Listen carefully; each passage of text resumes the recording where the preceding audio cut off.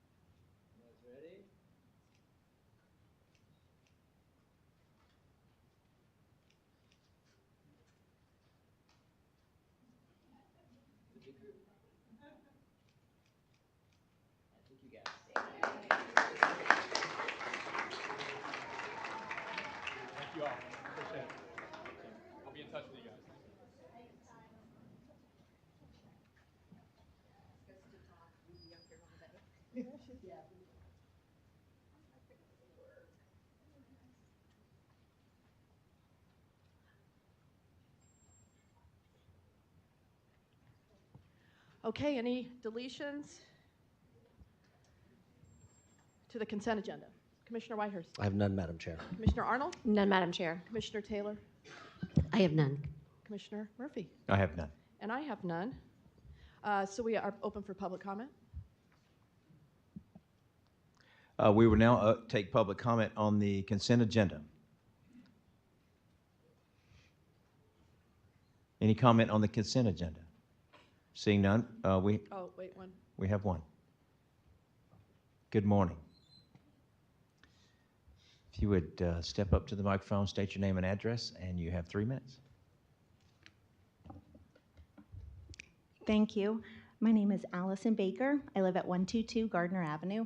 I wanted to talk about the North Beach Utilities acquisition, but it's not about the rates.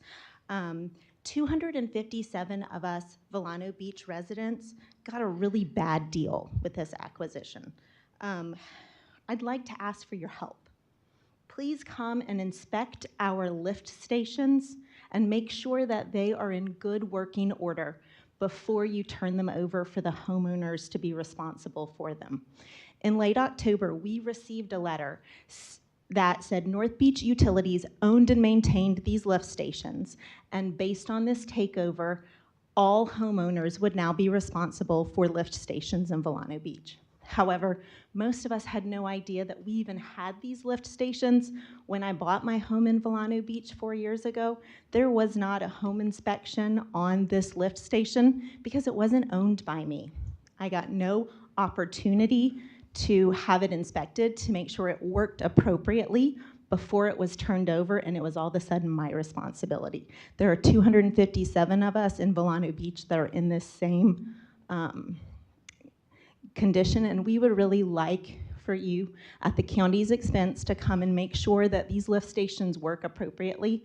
It's a huge health hazard if the raw sewage is leaking into the roads, into our homes, because these lift stations were very poorly maintained by North Beach Utilities. So I would like to ask for your help and to give us some time to make sure that they are appropriately working before they are the homeowner's responsibility. Thank you. Thank you. Is there anyone else for comment on the consent agenda? Seeing none, we'll close public comment.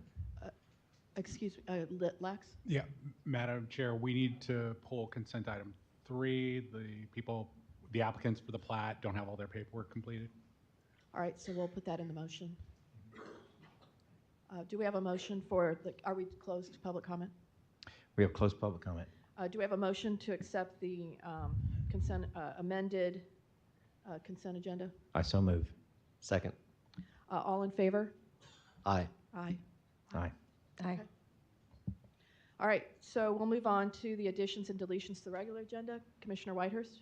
Yes, ma'am. I'd like to move agenda item number 1 to the end of the meeting. Obviously, we have a lot of people here to discuss all the other items in the agenda, so that's my motion, is to move agenda item 1 to the end of our regular agenda.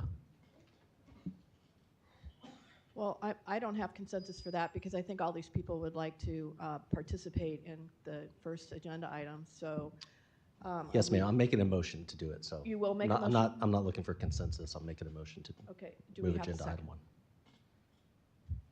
I'll second. All right. So we have a motion and a second. So public comment. Okay, there has been a motion and a second to move the agenda item number 1 to the back and move the agenda item number 2 to the front. Do we have any public comment? I'm not sure if your motion towards this direction is public comment. Good morning. Good morning. How y'all doing? Good. Ed Slavin, box 3084, edslavin.com. The maker of the motion has stated no principled reason to do this, and with an auditorium full of people ready here to talk about the comprehensive plan, the motion should be defeated. It's wrong. It's disrespectful. People want to talk about the comprehensive plan and the future of our county. Are we going to have high rises? Are we going to have overdevelopment? Several, maybe 3 commissioners were elected because of their concerns about overdevelopment. And the people in this room voted for them. And to try to derail efforts to get a comprehensive plan worthy of the name, worthy of the words, something that is a working instrument of government and not a meaningless collection of English words, in the words of the United States Supreme Court in the case of United States versus Dotterweich in 1943. The people in this room need to be heard. They need to be heard now. This is agenda item number 1. The maker of the motion stated no principled reason whatever to move this to the end of the agenda. First time I heard about it was about an hour ago. Some of the staff were talking and they said, oh, it might be moved to the end of the agenda. The maker of the motion gave no reason, no policy reason, no principled reason to do this. And meanwhile, in the auditorium, there are some folks who have buttons that say joy on them. Apparently they're campaigning to extend the county administrator's contract and maybe even give her a raise. Are you kidding me? After all the misfeasance, malfeasance, and nonfeasance we've seen in St. Johns County over the years, you're going to treat us that way? That's wrong. Please defeat this motion. Please vote in a clear and concise way to say no. We're not going to notify the public that we're going to have a discussion on the comprehensive plan and then sneakily, like, as if this were 2010, as if this were 2008, as if this was 1954, we're just going to move it to the agenda because we can.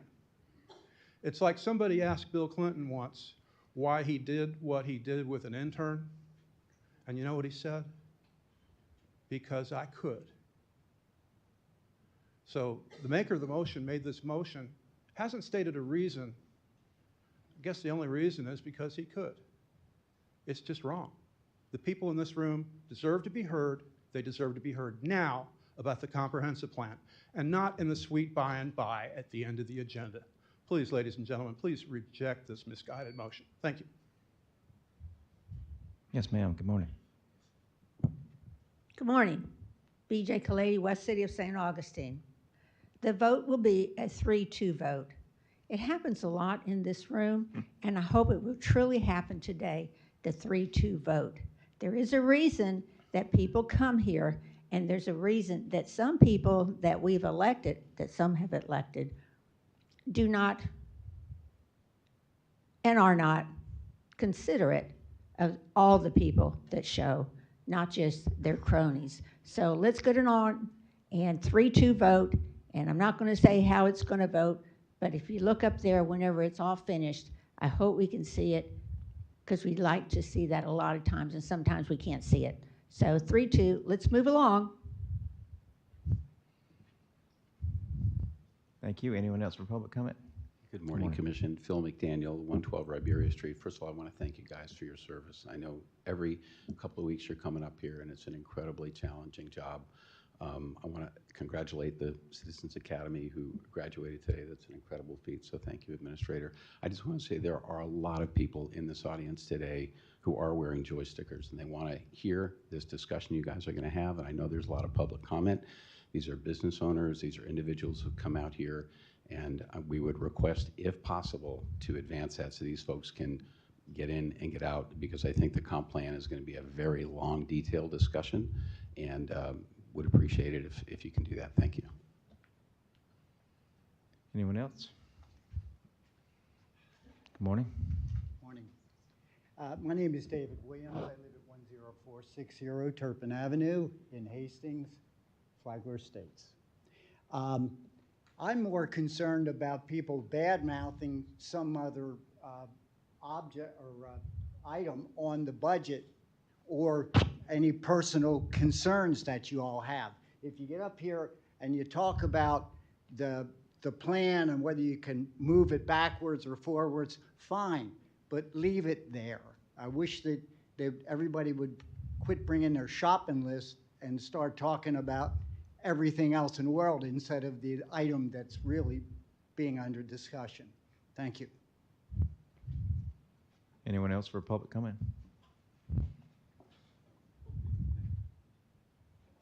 Good morning. Good morning. I'm hoping I'm not out of line. I was going to talk about the proposed Name and address, regulations. please. Oh, my name is Terrence McKercher, and I live at 809 Oakland Avenue. And I wanted to talk about the proposed regulations on e-bikes. We already have laws. We have everything that this new regulations. Yes. Yeah, we're just discussing the Order. Something else. the I change to the apologize. agenda item. I apologize, but you'll get a chance to speak about that. Okay, I'm sorry about that. That's okay. Thank you, Terrence. Anyone else for the proposed agenda item change? Speak now or hold your peace. Okay, well, seeing none, we'll close public comment.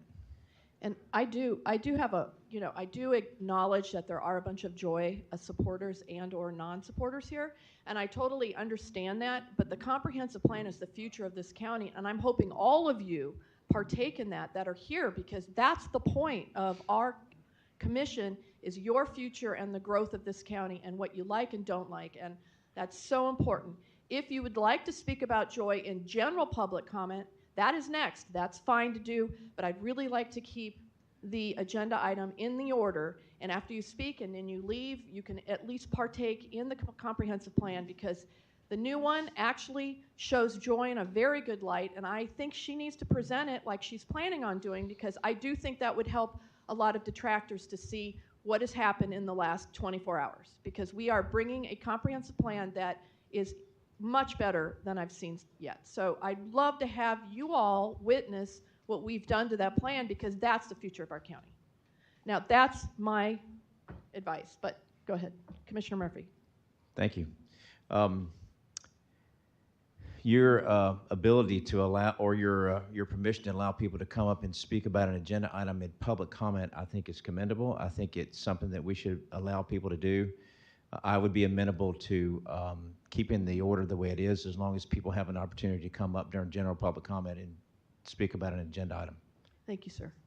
Anyone else? Commissioner Whitehurst. Yeah, I think that, thank you, Madam Chair. I think Mr. Slavin raised a good point. I think one of the principled reasons for me asking for this move is during the last county commission meeting, the board made a decision to do workshops on the comprehensive plan, but we opted to do that after the PZA heard this item.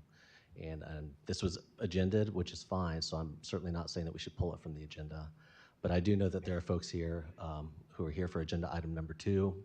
We also have the e-bike, the Central Sportsplex, all things that are on the agenda that I was, so even if we swapped 1 and 2, I was just hoping that we could get a lot of these folks who are here for agenda item number 2 back to work as quickly as possible. So that was the reason that I made the motion. Well, again, I just think the most important thing is the future of our county. And if I remember, even though I was in San Antonio and on the phone, I do remember you saying, whatever it takes, however meetings we have, whatever time we can discuss the comprehensive plan, we need to do it. And that is why it's on the agenda first. And it's terrific, and we need to hear the presentation.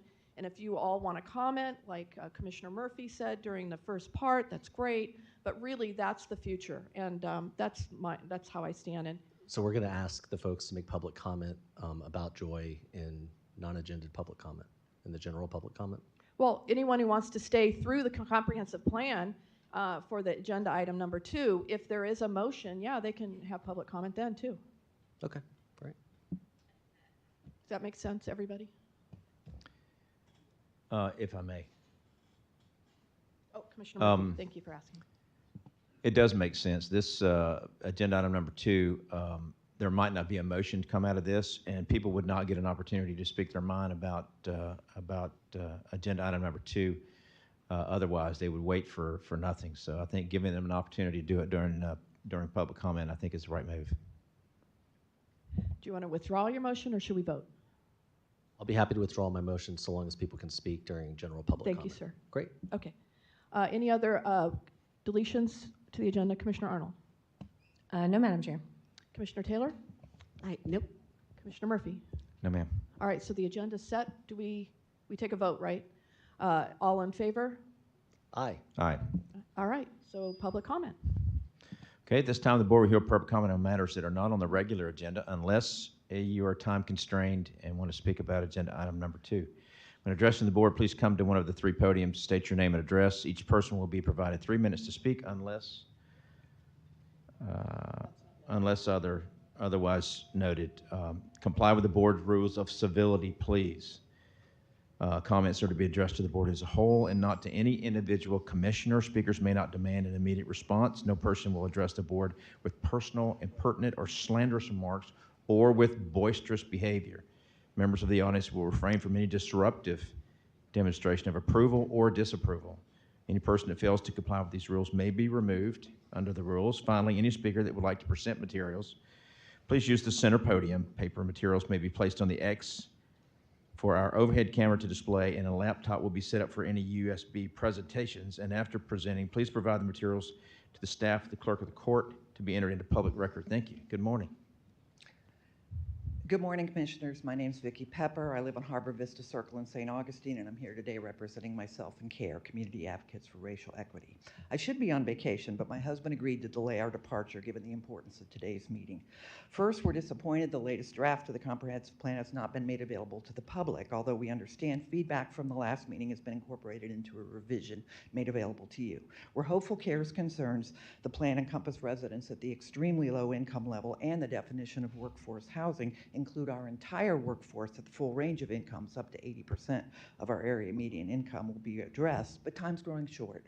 When will the public see another draft? Second, at your last meeting, during your discussion of the comprehensive plan, Commissioner Whitehurst recognized that, and I quote with an ellipsis, if we do not agree to increase some density, we should just say we don't care about affordable housing. CARE could not agree more. We've long said important tools in the St. Johns County Affordable Housing Toolkit need to be greater and more flexible density, including missing middle housing options. We hope that, having received AHAC's briefing from the Chamber of Commerce on the updated housing study after your last meeting, Commissioner Taylor agrees that you need to increase density. The Chamber's done a great job using concrete facts and data analysis to demonstrate our urgent need for more housing affordable for our workforce at the full range of incomes.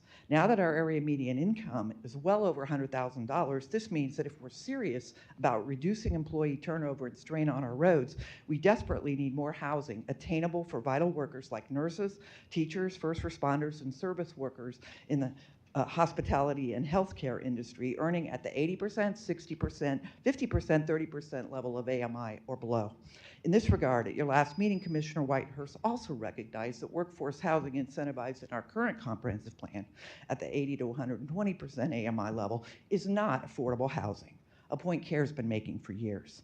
Third, as her contract will be discussed, CARE wants to speak in support of our County Administrator, Joy Andrews. From its inception over 4 years ago, CARE sought to meet with her predecessor. Hunter Conrad wouldn't schedule a meeting, and eventually we gave up. Notwithstanding misinformation circulating on social media, in contrast, CARE has found Ms. Andrews to be responsive to the community, and she's worked to increase transparency and public engagement. Given the complexity of the issues we're facing, St. Johns County needs her local experience and expertise going forward. Finally, we urge you to appoint our friend and fellow CARE member Joe McInerney to the Planning and Zoning Agency. Joe's a conscientious, thoughtful, hardworking guy who researches the facts before he speaks. As a tireless advocate for smart growth and affordable housing, Joe's been a real asset to CARE. As a retired architect who loves St. Johns County, Joe will bring his deep expertise in land use and development to the PZA, as well as a perspective that will broaden and balance the viewpoints represented on this important board. Thank you.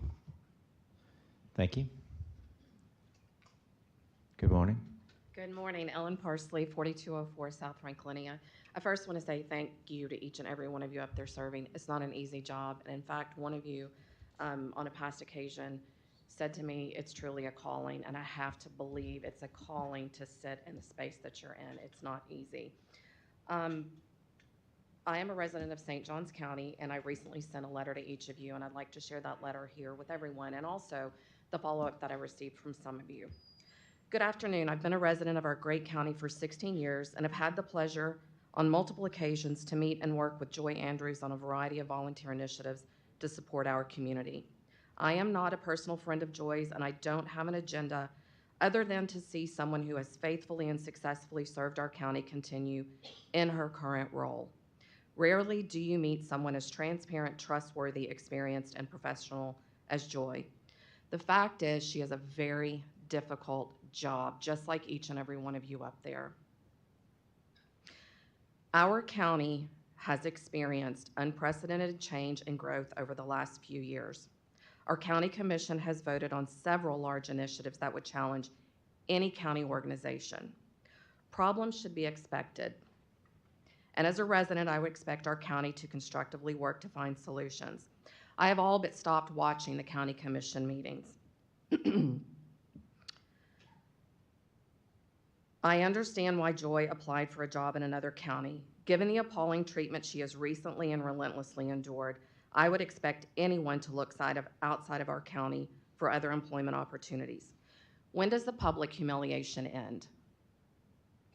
We should be looking for root causes, not root blame.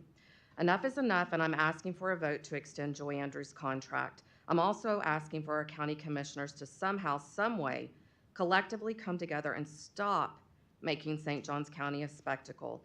It's shameless, counterproductive, and does not serve the best interest of our citizens. I have about a minute. These are the responses that I received from 4 of you. I will refrain from naming who the county commissioner was, and in order and in entirety. Thank you, Ellen, for your email. I've had many people contact me with similar thoughts and similar thoughts and experiences. Thank you for your email, Ellen. This is nothing more than a witch hunt, and it has been for the last 6 months. Ms. Parsley, thank you for supporting Ms. Andrews. And the last one. Dear Ms. Parsley, just wondering how you know the discussion is for her contract extension. And that's what concerned me the most. Again, I ask for a vote to extend Joy Andrews' contract with our county. She has faithfully served for over 20 years. Thank you. Thank you. I'm Irvin Bullock at 1808 Vista Cove Road. I think that I'm here in support of Joy Andrews as well. I think the thing that we need in a county administrator is responsive, transparent, caring commitment. We need somebody that listens carefully to us. I attended a BOCC meeting about 3 months back, and I asked in the meeting, when will we know when we can have more citizen input on the comprehensive plan?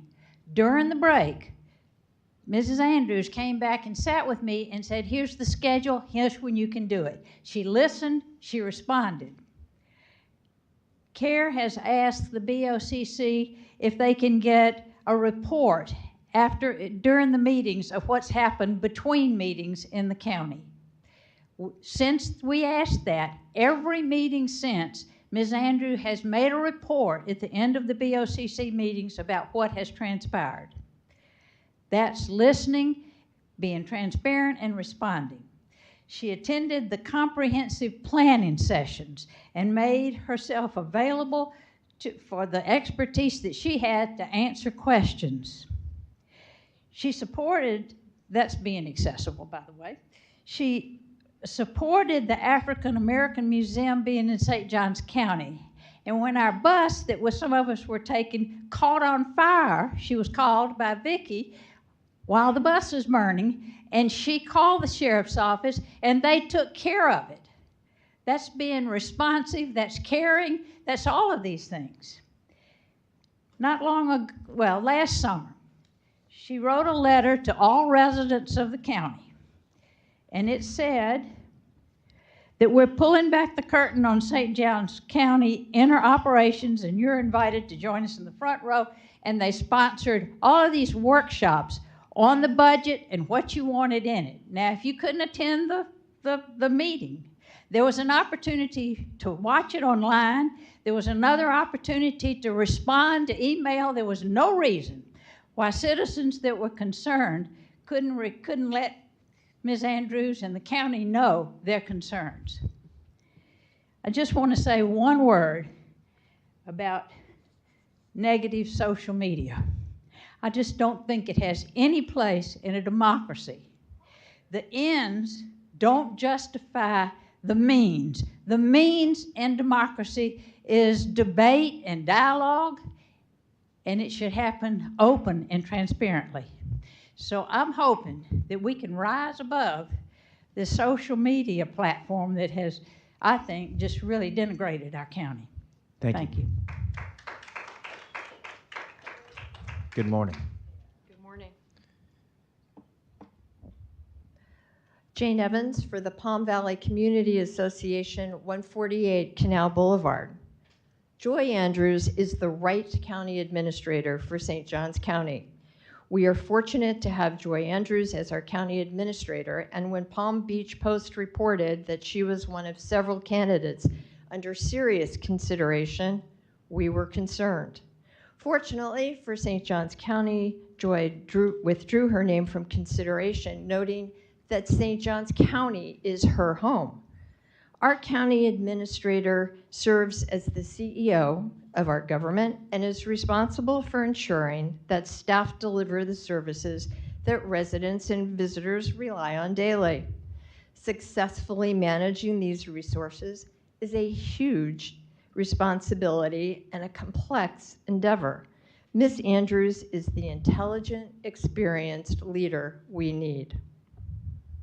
Directing a $1.7 billion budget, Ms. Andrews leads a well-integrated and proactive workforce of over 1,400 employees that ensures seamless and effective operations, maintains continuity, implements upgrades, and delivers services within budget.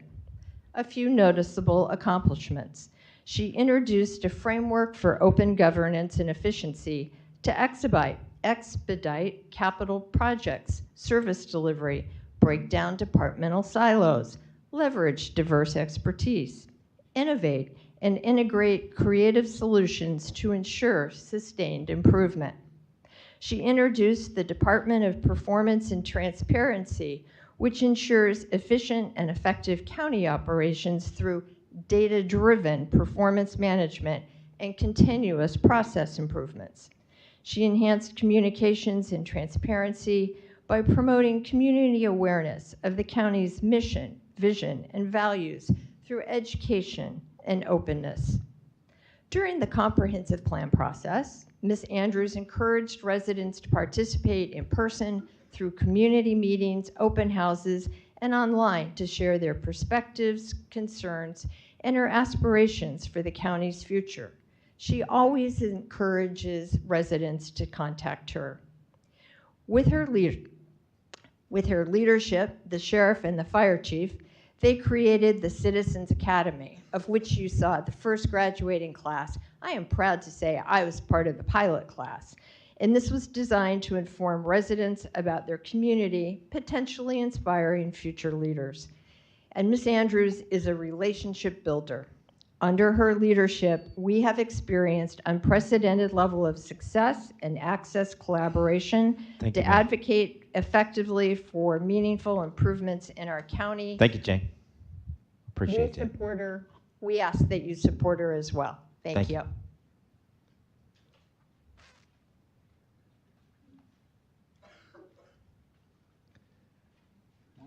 Good morning. With 3460 Old Moultrie Road. So much rhetoric, but reality still falls between the cracks. On this past May 12th, I made a formal request for meetings with each commissioner for the specific purpose of justifying my discounted demand of $44,000. This amount reflects a fair reimbursement of my receipted out-of-pocket expenses incurred due to extensive restorations of both my property and credibility. So far, Commissioner Taylor has been the only one to grant me this opportunity. I admire her dedication for taking the time to become informed of the truthful facts as I strive to get this amount agendized on a June 17th BOCC meeting for a public hearing and vote on July 1. My first slideshow presentation made to Commissioner Taylor with County Attorney Rich Commando also in attendance was a bit rough, but measures have been taken to rectify the off-lane display problems. Hopefully, Commissioner Taylor has viewed my follow-up email forwarding crucial financial documentation to her as I promised. I truly need this ever-persistent nightmare to be over, but I am no longer willing to be manipulated into granting St. Johns County good faith offers by eating large personal losses. My motivation for expediency and mutual fair play has been fully exhausted over the past years by futility. I am not able to ask for any punitive damages after spending over $47,000 on necessary repairs, self-protection, and even scams. Initiating legal proceedings against SAJC is certainly not within my purchasing power, longevity, or tolerance for enduring the stresses of doing more battle against an abusive dominant power. St. Johns County governance has not only stolen heavily from me with impunity, but has also robbed my two granddaughters of college funds. Even if that money is now recovered, it will be needed to apply to a student loan list that topped my list of worst personal debt a young person can ever incur in the fickle lottery of income by education. You have a new capacity for making positive changes. Why not begin right here with a show of unity and apology for your collective maltreatment of this broken man? It is a simple choice to make, so I hope with all my heart that you see the light at the end of this tunnel as an initial pathway for SJC to take without ego-driven greed and corruption fueling your future motions. Thank you. Thank you, sir.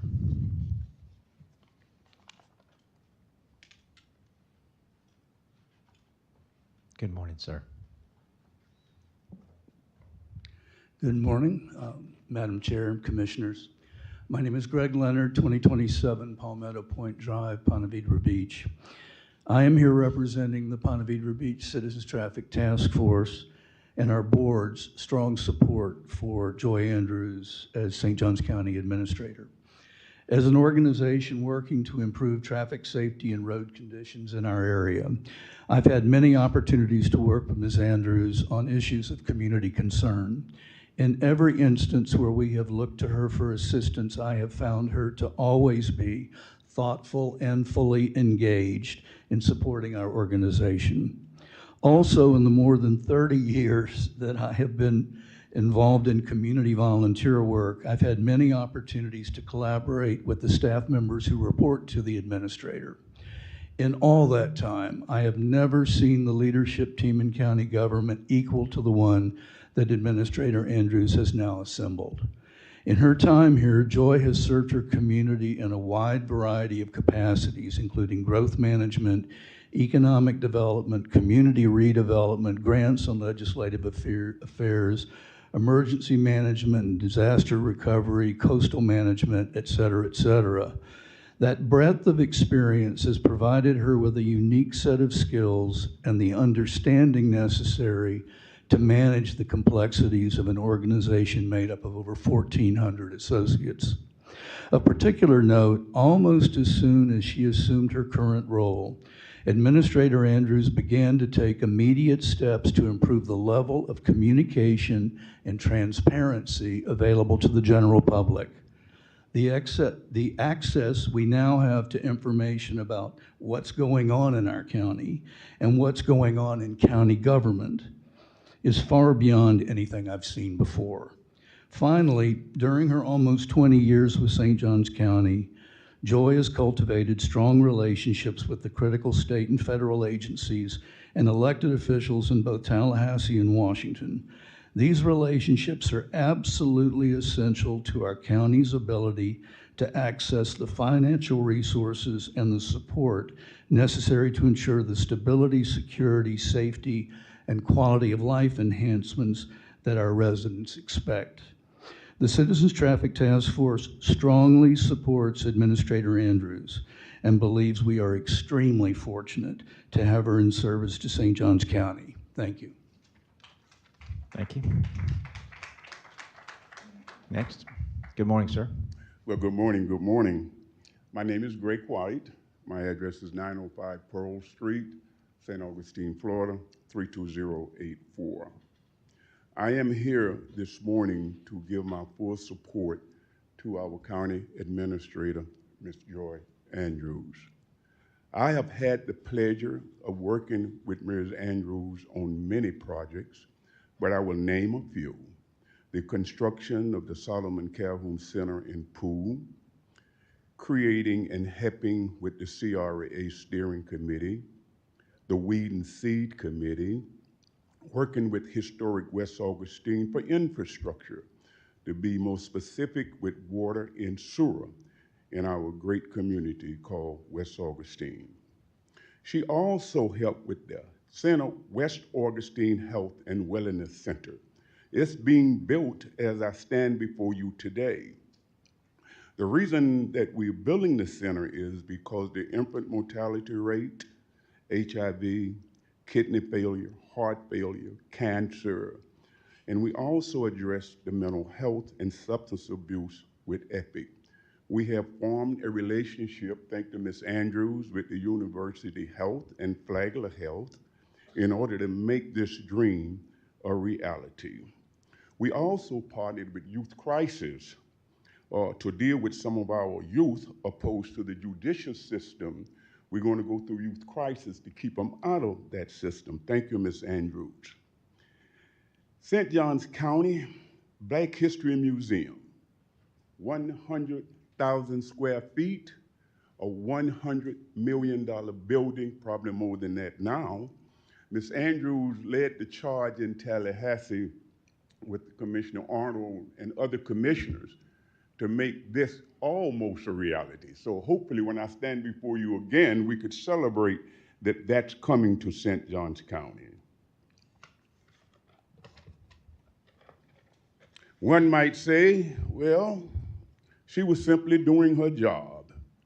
And to you, I would say, you are absolutely correct. However, I have had the pleasure or the unpleasure of serving many county administrators and directors, city managers and directors who never gave the courtesy of giving the CRA a meeting. We received no meeting, therefore no solution. So I guess they were doing their job also. To you, Ms. Andrews, it's a pleasure to work with you, but it's an honor to know you. Thank you. Thank you. Good morning. Good morning, Commissioners. Virginia Morgan, 208 Bluebird Lane, St. Augustine Beach. I am also here today in support of Ms. Andrews and ask that you all renew or extend her contract as County Administrator. I'm here in my personal individual capacity. However, the experience that I speak upon is gleaned from my work with the City of St. Augustine Beach Commission and as a member of the Executive Board for Epic Behavioral Health. Through both of those, as well as work as an attorney and just getting to know Ms. Andrews in the community, I have to say many of the comments I would have said have already been said, but I would just echo that she's so knowledgeable in a way that is gleaned from being part of the fabric of the community. Choosing to live here, to have a family here, to work here, gives you an intangible quality that you can bring to job such as serving on the commission, serving on a local municipal commission, serving as county administrator, that no one else could bring. If you have worked here for the number of years to attain the knowledge, to build the relationships, to just have an understanding of how different departments work, interact with each other, as well as other facets of the community, be it municipalities, state and federal connections, all of those things come from building a life here, work life, personal life, family life. All of that is something that she brings to the table that I know all of you sitting up on the dais today understand, because that's what brings you here. It's that call to service. It's being part of the community. I will say that all of the things that I have had opportunities to deal with Ms. Andrews is not just the knowledgeability, it's what everyone has said already. It's the accessibility, it's the responsiveness.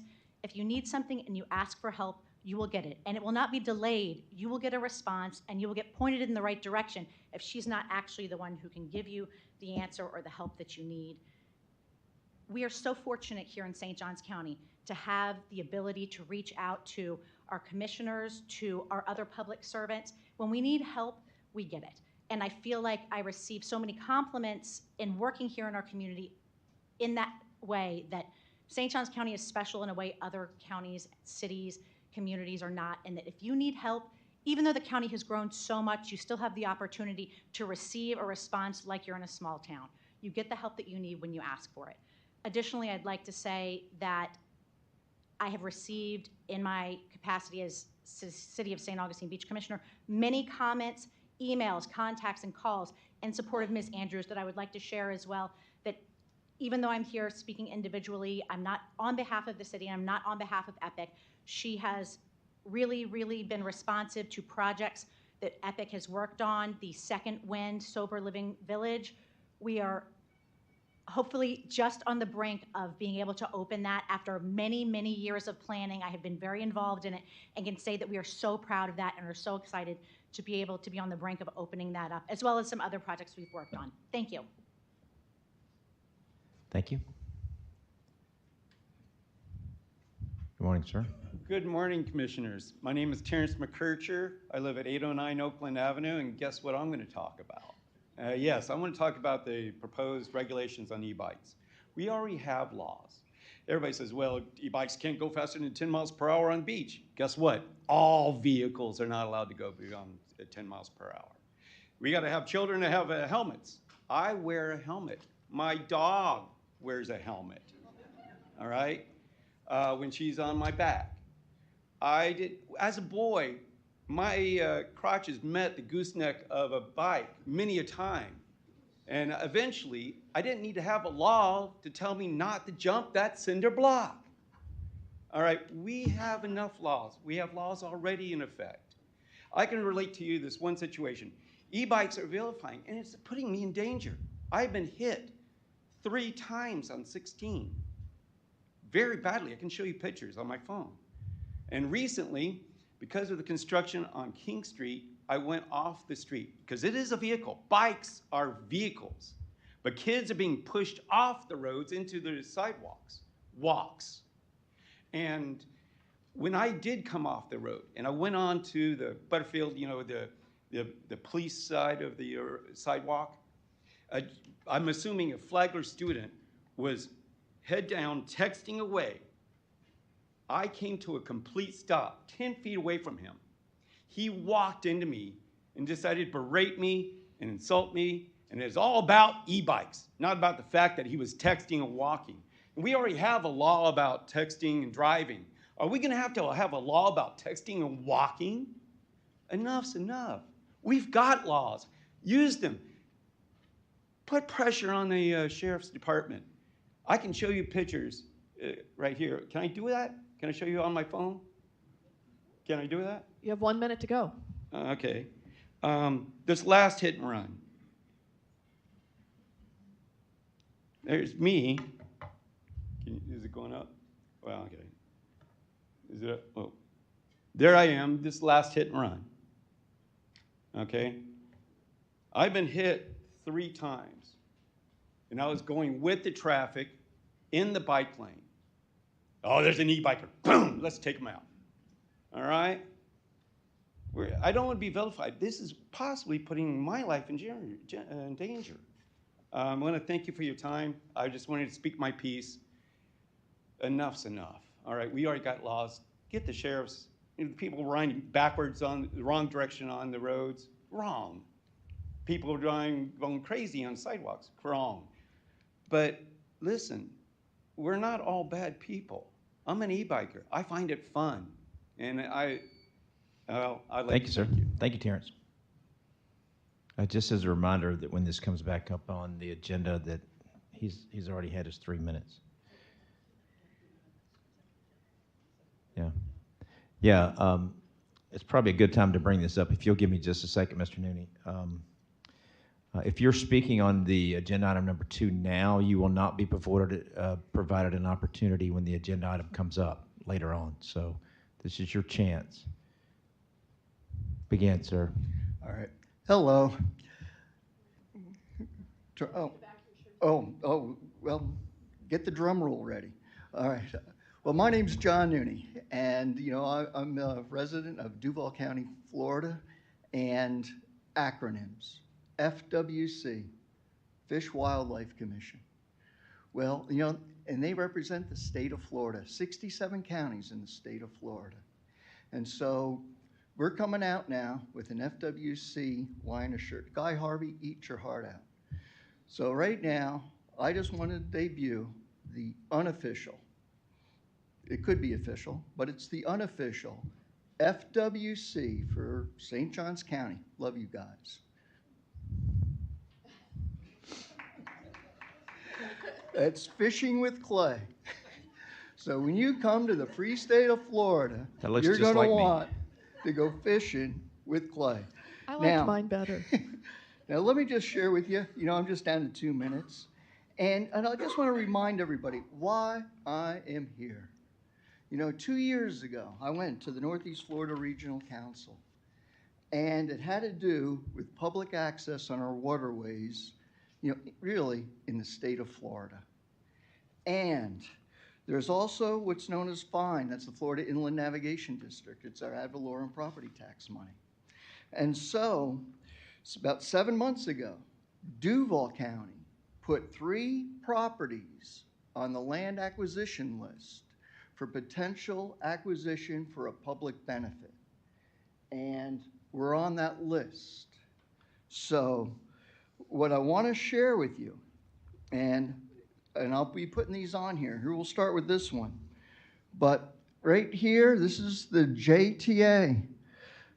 Seeking a JTA board resolution recognizing Nooney's efforts in advancing the FINE, Florida Inland Navigation District potential land acquisition projects 158833-0000, 134059-0000, and 137044-0000 that would benefit all the citizens of Duval County, Jacksonville.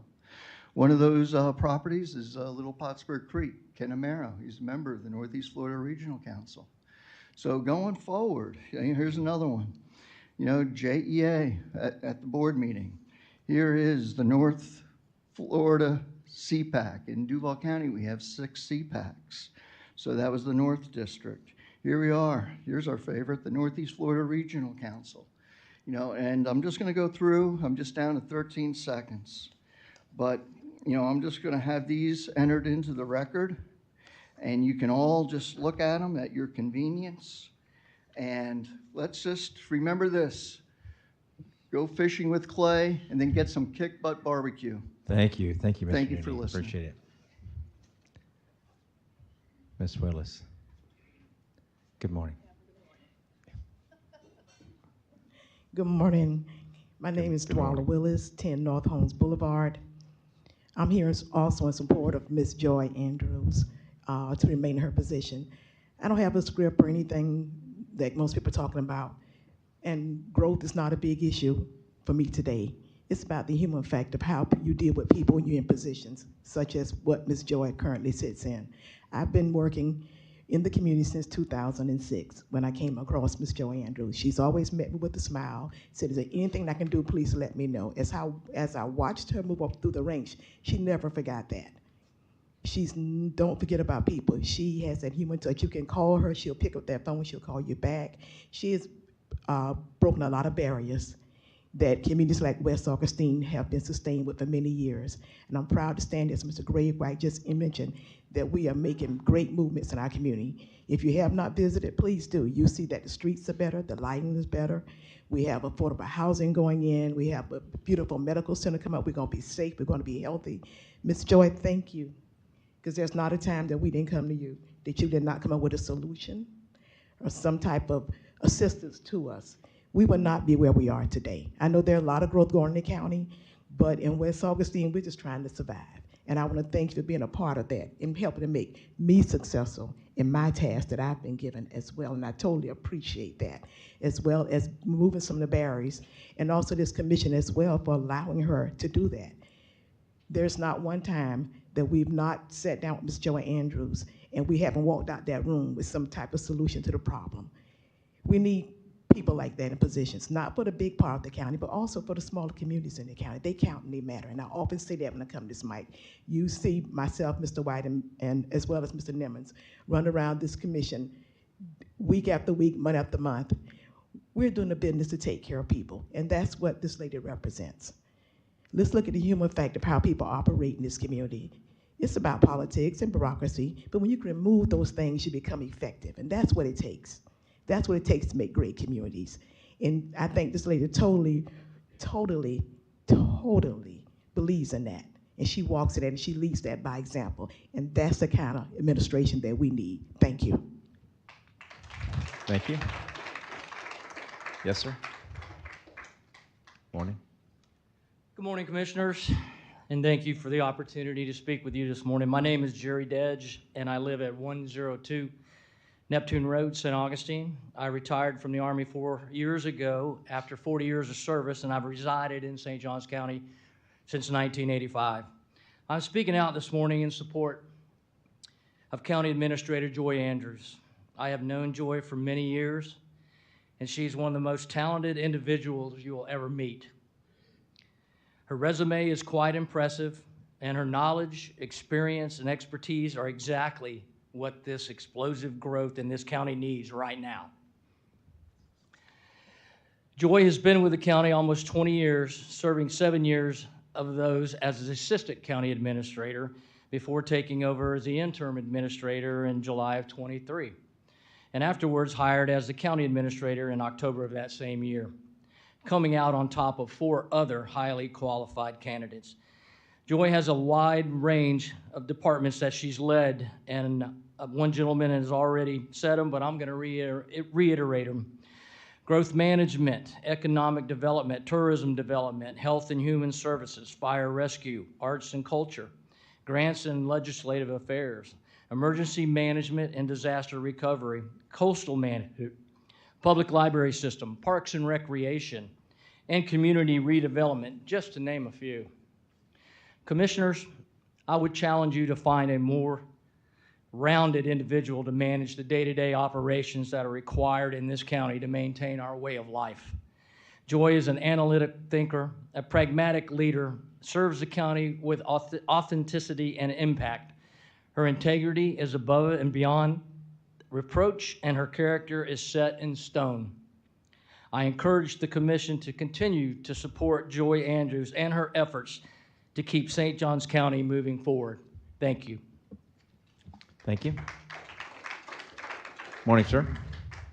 Hello, my name is Joseph Ryan, and 699 Standish Drive, St. Augustine, Florida.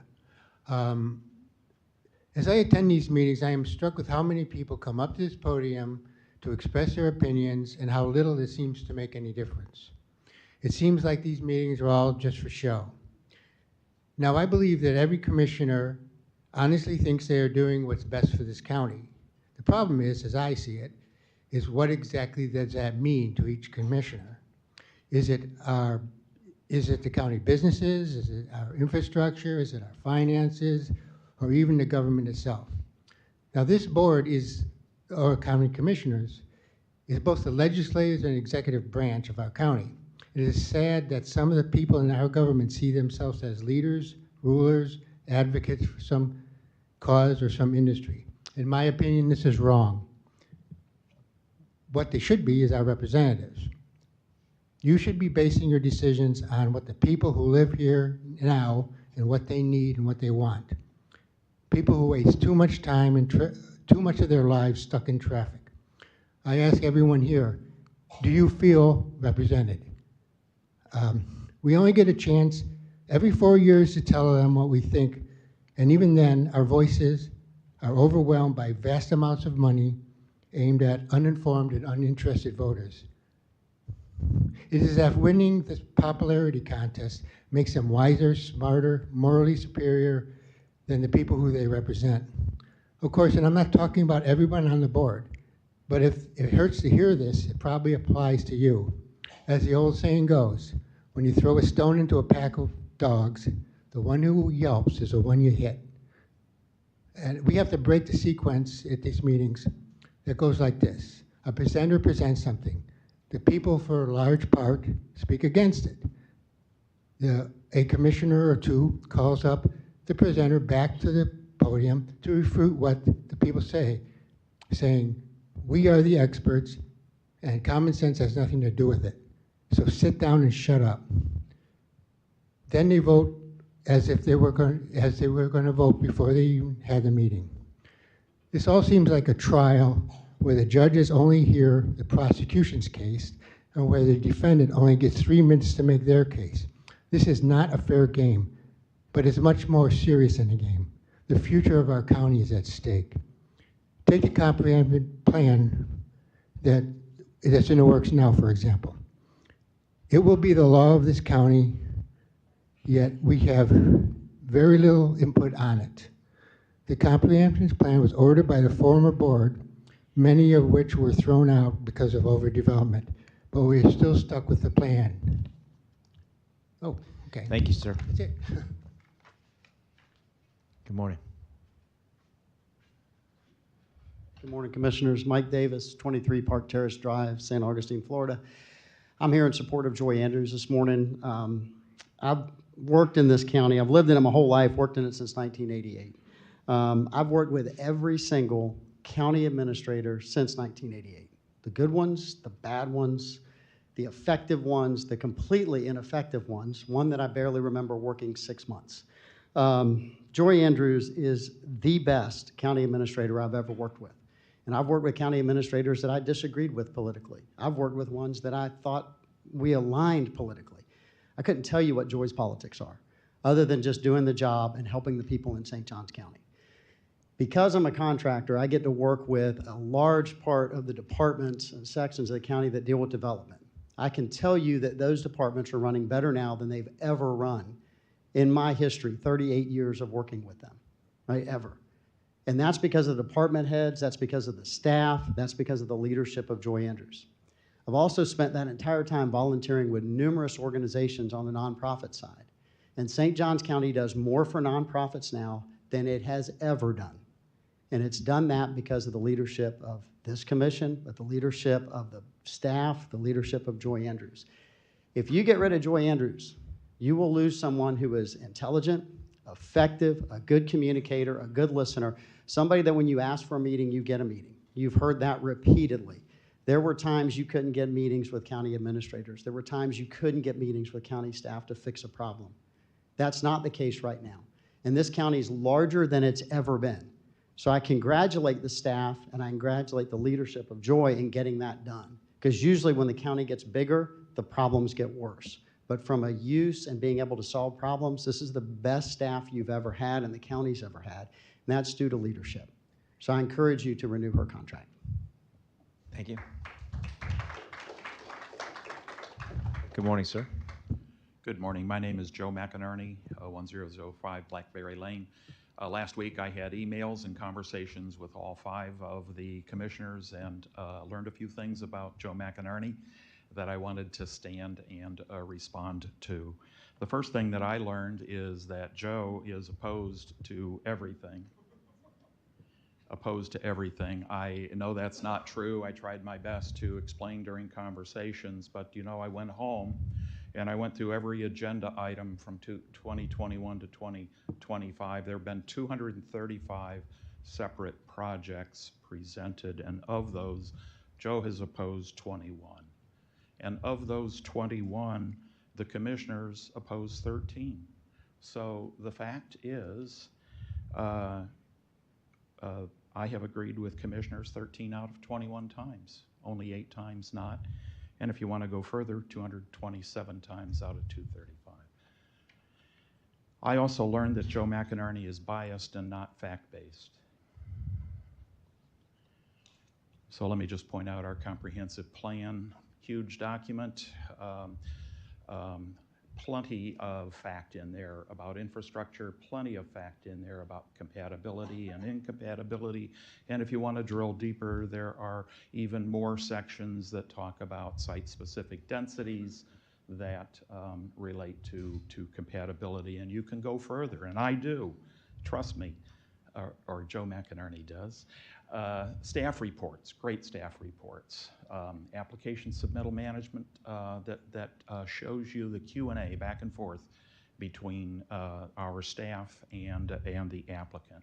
Transportation analysis spreadsheet that tells you everything about our roads, level of service on those roads, and of course our future land use map. So I also learned that Joe is anti-growth. Those were the words, anti-growth.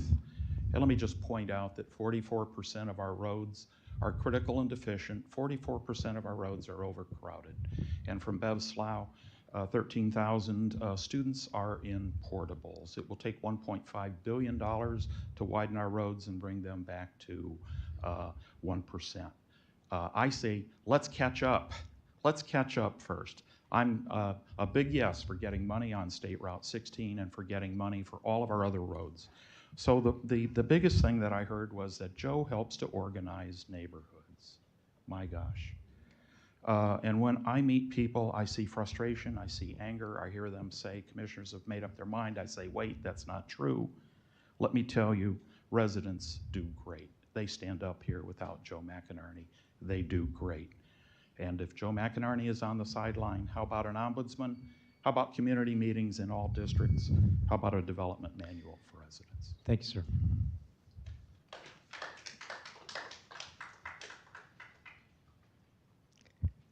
Good morning. I'm Sherry Province, 328 Diana Court, St. Augustine, 32092.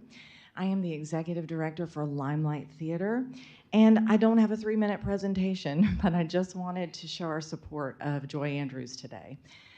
Joy was recently invited to join our board, and in light of the fact that she had applied for a job out of town, which thank goodness she withdrew her application. I know one thing about Joy that I'd like to share, and this is personal because when I came to St. Augustine in February of 2022, she was the very first person that invited me to lunch. She was not county administrator at that time. She was just being a good human being. And to reiterate some of the things that have been said about Joy, that's what I feel like she needs to be shouted out for today. She's done amazing things in her position and obviously many, many years of service, but there is a place that Joy comes from in her heart where she literally cares about the people in the community. And it was apparent to me, coming from a larger city, Atlanta, Georgia, where I couldn't believe that someone from local government wanted to take me to lunch. And I felt seen, I felt appreciated, and that is one of the reasons why I'm here today. I want to say that I feel that she brings something very human to her position. And sometimes in local government, in corporate America, in the day-to-day life, we lose our humanity. And we need to remember that we should surround ourselves with people who are good human beings that care about the people in the community. She has expressed to me, and I have become friends with Joy in the last few years, she's expressed to me her heart to serve, her heart that she really does care about the nonprofits that she supports. And she's come to many of our shows and sends me text messages about how much she appreciates that. And that means a lot to me. I feel like she really does go above and beyond her position. She's a connector of people. She's a networker. And I feel like if there's one thing I'd like to share is that I believe Joy has on her heart the people of this community all the time, and how she wants to see growth happen to make this community thrive and be all that it can be, and and representation for all. Thank you for being a great human, Joy. Thank you. Good morning, ma'am. Good morning, still, yes, morning. My name is Judy Spiegel. I live at 101 Greenwillow Lane. I was coming up to speak about St. Johns County Academy 101. I did have some comments to make about that. But first I wanted to say I do not participate in social media. I just don't do that world. I think everybody's entitled to their own opinion, but they're not entitled to their own facts, and I think social media is a lot of opinion. I am a seeker of truth. I am a seeker of facts, and I have a quote here. Truth does not mind being questioned, but a lie does not like being challenged. And I think that you can safely say anything you want on social media and have no challenge to that. So, first of all, thank you, Chair Joseph and the board for allowing the St. John's Academy. It's really a good thing.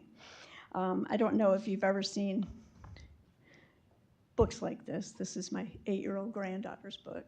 It's where you take something that you really don't understand and you explode it out so you can see all the moving parts and all the things that are hidden. And this is why I wanted to participate in this academy, because we hear things here and from other people, and we think we know, but we don't know what we don't know. And this was such, and I know that's just a cliche, but this was such a good opportunity to see the moving parts of this living organism that is our county and the people that work it. And I want to tell you, out of all the sessions, there were at least 3 or 4 in each session, at times 12. That's a lot of departments and a lot of human flesh to be talking to.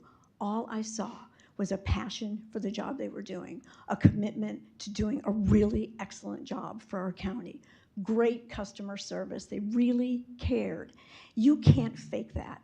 That is something that you cannot say that we have this big corrupt government and then have all of this open up for anybody to come see, ask questions without hovering over it. So for me, it was just a really big revelation of how well this county does work. And I do want to say I did not support Mrs. Andrews when she was first voted in, but as watching her over the years, she has only grown in my estimation. Every time I have been in contact with her, she is a leader. She does not draw attention to herself. She adds value to everyone that she interacts with. She solves problems, and she does not get in anyone's way. She is loving and forgiving and gracious, and even, I don't think, bristled up when things were said. Forgiveness is a really important part of life, and we are all human, and we all make mistakes, but we have got to have unity, and we have got to come together. I wholeheartedly support Joy Andrews. She is a fine human being, and she is doing an excellent job for our county. And I'm not one of these people that have a big group with me. I'm just a citizen. Thank you. Thank you. Good morning. Good morning, Commissioners. John Mountcastle, 16 Marshview Drive, St. Augustine, Florida, 32080. First, thank you for your recent approval of a $125,000 grant to Home Again St. John's for the benefit of Veterans Village and its no longer homeless resident veterans. In 2024, the Veterans Council, of which I serve as unpaid treasurer, expended more than $95,000 to assist the veterans of St. Johns County. Of this, nearly $25,000 was contributed directly to Veterans Village. Your grant will be put to good use supporting our veterans and families in need of assistance. Second, speaking as a resident of our lovely county and not as an officer of the Veterans Council, I respectfully ask you to renew the contract of the current St. Johns County Administrator, Joy Andrews. She and her office have been most responsive to the urgent needs of our veterans, as well as those of our other residents, many of whom are new to the county. Managing the exponential growth recently experienced with commensurate increases in demand for services and infrastructure isn't easy, and I sincerely doubt any potential replacement could come up to speed before the county could be adversely impacted. Please approve Joy Andrews' new contract at your earliest opportunity. Thank you for your time, and thank you for doing all you do for St. Johns County. Thank you. Good morning.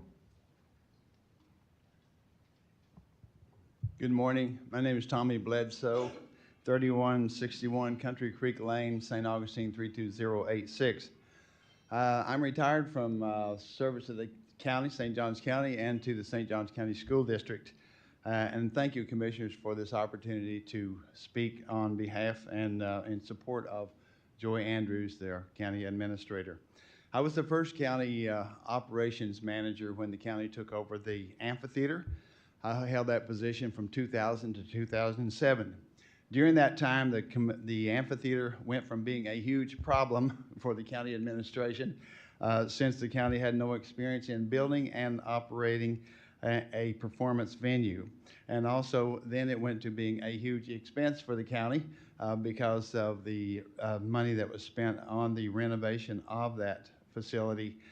And then it went from a dilapidated, antiquated facility to being a showcase, a world-renowned venue that now reaps enormous direct and indirect benefit to our county, our economy, the community, and to the image of St. Johns County in Northeast Florida. In the beginning, I worked with Joy Andrews, Jesse Dunn, and others in finance to set up a system which was, although effective, it was somewhat cumbersome for working with a business, a venue that needed to be responsive to market forces. And previous administrations, including BOCCs, all respect to them, and county administrators, all respect to them, they witnessed the struggle that the amphitheater had in being able to be as responsive as they needed to be in the entertainment industry.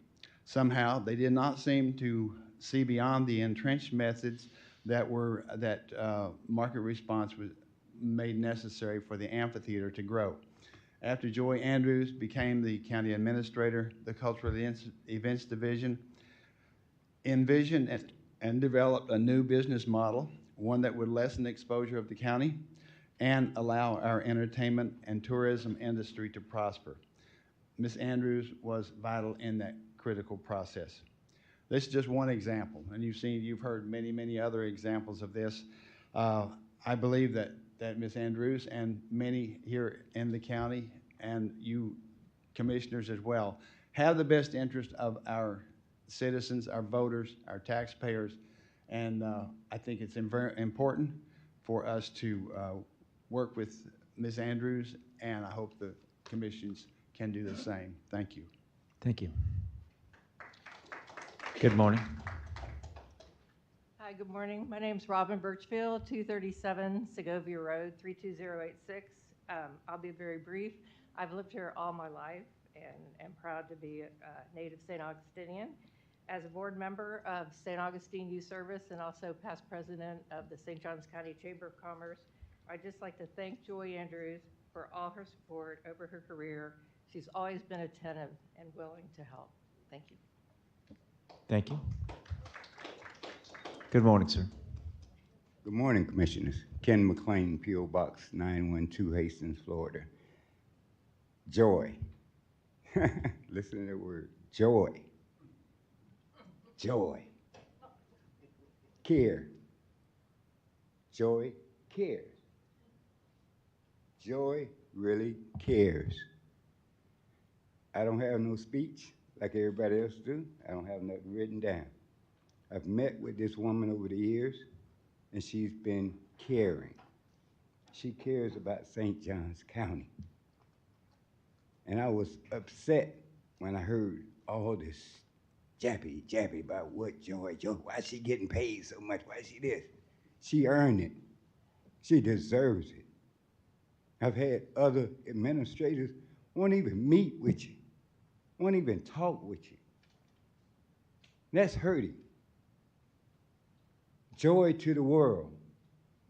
Joy cares. You guys get it? We get it. I took time out my day to come up here because I care. Joy cares. What else do we need to do?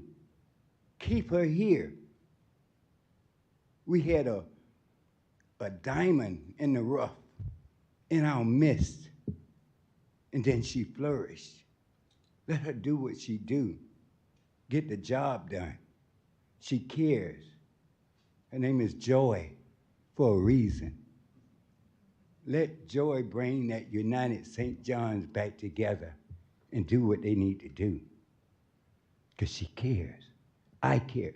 And I hope each one of you care. Everybody out here cares. I don't hear nobody come up here saying nothing. All that rhetoric, that talking, let it go by. Joy cares. Her job speaks for herself. I know you got performance reviews. Look at them. I'm here for two reasons. One, because Joy cares and I care. Two, Joe McInerney, he's the choice. Bottom line, factual. This man has taught me so much in less than a year, it's unbelievable. We can't afford to lose a man like him. He knows this job. He knows the facts. He knows politics. But he knows what's best for St. Johns County. Joy cares. Joy to St. Johns County. Joy to the world of St. Johns County. God bless you. I love you, and there's nothing you can do about it. Thank you. Good morning. I want to remind everyone to please place your cell phone devices on vibrate or turn them off in the auditorium, please. Morning. Good morning. Irving Cass, 887 Garrison Drive. I've been a resident of the county for 24 years now, and I'm also serve as the chair of the Tourist Development Council. I'd like to express my full and unwavering support for County Administrator Joy Andrews. I've had the privilege of knowing her for many years and observed firsthand the strength, integrity, and vision she brings to our county government. I respectfully urge the Commission to extend her contract, ensuring that St. Johns County continues to benefit from her outstanding leadership. Joy Andrews is without a question the most effective and forward-thinking county administrator St. Johns County has ever had. Over the course of nearly 19 years of dedicated public service, she has advanced through the organization with professionalism, integrity, and tireless commitment to our community. Her unmatched institutional knowledge and her ability to navigate complex challenges make her an invaluable leader. Under her guidance, St. Johns County has experienced remarkable growth and positive transformation. She has led with clarity and purpose, improving operational efficiency, strengthening financial responsibility, and fostering open, effective communication between county government and the public. Her leadership has created a strong foundation for long-term success. The trust and respect Joy Andrews has earned throughout the community are well-deserved. Residents, civic leaders, and county employees consistently commend her for her transparency, responsiveness, and hands-on leadership. I am deeply proud that our county is led by such a strong and capable female leader. Joy Andrews exemplifies the kind of representation and excellence we should all celebrate. Her leadership is not only effective, it is inspirational and a point of pride for St. Johns County. Joy Andrews has proven time and again that she is the right person to lead our county forward. I urge the Commission to extend her contract and reaffirm your confidence in a leader who continues to strengthen and unite our community. Thank you. Thank you. Good morning. Beth Breeding, 1368 Birmingham Road, South Jacksonville. First of all, I'd like to say Joy lifts the image of St. Johns County. I was in a meeting at the city of Jacksonville with the right hand of the mayor, Karen Bowling, about a mitigation bank, and she said, "Hey, what do you think about Joy Andrews, Beth?" And I said, "She's the best." And she said, "She is the best. She's helping us so much, take some of the best parts of St. Johns County and bring them to the city of Jacksonville, and we're so grateful for our relationship with her." So she lifts this county with the other municipalities. Additionally, I'd like to say for anyone that thinks that Joy gets paid too much money, you must not know how many hours this woman works. Probably by the end of the week, she is at minimum wage. She has called me back on a Friday at 7 p.m. because she promised she'd call me back that week, and she wanted to keep her promise. What I really appreciated, and unfortunately it was taken away, is when Joy was making sure that, because the public wants to know what's going on, and when we were getting the reports at every other BCC meeting about infrastructure, what was going on in the county, how the tax dollars were being spent, Joy did an amazing job orchestrating that, and that needs to be brought back. The citizens need to know where their tax dollars are.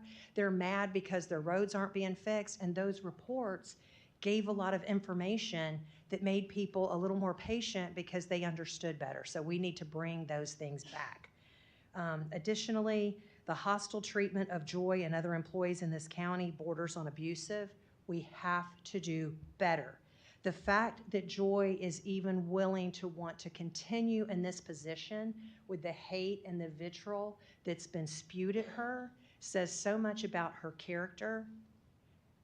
Anybody else would have told y'all to shove it and they would have run. So the fact that she sits here and she's fighting for her job says how much she cares. And the fact that I have never heard this many positive comments, and I've been coming to these hearings since 1998.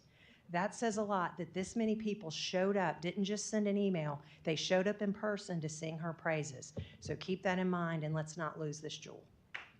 Thank you. Good morning, sir. Good morning. David Williams, 10460 Turpin Avenue in Hastings, Flagler Estates. Last but not least, I gotta say, this lady,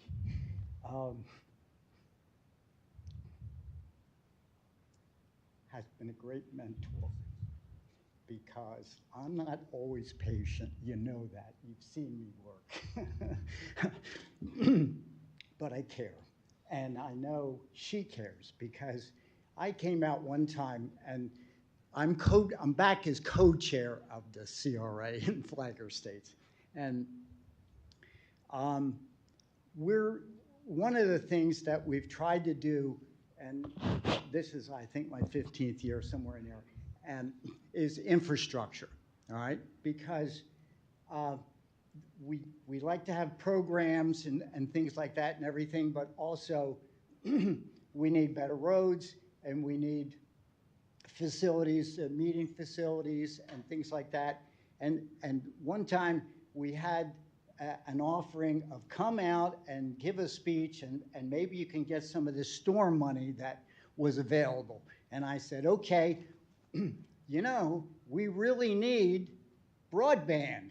We really need to have Wi-Fi, and we didn't have it, very poorly.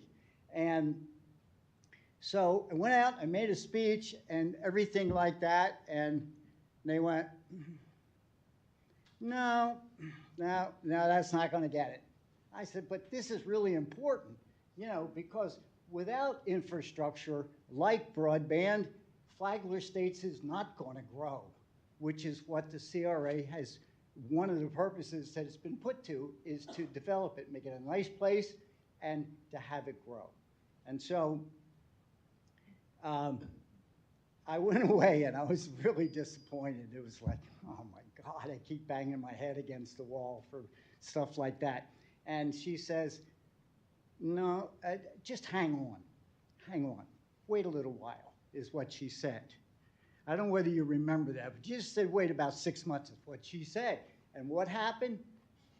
The bill came out of Tallahassee and it said, okay, we're going matching grants, right? You guys fill out this application, get public support, and maybe you'll get something. Well, we got number one. And we were the first one out of the box with $3.8 million, and they're putting in that cable as we speak. And so I have to thank you. Thank you, Dave. Morning, sir. Good morning. My name is Phil McDaniel. I live at 112 Riberia Street. My wife and Wendy and I moved to St. Johns County in 1994. For the past 31 years, we've become more grateful for and involved with this community. We've raised our 4 children here, started and grown multiple businesses, and because we so love this place we call home, and we want to leave it better for future generations, we've become involved in many community projects throughout the county. Over the years, we've worked with both city and county governments to help bring fresh ideas from concept to reality. We learned that working together, community stakeholders and local governments can dramatically improve the quality of life in St. Johns County. The initiatives that we've been so fortunate to be a part of include Project Swing, 1997, Project Skate at Treaty Park in 2000, helped establish the St. Johns Cultural Council and was volunteers, directors there from 2005 to 2010. Helped preserve and repurpose the former city of St. Augustine Beach City Hall into a cultural arts center and now a dance studio. In 2005, we helped advocate for the first city's public art project, the Mosaic Map, circa 1700 in the Visitors Information Center. In 2006, served on the task force for this county commission to research and make a recommendation on how to manage the amphitheater. From 2007, worked with Dr. Joyner to establish both the Centers for the Arts at St. Augustine High and Murray Middle Schools. In 2008, we advocated and secured funding with Greg White for the Calhoun Center and got that off the ground. In 2009, did the Hamilton Upchurch Park. In 2010, we worked with folks in Ponte Vedra to create a beautiful mosaic at Bird Island Park. In each of these cases, we worked firsthand with city managers and county administrators, each of whom was wonderful. I share this history today to explain that we have had the benefit and privilege of getting to know so many different county administrators over the last 30 years. And I can tell you without hesitation that after working with Ms. Andrews over a variety of community projects during that time, she ranks as #1 and the very best top. John Regan, no offense. And that distinguished list of administrators. Joy brings a unique combination of experience, intelligence, tremendous work ethic. She's compassionate, dedicated, visionary, and a world-class team leader. There is no doubt in my mind that Joy is the most qualified individual, particularly at this moment in the county's history, to work with this and future boards to lead us to a brighter tomorrow.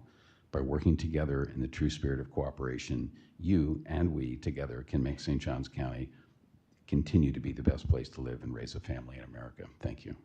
Thank you, Phil. Good morning. Good morning. Beth Tate, 441 East Kesley Lane.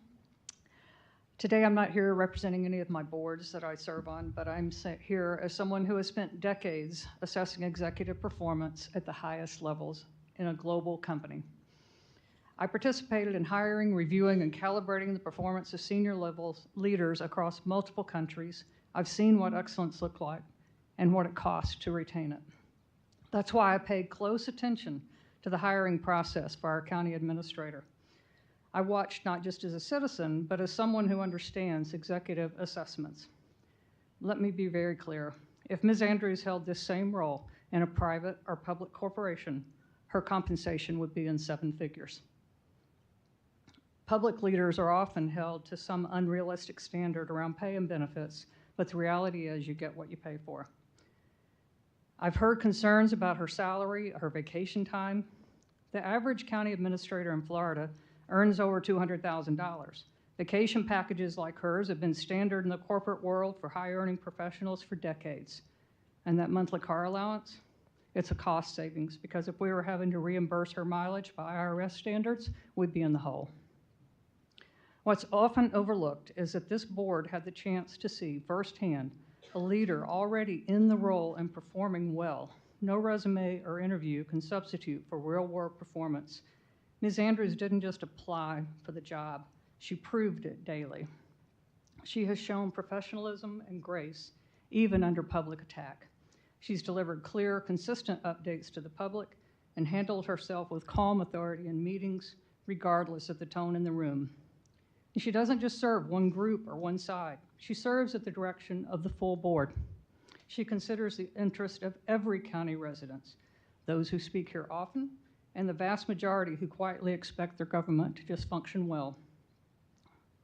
So board, your role is to assess your administrator based on professional performance, not on emotions, not on public pressure, and by every credible metric, judgment, communications, integrity, leadership, Ms. Andrews has consistently exceeded expectations. This position should never be used as a political pressure point. It's a professional role and deserves a professional respect. Thank you.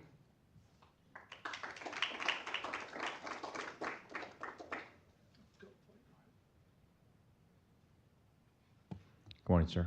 Good morning. My name is Floyd Phillips, and I reside at 259 Pinteresco Drive. And thank you, John, for yielding to your elder.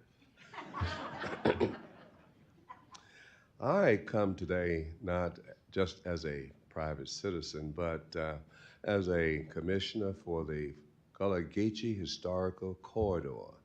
Our corridor extends from Pender County, North Carolina, and it ends here in St. Johns County. It comes through South Carolina, Georgia, and as I said, it ends here in St. Johns County. I have an opportunity as a special government employee to work with county city administrators in every town and hamlet throughout this particular region. It extends 30 miles inland from the Pender County to St. Johns County. And as a result, I have had an opportunity to work closely with county administrators, mayors, Department of the Interior, and Congress people from Washington, D.C. I can unequivocally say to you that we are so blessed to have an individual like Joy Andrews as our county administrator. I support her 100%. She has integrity. She operates as a human being. And that is so important in today's environment, as you all know. I appreciate what you do, Joy, and what you bring to this community, and I support you unequivocally. I hope you as county administrators, commissioners will support her and keep her as long as we can possibly keep Joy Andrews. You know, I came here originally because my daughter, in the 4th grade, at the time that I lived in Dade County, Florida, came home from school one day and said, Dad, we have to go to St. Augustine.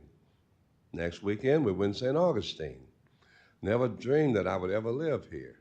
When I retired in 1998, couldn't wait to relocate to St. Augustine because my wife, who was a Floridian, said to me, because I wanted to move to Zimbabwe to open a casino. And she said, I'll go with you to the moon. However, we'll have to maintain a residence in Florida. Having grown up in Mandarin, a real Floridian, That's how I arrived in St. Augustine. And of course, I've served in county government as a volunteer, and it's been a pleasure. Thank you, commissioners, for your service, and I appreciate this community, and I wouldn't live anyplace else. Thank you. Good morning, sir. Good morning, Commissioners. My name is John Regan. I live at 24 Park Terrace Drive. And I came this morning to participate in the comp plan process, to listen and participate. And I want to be clear that my background is environmental engineering, and since retiring after a 25-year career with the city, I'm finding my roots and going back to strong advocacy for slow growth, smart growth, sustainability, you name it, and particularly protecting our agricultural resources. But I'm here to, in public comment, to support Ms. Andrews. One thing, an administrator's job is to balance time between the elected officials, the public, and staff. And I think what you're hearing today is Ms. Andrews' role in dealing with the public. And I will also echo that in my travels since retirement, my dealings and being in the depths of public works and the fire department and communications and the growth management, that the staff of the county is at an all-time high. And so these comments you hear today, they all reflect fundamentally what I think describes the leadership style of Ms. Andrews, which is servant leadership. And servant leadership is a philosophy where leaders prioritize the needs of others, especially their team members, before their own, and focus on fostering their growth and well-being. It emphasizes service, empowerment, and ethical behavior aimed to create a positive and collaborative work environment. I have 20 years of stories to support Ms. Andrews' servant leadership, but I think the takeaway today is how many servant leaders are here this morning also advocating on her behalf. And I think that the key issue is that the role of the administrator is to ensure a fair process, to not be attached to the outcome. The trajectory of St. Johns County that we're trying to change was set in the 1990s, the 2000s, and I was there. And what we're trying to accomplish in the comp plan process is turn an aircraft carrier. And to that extent is that requires trust. And I think the problem is that Ms. Andrews, in applying for another job, is thinking that here I am as a servant leader, but I can't feel a return of trust. And so I think this whole concept of a contract, whatever's happening, which I don't know, it sounds like a contract renegotiation, is an opportunity to reset that table of trust between you and the administrator. And that respect that is shown in that renegotiation has to be a two-way street. And I'm advocating that you do this because at this time, to change an aircraft carrier in the direction that I advocate for, it's going to take the leadership of someone who knows how to cross ideological divides to have those conversations that result in the positive outcome. And I will tell you, having been in this business for almost 40 years, it will serve your agenda best to have the experience of Ms. Andrews. So I encourage a renegotiation. Thank you. Thank you, sir. Good morning.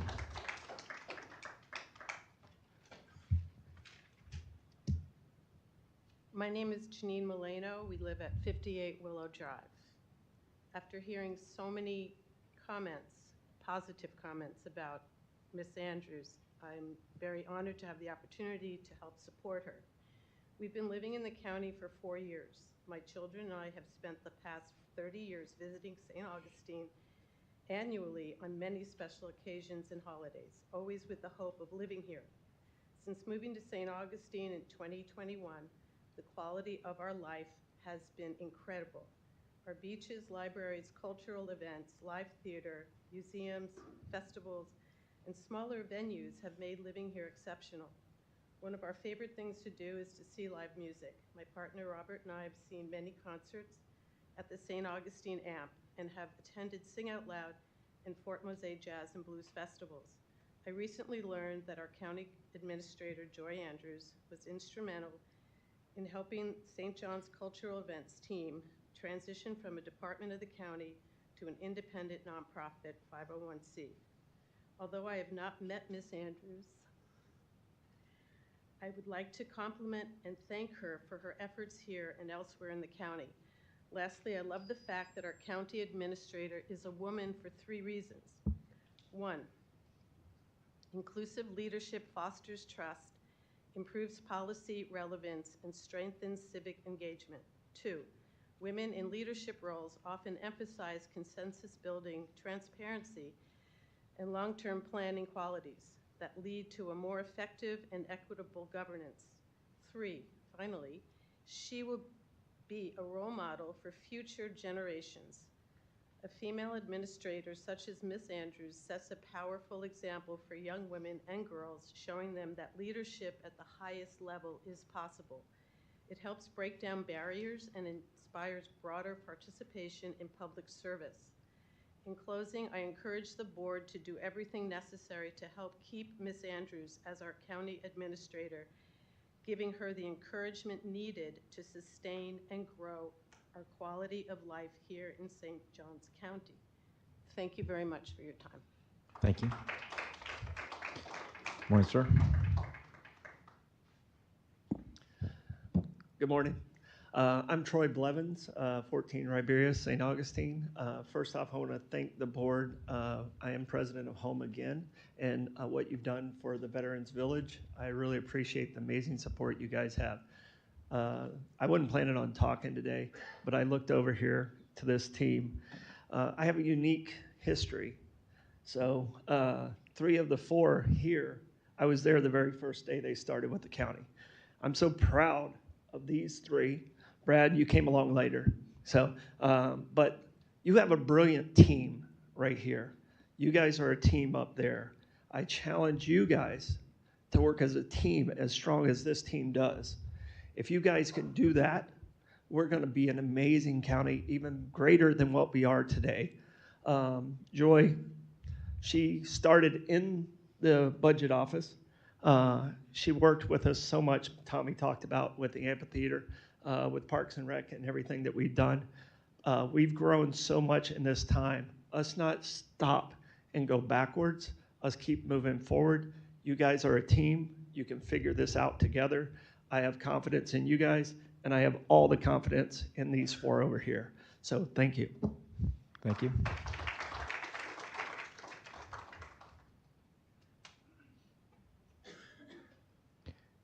Good morning. Hello, good morning. Shane Sheltra, 157 Costa Blanca Drive, St. Augustine, Florida.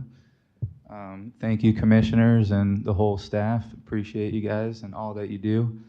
I'm here in support of Joy Andrews.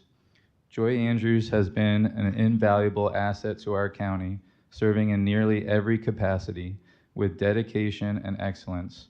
Her commitment and experience make her an irreplaceable leader, and we stand united in our full support of her continued service. I'm excited to work with you in the future and impressed with how highly our community talks about you. I agree with Commissioner Joseph on the comprehensive plan is the most important item on the agenda, and I truly believe, after hearing everybody in this room, that joy is the most important part of this plan.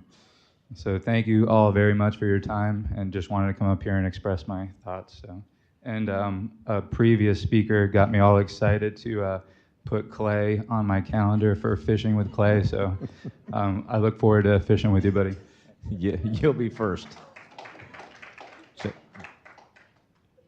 Good morning, sir. Good morning, Scott Mayer in 59 Oak Shadow Place.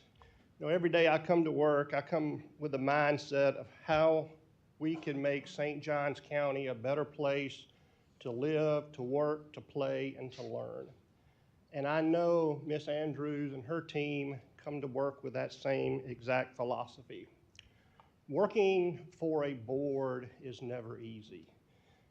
Any board, you have a lot of type A personalities that come in, and they have their individual goals and objectives, as they should.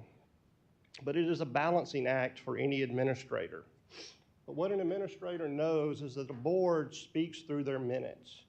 And that is where that administrator defines their compass, where they're going, and their leadership style to carry out the mission of the board as a collective. In recruiting new business and industry to St. Johns County, one of the key items companies look at is the political climate of an area. In their mind, if they're moving their staff here, if they're relocating their business here, or if they're starting a new business here, they prefer to locate in a region that's on the same page and moving in a positive direction. If they have an option and that's not the case, all other things being equal, they will locate somewhere else. Can a board disagree on a topic? Sure. Political discussion is what our government is all about. But once a board votes, they should move forward as a whole with that decision. What companies don't want to see is anything that defines uncertainty or a lack of collaboration and continuity. Everyone in this room understands that St. Johns County has grown at a rapid pace in the last decade. Everyone understands that our infrastructure is behind, and the credit to you, you guys have made an effort to put that in the forefront and to address that issue. Having someone in charge that has the working knowledge and historical perspective to carry that out is extremely important. These are not quick fix issues. They are long-term strategies to meet our long-term goals. I know we all want what is best for St. Johns County. From a business perspective, stability, leadership, and knowledge that Ms. Andrews and her team provide is welcome in these uncertain times. Let us continue to provide a positive, healthy environment for our businesses to grow and succeed over the long term. Thank you. Thank you. Good morning, sir. Good morning, Commissioners. My name is Bill Dudley. I live at 1072 Alcala Drive here in St. Augustine. I'm also the chairman of the Veterans Council for St. Johns County.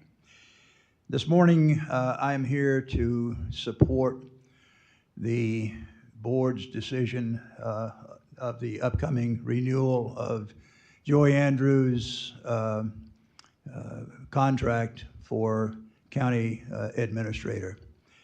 I'm also here to represent the voice of the 23,000 national treasures that we have in this county, the 23,000 veterans who reside here in this county.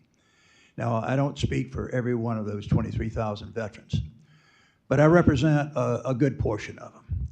I also have with me this morning a number of veterans who affixed their name to a list here of the veterans who do support her for her renewal of her contract. Two of these are brigadier generals who reside here in this county, and many others as well. And I'll submit this as for the record. But I can tell you that my experience, and I have been the Veterans Council chairman for 14 years of this council's being stood up since 2001. And I've been the chairman of it for 14 years. And I can tell you that I have never experienced a better working relationship with this county through the county administration than my experience in the times that I have worked with Joy Andrews. She has been just a delight to work with, and any time that I have ever called on her for anything in support of veterans or any veterans activities, she was always there, willing to help, always called back, always was there to support anything that I came to her for veterans' needs. She's always there at all of our veterans events to represent not only herself personally, but also the element of the county that she represents. So I'm here this morning to 100% say that I support everything that she does in helping us to better the lives of our veterans in this county. And I thank you all, and I know that we'll get a good support from this county board as well in voting her contract for renewal. Thank you very much. Thank you. Good morning. Good morning, everybody. My name is Leonard Freeman, 134 Pierce Street. I stand before you not just as a rural resident of Hastings, but also as a farmer who has witnessed firsthand the transformative leadership of our county administrator, Joy Andrews. In times when public servants are often scrutinized, it's imperative to highlight the dedication and accomplishments that truly make a difference in our community.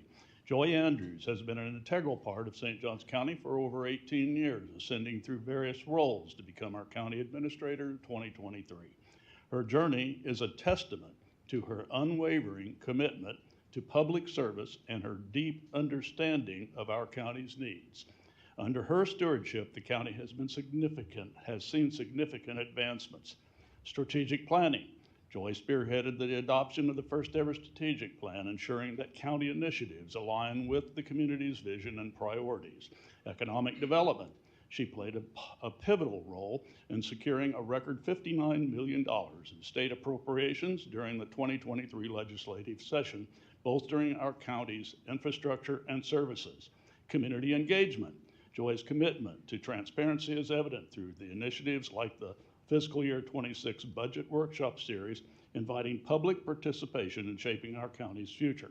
But beyond these achievements, it's Joy's compassionate dedication that resonates deeply.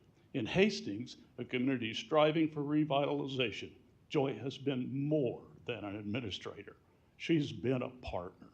Her support for projects like the Hastings Community Center Library, a fabulous building under construction, reflects her genuine investment in our community's well-being. Joy's leadership style is characterized by openness and responsiveness. She doesn't shy away from challenges, but addresses them head-on, always ready to listen and collaborate. This approach has not only fostered trust among residents, but also uplifted county staff morale, creating an environment where employees feel valued and motivated. In times of adversity, it is easy to cast doubt. However, it's crucial to recognize and support leaders like Joy Andrews, whose unwavering dedication and hard work have significantly benefited St. Johns County. As a Hastings farmer, I'm profoundly grateful for her guidance and her commitment. Let's stand together in support of Joy, acknowledging her invaluable contributions and reaffirming our trust in her leadership. Thank you. Thank you. Good morning.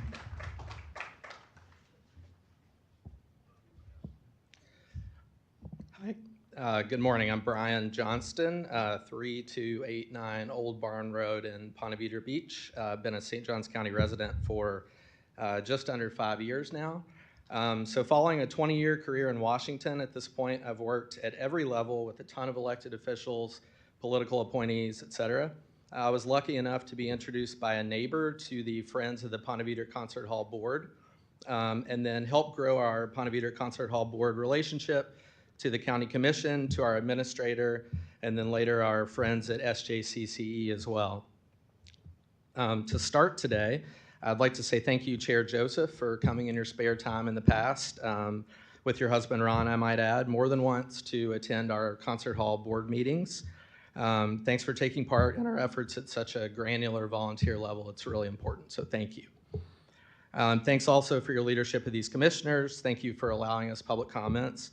And thank you to Commissioners Arnold, Murphy, Taylor, and Whitehurst for all of your support as well at the Concert Hall in the past, and also as we enter this new era that we're so excited about. But today I'm specifically here to speak about our working relationship and all the successes that have come through that with Administrator Joy Andrews. Regarding Joy, I found her to be an exemplary and courteous professional in concert, no pun intended, with our chairman, Jerry Wilson, and our 11 or 12 other local board volunteer members. We've enjoyed such a great working relationship with her since I came onto the board in summer 2023 and began observing everything that we do from so up close. She's been super attentive to all of our needs. She's always detail-oriented, and that's absolutely critical to a project of this scope. Last May, during our loadout event with VIPs, local media, and elected government officials, Joy helped lead the charge up on stage with Jerry Wilson as well as our board members. Then she participated in our closing gala event and friend celebration that we held just a night later. As a communications professional, I got to work personally with local reporters at both events to set up brief on-camera interviews with all of our esteemed guests. And I got to spend extra time with Joy that day as well. And of course, no surprise, she knocked hers out of the park. Outside of the concert hall, with the growth of our county right now, clearly one of the top counties in Florida, it's just such a great opportunity to continue the progress and the right kind of leadership that we get with Administrator Andrews. It would not be the right time to bring a new person on board, have them get up to speed. Selfishly for us at the concert hall, right in the middle of our renovation, our construction, our reopening process, and all of the successes and excitement that lies just ahead.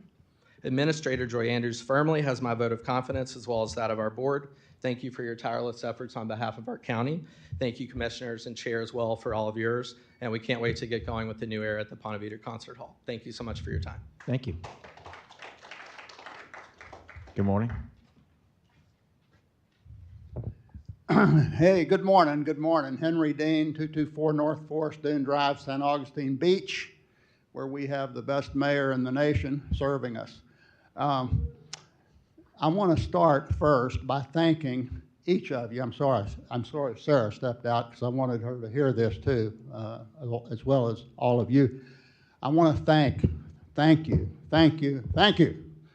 for all of you standing together to beat back that ridiculous land swap, that egregious effort on the part of someone to acquire 600 acres of what Bob Graham once referred to as the crown jewel of our conservation lands in the state of Florida, of which we have about 8 million acres, by the way, if you were wondering. So, with that said, I'm here this morning to strongly support Joy Andrews. Why? Why would I do that? Well, let me tell you. Some of you already know this, but just quickly, I will tell you that I had the opportunity to serve in public service long before I was a county commissioner. I had the opportunity and the privilege to work for 6 governors in 3 different primary roles. First, I was general counsel to the governor and cabinet, serving as the trustees of the Internal Improvement Fund, buying and selling land. Then I was the director of the St. Johns River Water Management District for 17 years, and then South Florida Water Management. I mention that because that put me in a unique position relative to Joy's position.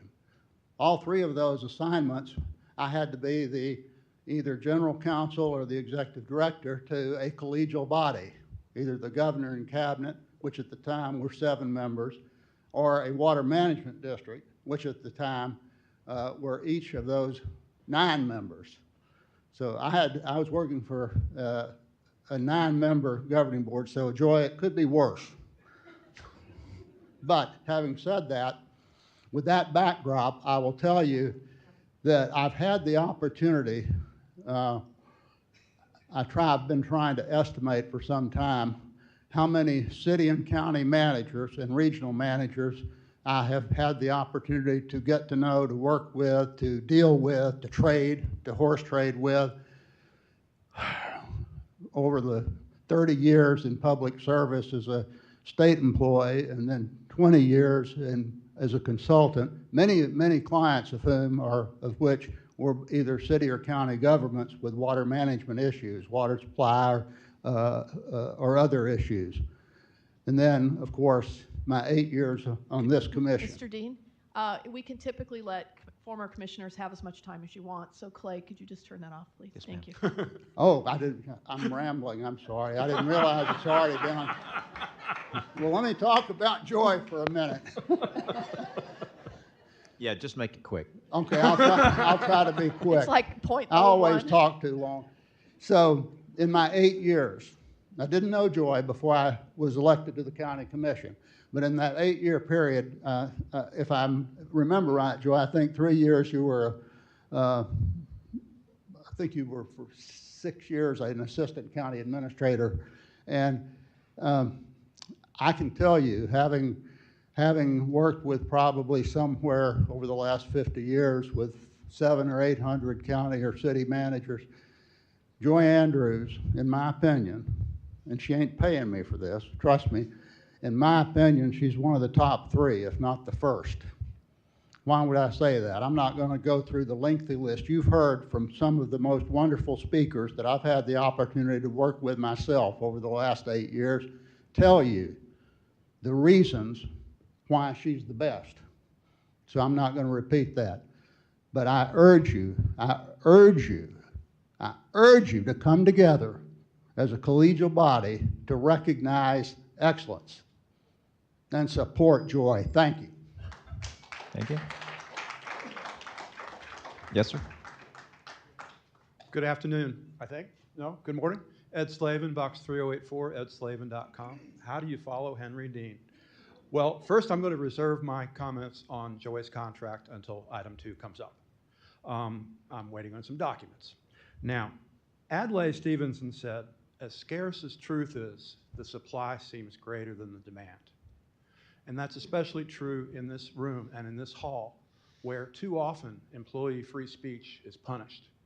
And too often people are stigmatized for speaking truth to power. I call your attention to the case of Trey Alexander Asner. 4 of y'all met with Mr. Asner.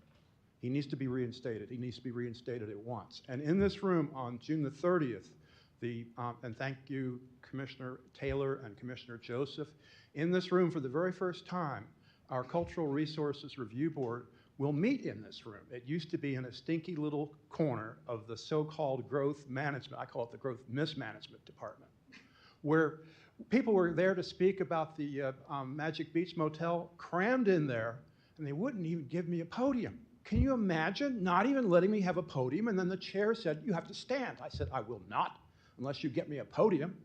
But anyway, I want to salute my friend Henry Dean. I want to salute the commissioners for all that y'all did to save Guana, and Nicole Crosby too, everybody that worked together on that. And Henry Dean was a key player on that, because I asked him the day before the hearing, could we get a better room? Because like St. Johns County, they were going to give us a stinky little corner, and I got the architectural diagram. It was a tiny little room in the Marjorie Stoneman Douglas building. And I said to Henry, my friend Henry, I said, could you get us a better room? Because that's one of the most important things you can do, is to get your clients or your people a good room, a suitable room.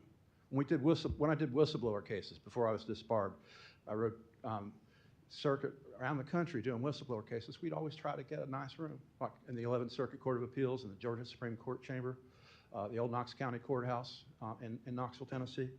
So he was going to get us a room for the Guana deal in the governor and cabinet room in the basement of the Capitol building. He had that kind of contacts and that kind of clout and that kind of insight. They heard that that was going to happen, and they folded like a cheap suit. Anyway, I want to call your attention to a mistake that y'all made on April 15th, and we'll talk about this again. But the hiring of the law firm, corporate law firm to be the county attorney, that was a mistake. Y'all need to reinstate Trey Alexander Asner. The one commissioner who hasn't met with her needs to meet with her, and the one county administrator who hasn't met with him needs to meet with him. But that's just unacceptable what they did to Trey Asner. And so many ethical employees in St. Johns County are mistreated, and their rights are neglected. They need to be respected. Thank you, ladies and gentlemen. Thank you. Yes, sir.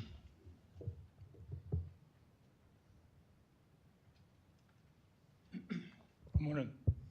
My name is Carlos Guerra, known as Amigo. I'm 4310 Center Ford in Flagler Estates. I had a stroke, so be patient with my speaks, please.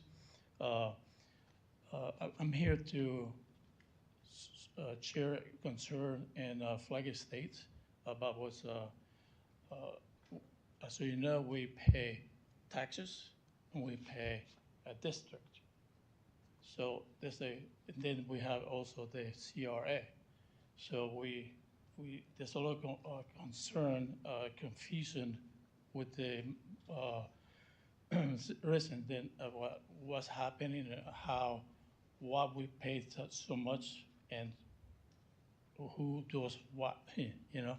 So anyways, I'm bringing this for you, Mr. Murphy, we have a meeting next week. So I want to bring this to you so you have it, so you can go through it before our meeting next week. So that's what I have. Thank you. Thank you. Yeah. Good morning, ma'am. Good morning. My name is Nadine Huey. I live at 175 Adelanto Avenue, and I am a member of CARE, as you know. There used to be an ad on TV that said, when E.F. Hutton speaks, everyone listens. Well, that applies to Joe McInerney in our BOCC meetings, which is where I first became familiar with him.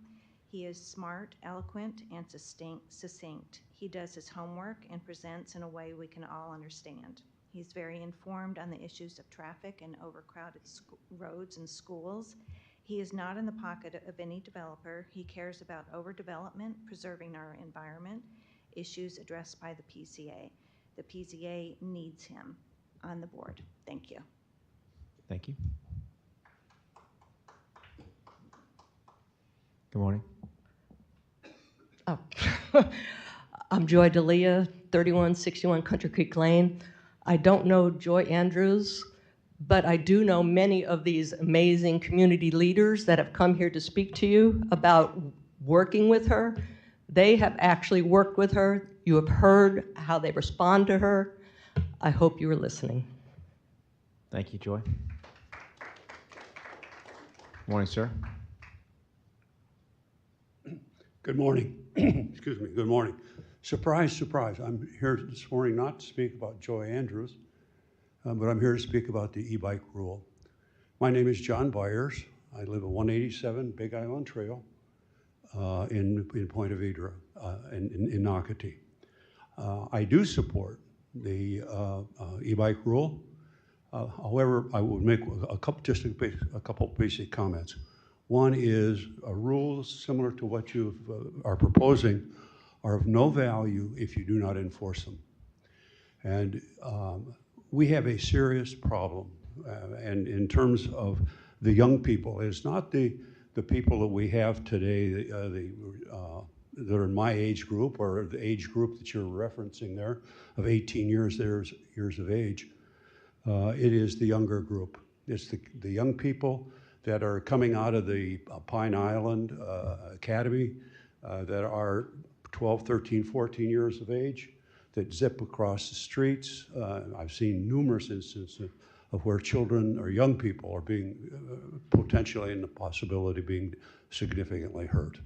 So I do support that rule, but I would encourage you to put some method in the rules of enforcement and be willing to fund whatever is necessary to get that level of enforcement. Appreciate it. Thank you. Thank you. Good morning, sir. Good morning. Dylan Rumrell, 436 Ocean Grove Circle in the great city of St. Augustine Beach. Commissioners, Chair, Vice Chair, thank you for this time. I stand before you today not as just the greatest mayor in the greatest city of the United States. Thank you, Henry Dean. But as a proud resident of St. Johns County, a community that has grown stronger, smarter over the years, thanks in part to remarkable leader Joy Andrews. For almost 2 decades, Joy has dedicated herself to serving this county with tireless commitment. As a county administrator, she has steady hand through times of growth, change, always putting the needs of our families, our neighborhoods, and our future first. Her leadership is rooted in hard work. The first public-private partnership in the history of St. Johns County was SJCCE Inc., the amphitheater, the concert hall, Sing Out Loud, and the greatest Fort Mose Festival ever. Her commitment, integrity, and unshakable belief in public service is something as all elected officials should strive for, including myself. Joy understands what makes this county special. not just the beauty of our surroundings, but the strength of the people. She listens. She leads, and most importantly, she cares. I support Joy not just in her role, but because she has earned the respect and gratitude of this entire community. Her dedication to St. Johns County is a shining example of what leadership looks like. Thank you. Thank you. You know, I think that guy might have a future in politics. Or the clergy. We haven't decided yet. Good morning, ma'am.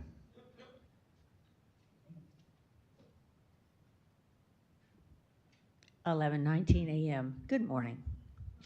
B.J. Kalady, West City of St. Augustine. Taxpayers still do not have access to the sheriff's inmate search website. However, there is a community survey on his website that taxpayers can let the sheriff know how dissatisfied or satisfied they are with his department. St. John's is not safe unless one lives where it's not important to check mugshots, to recognize those who have been arrested. Remember, the home address of commissioners is not public, yet the public can be harassed since their address is public information. The county now has 3 lobbyists: the FIORENTINO Florentino Group, 2, the law firm taxpayers pay, who then pays the county lawyer, and 3, Davis Hudson. There is so much information on the computer. My question, does Commissioner Arnold's husband represent the Hudson family? And we all know that is a family that is involved with development. And I will continue to say this, thank you for moving public comment.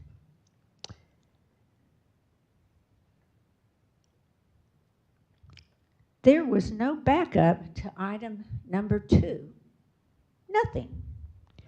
No transparency, yet somehow someone or whoever or whatever organization organized this campaign to come in and speak.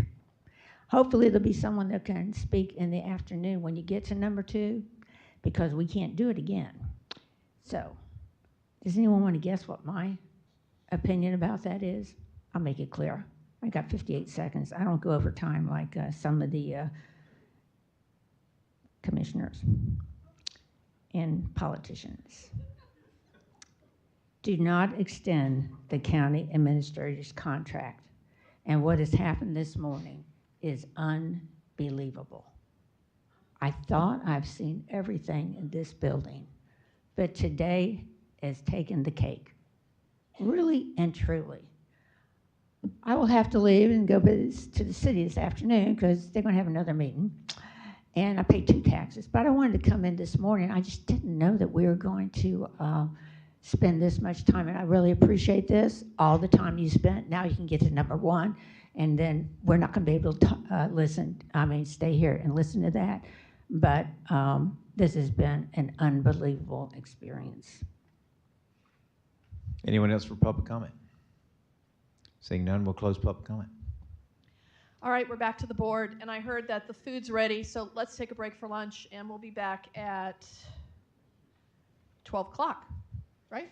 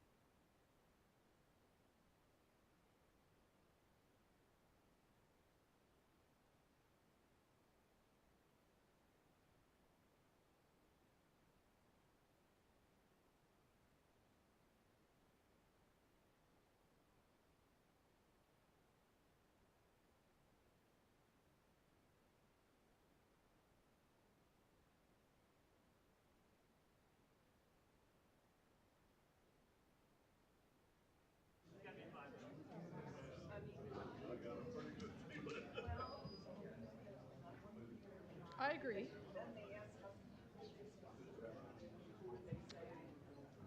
Big time.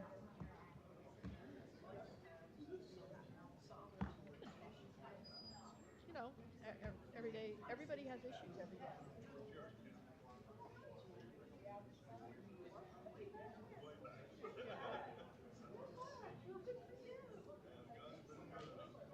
I see what? Me too. Thank you. Can I just tell you, having this? Oh, thank you. Thank you. No. No.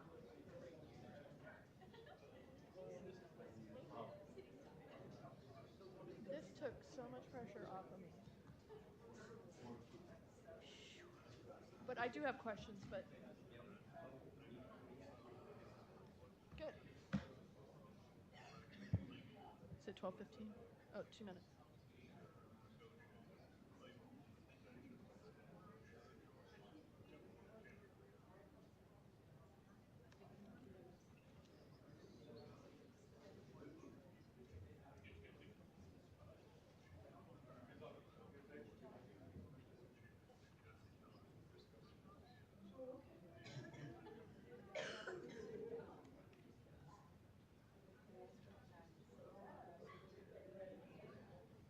I know. Well, that's.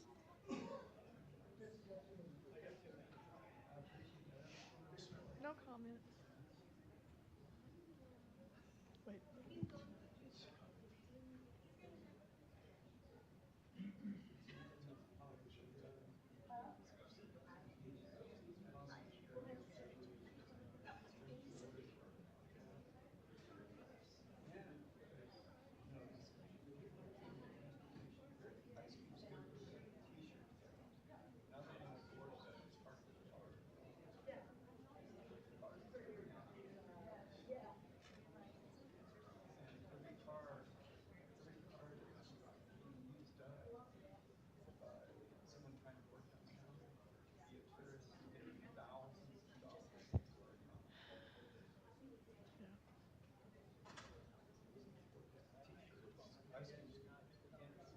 Yep.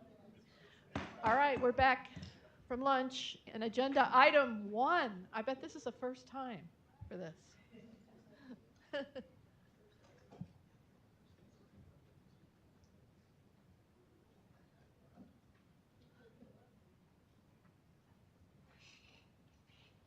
Good afternoon, Chair and the Commissioners.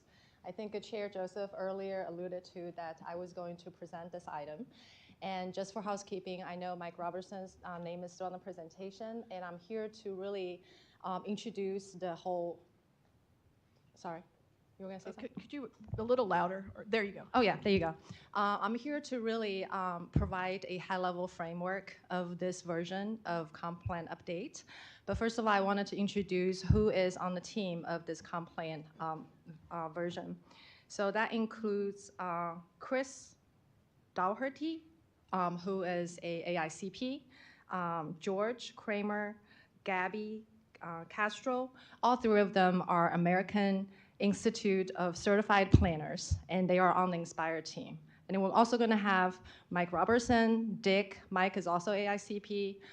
Jacob Smith is also AICP, and Dick D'Souza, who is a professional engineer. I just want to make sure, and I'm none of those. So I am the least qualified person to present this comprehensive plan update. But it may be a benefit for this presentation because I bring sort of a translation that is meaningful and understandable for the audience who may not be a planner like me. So we had a meeting at the last board meeting as staff, team. We heard the feedback from the community. We heard the feedback from the board, all of the 5 commissioners.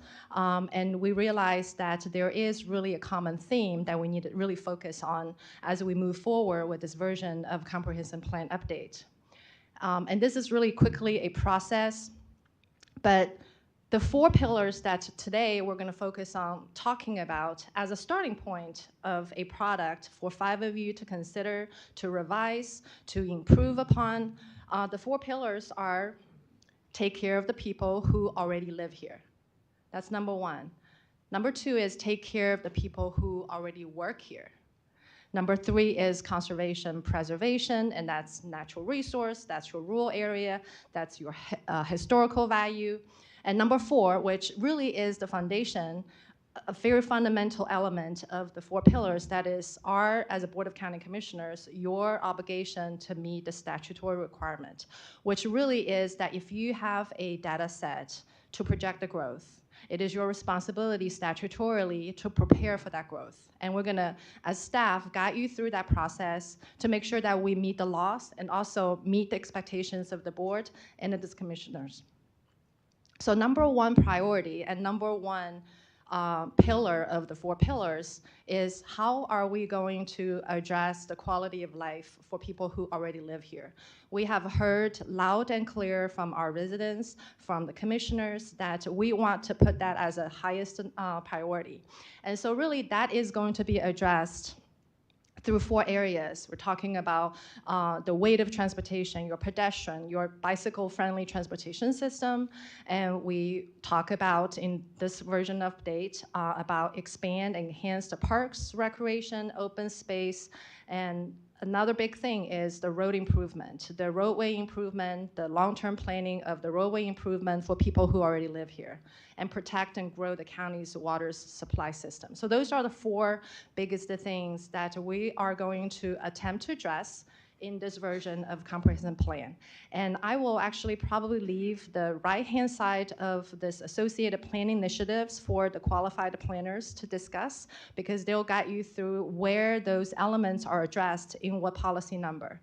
And that is really tied to a green line version of this version of the comprehensive plan update. And I apologize for the public because they have not had a chance to review that version, because staff, team, Inspire had 2 weeks to really complete this version, and we just finished that version of it last night. And under this pillar, I think it's very important to mention some of the things that we have changed from from last version to this version. That is that we are going to recommend and propose as a starting point for the five of you to consider is to have no increase in any base density. In other words, our density is going to stay the same for the next 7 years. And I think that is a reasonable time frame, again, as a starting point for five of you to consider to maintain status quo in terms of density. However, we are going to recommend density incentives to incentivize certain density improvement for very particular purposes, such as affordable housing, such as wetland conservation. So you'll get to see some of those details. The other big thing that we have amended for this version is to remove the height improvement from 85, which was the previous version that was presented to you at the last board meeting. And then we heard from the board that you are probably more willing to see a status quo situation for the height of our building. We also do have other land development code provisions that can actually provide that flexibility. If there is applicant that is providing a project that is conducive for the benefit of the people who do live here, they do have an avenue to pursue a higher height if that is so board to choose. So that is a big change that we have made, is to remove the 85 feet from this version of the comprehensive plan and revert back to what it was already, what's currently in the comprehensive plan. Thirdly, we removed everything back that was going to be moved to LDC back to comprehensive plan, and that is something that you're going to see looks a bit messy because there's a very large volume of those transferring of letters. And then you'll see quite a bit about conservation of the development boundary. In other words, that we've heard you that you want to largely see the future land use map to remain the same. And if there is opportunity, we want to increase the infill where that's already being developed or it's more compatible with the surrounding either residential or commercial area. So you're going to see those common themes is going to thread through this new version of the comprehensive plan. Secondly, the second pillar that we want to present to you is take care of the people who do work here. And the reason that we want to differentiate this pillar from the previous one is that we do have a recognizable issue for affordable housing. And this section, largely, we're talking about people who already work here, cannot live here, affording any home ownership. And they may be renting an apartment, they may have multiple roommates, but they are integral part of this community. So it is our responsibility to be sure that how do we provide a policy mechanism to help the people who actually do work here and contributing to the community to have access to affordable housing. And there are a series of policy numbers, initiatives that the qualified planner is going to go through to make sure that you are comfortable with the recommendation and give us direction on how you want that to look like. Thirdly, preservation, and that is a #1 theme in many, many of our public engagement meetings, and we put a lot of effort and emphasis on how are we going to ensure for the next 7 years that we are continually preserving our natural resource, our rural area, conserving and protecting our wildlife habitats, and also recognizing the historical value of our community and how we're going to continue to protect that. And agri-land by directing growth to area already served by infrastructure. And I would say that the preservation of rural area, the preservation of the area that is meant to be staying intact for its characteristics is oftentimes accomplished by your ability to improve density and putting residential areas in the areas that is less protected. And so in other words, the necessity of infill, increasing density for purpose of affordable housing and wetland conservation is incredibly important for this plan to work and also help you to meet the statutory requirement to address the projected population need. And this is way too small, but I think really the catchphrase that we're trying to say is that by state statute, Board of County Commissioners have to look at what is the population projection and to have a meaningful way to address that in a foreseeable future. And we feel very good about the 7-year, so to speak, pause of any improved base density, 7-year pause of moving any development boundaries because we do have a lot of infrastructure that we have to catch up with, and so that the quality of the residents who do live here will not be compromised in the quality of life they have. Now, of course, we're here just making the recommendation. It is really for the boards to contemplate and deliberate and tell us, is that a reasonable approach to address this 7 to 25 years plan? But it is our expectation that if there is a pause for any change of density and development boundary, it has to be revisited to make sure that our ability to address these projected growth is in place. And so we talked about, these are the projected needs, 210,000 housing units needed, and what's our planning horizon, and we have 35,000 plus housing unit deficit. Can we possibly address those deficits by state law, by the incentive programs that you may want to put in place? And if that is adequate, then we will have a good 7 years to catch up other deficit while still meeting the state requirements. And we heard from you all and from the community that increased density within the development boundary area is something that we may want to consider. We also heard from you prioritizing development within the infill areas, like I had mentioned, is something we want to consider. Expand development boundary is a no. So I think that is something that you'll see throughout this version of the plan.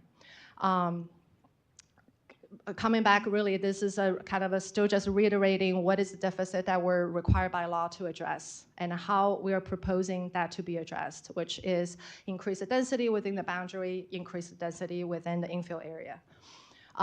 So again, going back, and this will be sort of end of my overall 4 pillars framework of what this plan looks like, and it's more of my effort to translate this incredibly laborious process and the planners that we have on our team to put together this amazing framework of a plan for the board to consider as a starting point. I appreciate the time today. That is prior to the PZA. I think it gave us ample time to get more directions from you all and also give a better product to PZA for their recommendation back to the Board of County Commissioners. So with that, again, let me reiterate, because I cannot reiterate enough about what this comp plan update is about. It's about the 4 pillars. It's about how we are going to take care of the people who already live here, how are we going to take care of people who already work here, and how are we going to protect and preserve our rural area, our natural resource, and our historical resources. And thirdly, let's not forget, that is a foundational thing we have to do today, is to make sure whatever product that we put forth is going to meet the state statute. So that concludes my overview. I'm gonna hand this back to Mike and the team to discuss the details of these policy initiatives and then where you can find them. Before I leave, Commissioner. Yes, I just have one thing I wanted. Thank you. This is exactly what I think my constituents have been waiting for, and I think thank you very much. Also, you said something yesterday about can this be changed again, or is this? Oh yeah, okay. Thank you so much for Chair Joseph for the reminder. As a board, you have opportunity to obviously amend your comprehensive plan whenever you want to. So at some point through this process, so the process essentially is that it's going to go to PZA for transmittal, it's going to come back with a recommendation, and then the board is going to make a decision, hopefully in July, to make a decision whether or not we're going to transmit the version.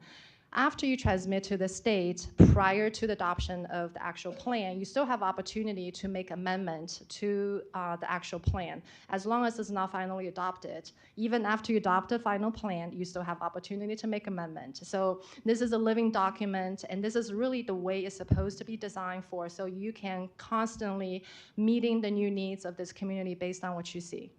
Thank you for the reminder of that. Excellent, thank you. Thank you.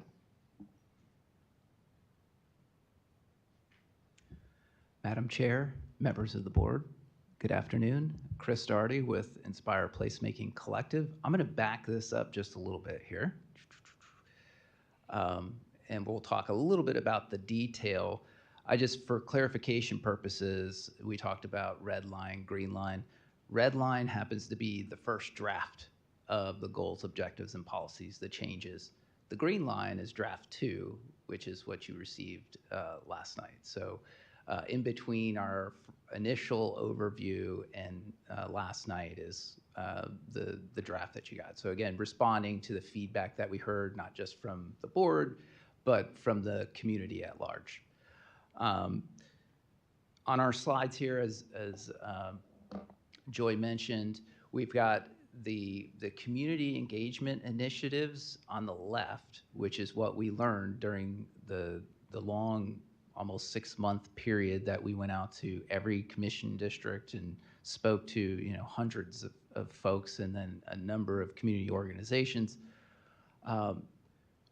We drilled down all of that information into these categories, which end up being these what we had called vision initiatives or community engagement initiatives. We've addressed each one of those initiatives in the green line draft. Now, as Joy mentioned, we pulled back on the land development regulations or standards that are in your code, or pardon me, in your comp plan. We're keeping them there. We're not moving them to the code. We're pulling back on the height, right? We're going to keep it at the same level. But we do think incentives and prioritizing the infill is one of the infill areas is one of those ways to get us to accommodating the growth in the community. And I think that's that's the best way to kind of square off the development boundary where you have these pockets that are next to the infrastructure. So adjacent to the infrastructure, not having to extend lines and roads that it's already there. The other thing, there was impervious surface ratio. I don't know if we talked a little bit about that. That's going back into the comp plan. So it is in both places. Our hope was to try to keep them from being inconsistent, but we heard from the group, we're just gonna leave it as is. Up here, again, addressing some of the vision initiatives. We've talked about parks level of service, I think maybe 6 different times now. I think we've killed that one. So that just, we've got the policy numbers there if you want to follow along. Again, emphasizing, I can't emphasize this enough, a Parks and Recreation Master Plan is key to identifying how you're going to serve that community, specifically at each one of those park facilities. What type of ball fields do we need? What do we need? More pickleball courts, trails, etc. The comp plan isn't necessarily the document or the policy guidance tool to do that. From transportation, again, incorporating complete streets, a more pedestrian-friendly modes of transportation throughout the county. And then looking at opportunities to provide more fixed route transit. We heard, there are certain areas of the community that may not be connected back to maybe even here to St. Augustine. So we think that's important. And we heard that at our last GOP overview meeting. And then again, making sure that development occurs where you have infrastructure. That is the most efficient way to serve new development. And then with economic development, we've got a brand new element. We made sure it's consistent with the new economic development strategic plan. Again, that's kind of like, hey, this is big picture. We're gonna make sure that you're able to implement that strategic plan, and that's providing that kind of overview and guidance. Okay, from the housing perspective, we did provide quite a few changes.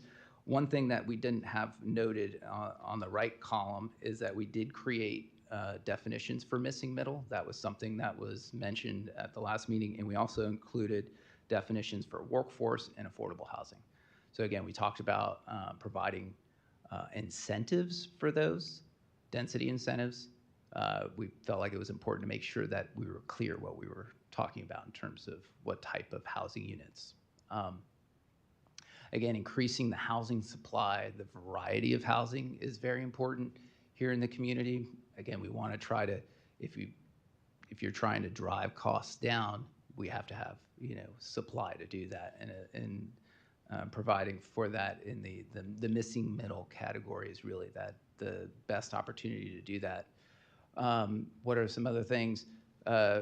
Increasing the acreage on the PUD so we're less reliant on having to come back to the board and change certain things, because we've identified how we want things to look and be in the future. I think this 10-acre is probably an antiquated old metric that was in the plan long ago. And time for a refresh, and then not requiring PUD for everything.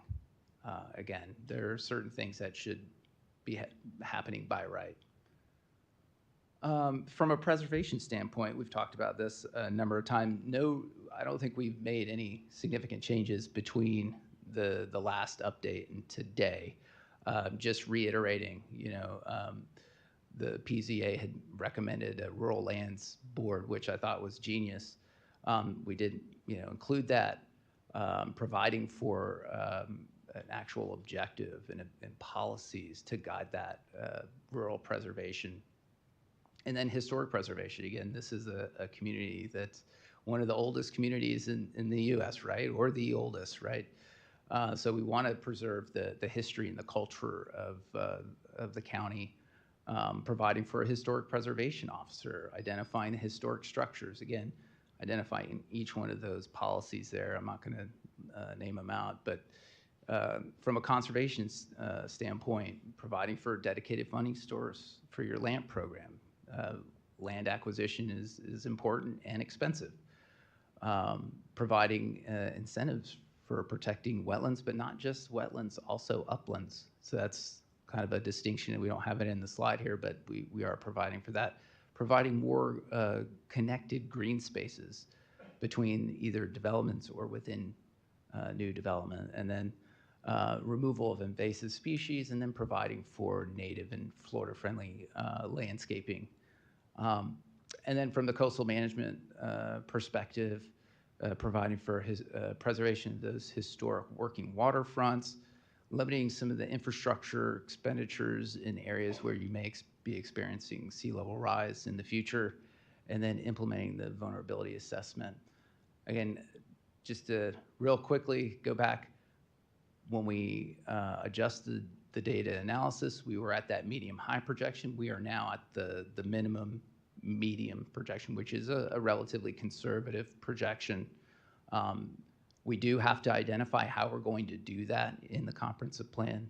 Joy articulated this eloquently. Our thought is that we can address this through the density increases within the development boundary through incentives, and then prioritizing the infill areas. Now, we do have to still transmit this to the state and see where we're at, but we feel pretty confident that we can get over that hurdle. Anything else to, I think that's it. We have this overview slide just in case as we're going through and looking at different policies. This is just a reminder of what we have, why we made certain changes. So with that, I'll conclude my presentation.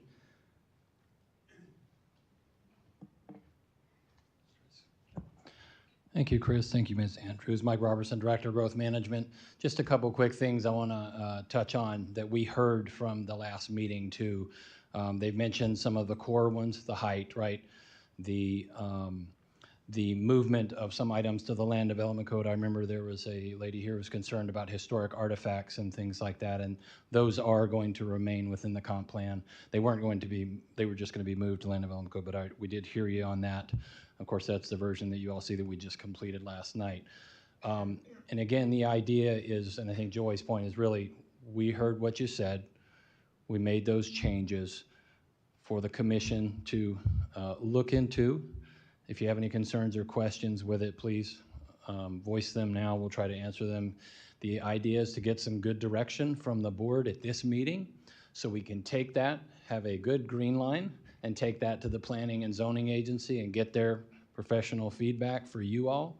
When we come back to transmit on the July meeting, hopefully we can get there, and then get to transmittal. And a good point that Joy brought up, and I think the chair alluded to, was, and I talked to the state officials about this, was should something pop up, right, subsequent to when we transmit, if there is something that's important, we can add new things in. I know it seems like it might not because there's this transmittal date, right, and that's the definitive date. But we can make some changes. You all can make some changes, rather, at that point. So, again, we're here. We're looking for some direction and available for any questions, and thank you. All right, back to the board. You guys have any questions or want to discuss anything? No? Yeah, I had a few comments. Commissioner Taylor. Yes, thank you very much. Can you show me, I just had a question, if you can clarify, regarding the rules with the roads and the traffics and the schools and that, because right now, if there's a new development and the road is already crowded, that's in the comp plan and we can deny it. Can you confirm that that is in the comp plan? Because I did not see that in the Green Line version.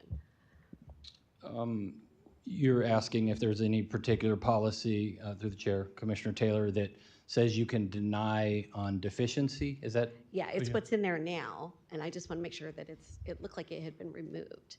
Because remember we talked about it last time and you were going to move it from the Land Development Code back to the comp plan, and I did not see it in there. So can you just show me where that would be? We'll see if you can find that green line in there. If you have the policy number, that would be great. I have like page, I don't know, there's page 14, there's page 17, page 18. I just wanted to, because I didn't see it. We're not in a rush. We can just look and yeah, we'll take a look. our time and sure. Let's just look. We can at get back to you if that's okay. Thank you. I just didn't see that it would have been put back into the comp plan.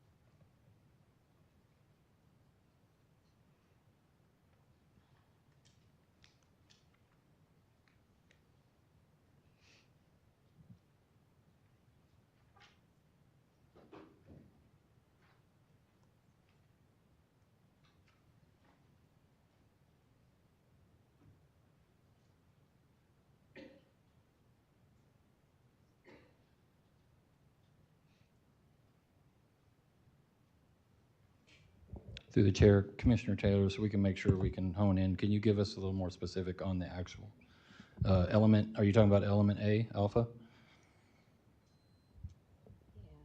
Land use, or is it I'm transportation? just looking for my notes. It's what Sure. we refer to often, that, if the roads are too crowded, if Oh, there's not enough room. I think what you're Because right alluding now, to if is a road's maybe over 8.1311, right, where you're talking about that we didn't remove it, it's in there on compatibility and what the board often uses for determination on whether a comp plan or rezoning is appropriate.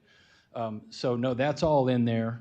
We have not removed that, that's in there. If it's not, if you don't see it, Yeah, we'll I make did sure not that see it's it, in because there. like, for example, before it had, if a road is over capacity, the project must be denied. That's not in there. Okay, I don't remember those exact words. I do know it does talk about a lot of things such as nuisances, such as safety, and a lot of those things. So we didn't mess with or adjust that. So that's all there. So if it happens not to be in there. Okay, so it's A134C, and it's all in there with no green line through it. That would be, I think, page 5. You can see that. Ooh, I start next to it. Yeah, I do see it. I see it. Thank you. Page 5. Okay, I'm on page 5. A134 subsection C. Halfway, 3/4 down. There's also A131, which touches on the county concurrency management system. I don't know, maybe you can you show it up on the screen? Sure. Thank you. Mike, A1311 as well, consistent with the concurrency plan.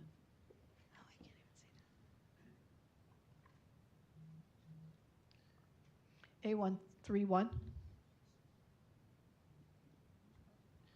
A131, correct.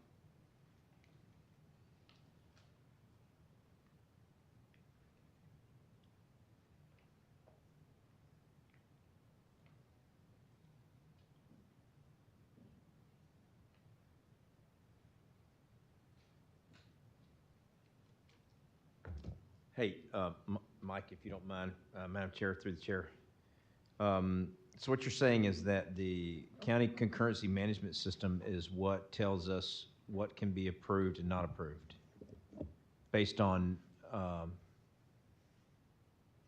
the percentage of usage of the road. Is that right? Yeah, go ahead. And you said A131, and I'm looking, it didn't specifically state that, but is that what it's inferring to by that? Good afternoon, Commissioner. Dick D'Souza, Assistant Director for Growth Management. So the concurrency management system is what we use through code to implement the proportionate fair share statute. And so that only says that if that land use is there, through the proportionate fair share program that we have adopted through the Land Development Code, if a project pays its prop share, then they've mitigated for their traffic. So that's when the land use is already there for the zoning, whereas the comprehensive plan is looking at the land use. And so I would defer to OCA, but I believe that still affords you the opportunity to say that due to that increasing traffic from a project that is changing the future land use map, you could still deny it because of that reason, for that compatibility based off of the increasing traffic. So the concurrency management system sits in the code, sits outside of that, and that is for enforcement of proportionate fair share, if that makes sense. Yeah, no, I get it. They have to pay if they're going to meet or exceed 100%, they have to pay a concurrency fee because it's residential, right? Correct. Okay. So that would show over capacity, which you could deny for. Correct. Ms. West, thank you.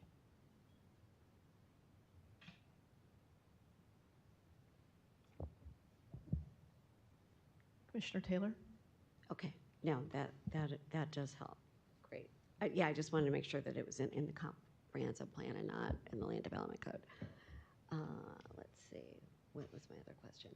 Now, I did have a question regarding the density and that with the density bonus and the affordable and workforce housing, because I understand that's a justification to increase, that'll be used to increase the density. Is there a way, right now, is that still just the 2-year limit? So for example, if somebody's purchasing Like, where does that come into play? Like, can we increase that? Because I'm all for affordable housing, but a tier is a Band-Aid, and I think it should be meant, I think that the number of years that it can actually be affordable should be extended. Mhm. And I believe we extended that up to 10 years within there. Did we not include a 10-year movement in there? As it stands now, I believe it's 2, and some of the developers have offered up 5 for the workforce housing zoning district. Yeah. So the density, again, brought up the density table here. It's going to remain, so what you have is you have a base density for all these land uses, right? They're going to remain the same. And then, for example, if you come in and you're going to provide missing middle or affordable housing or whatever you want to call that, but some sort of housing that will help, you can get some additional density. Likewise, if you have some wetland preservation, you can see there on those optional density factors.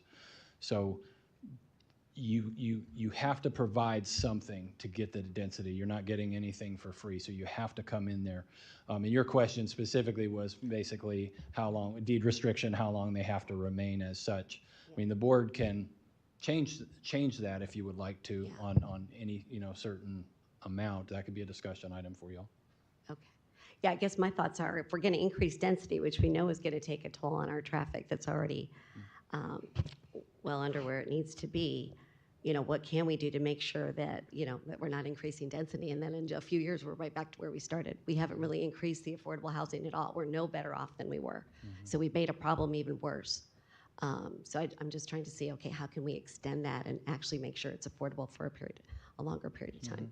Yeah, and those are some things too. You can also give staff direction. For example, if you want to if it starts to get into details like that, you can say, staff, come back with land development code. We're okay with this, but I want you to come back in land development code regulations and make sure that you put the details such as density requirement, deed restriction requirements for longer, because we do have a lot of those provisions in the land development code as it stands for like workforce housing, for example. So it's just an option for you to consider.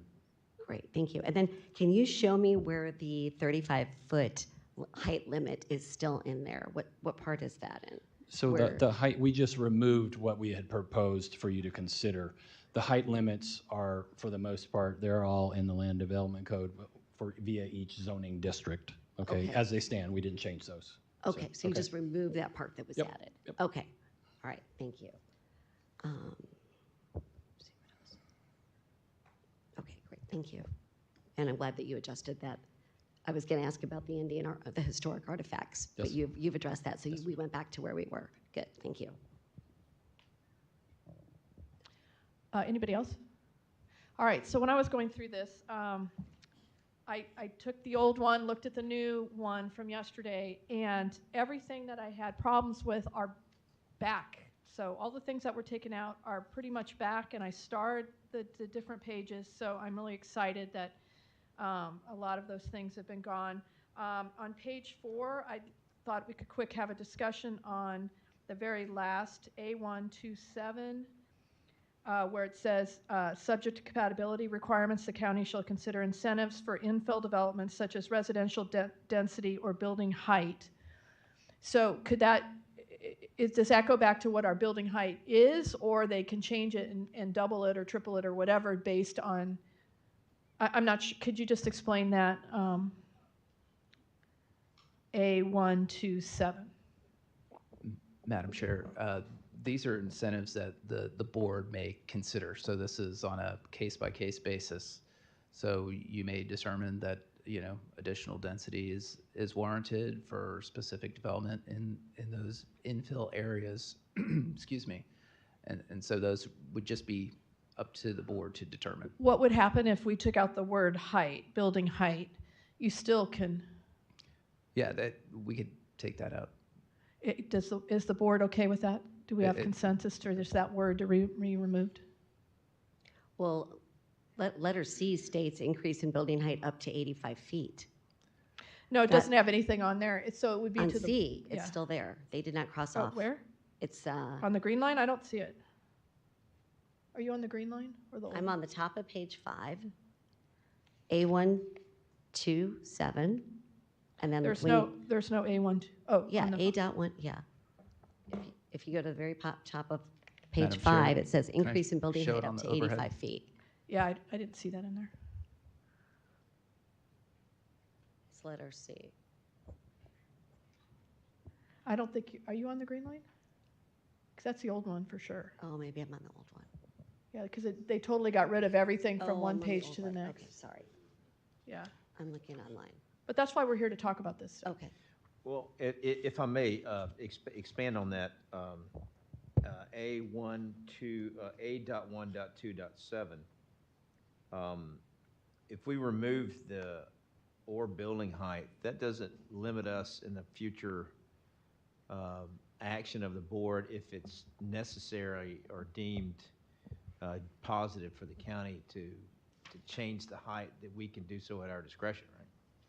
That's correct. It's entirely up to your discretion. Yeah, I would be amenable to See, I'm removing using the that. one right here. So it Under wasn't those updated? circumstances, I wouldn't have a problem with that. Commissioner Whitehurst? Thank you, Madam Chair. Mr. Doherty, what is the maximum height with incentives that somebody could build to under the proposed green line? It would Is it still maintain 35 feet? the current Our current standard. maximum height is Yep. 35 feet, so even with development incentives under this proposed green line, does it remain at 35 feet? I think it's 40, right? 40 or 35? Through the chair to Commissioner Whitehurst's question, Jacob Smith for the record. The Land Development Code has the standards for height regulations in this county, and those regulations depend on the zoning district that they're in. So traditionally, a residential zoning district has a 35-foot height limit. Some of our zoning districts can go up to about 60 feet. And then a planned unit development may come in and ask for realistically any height restriction that they want as part of their package. So it can be variable. How would removing height from A127 It won't affect our ability to make decisions on PUDs or within zoning districts? It would appear to have a very limited effect. Thank you. Thank you, Madam Chair. So we just leave it in? So leave it in? Yeah, take it out. Okay, then we could take out that, if everyone agrees to that. Ann? Good, okay, so just that term. And then if you go to page 5, I starred that, that's all back. That wasn't in there before. Page 7 is back, all of those things are back, which is great. Page 8, that's back. A discussion on page 11, I noted, that's A1415. There's all the new red right there. I don't know, I just wanted everyone to see that, if that's okay. Mm-hmm. I thought maybe it says shall provide in 1.4.15. Could you say consider or try? Instead of provide, which would be absolute, is there any way to say consider or try? Or encourage. Encourage instead of Shall provide? encourage a minimum of 3 separate housing types, because that's not always, it's not always doable, especially if it's a smaller, a 50-acre site. When you look at setbacks, you look at wetlands, you look at, they might not have the room to absolutely put 3 different types of houses there. So I think it would be prudent of us to change that wording to make sure that we're not making it impossible to put something on somebody's land that's good for the county. So I would be in favor of also changing that. Okay, anybody else? Are you guys okay with that? Encourage? Encourage, Ms. Taylor? Okay, all right, so you got that. The last, I only have one more discussion item, wow. A1.11.10, it says the county shall establish a mixed-use zoning district in its land development code. It used to be investigate. Can we make it consider instead of establish? On page 24, sorry.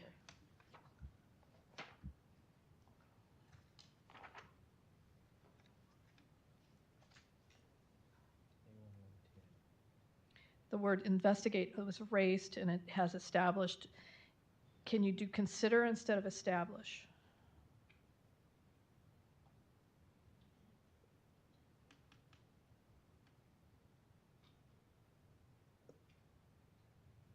Commissioner Whitehurst.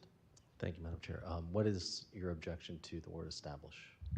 Well, I just feel like that's permanent, and it used to be investigate, and we could jump right to establish like a must. I just thought consider, or what was the other term we used?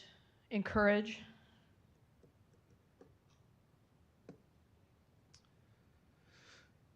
Mr. Robertson, we have a mixed-use zoning district as it stands right now.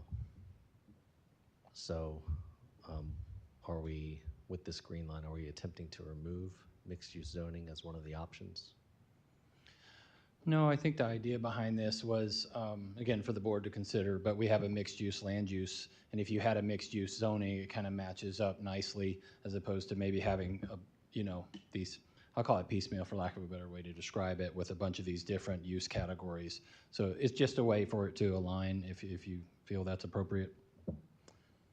Commissioner Joseph, for what it's worth, it just seems like we're bringing this into alignment with what's on the future land use map. Okay. It makes it easier, I think, for planners to do their job. I'm okay with that. I would agree.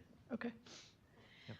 And basically, I'm really happy with this, and I would love to send this to the PZA the way it is, the green line, if I have anybody else who agrees with that, but I don't know if everyone's had time to look at the whole thing. I would agree. I'm ready to send it to the PZA. Do we have consensus to move it forward? Do we need? Agree. All right, so do we have to have public comment, or is that it, or? Public comment? Yes, because that's Okay. action of the board. All right, thank you. Okay, we'll now have public comment on agenda item number 1.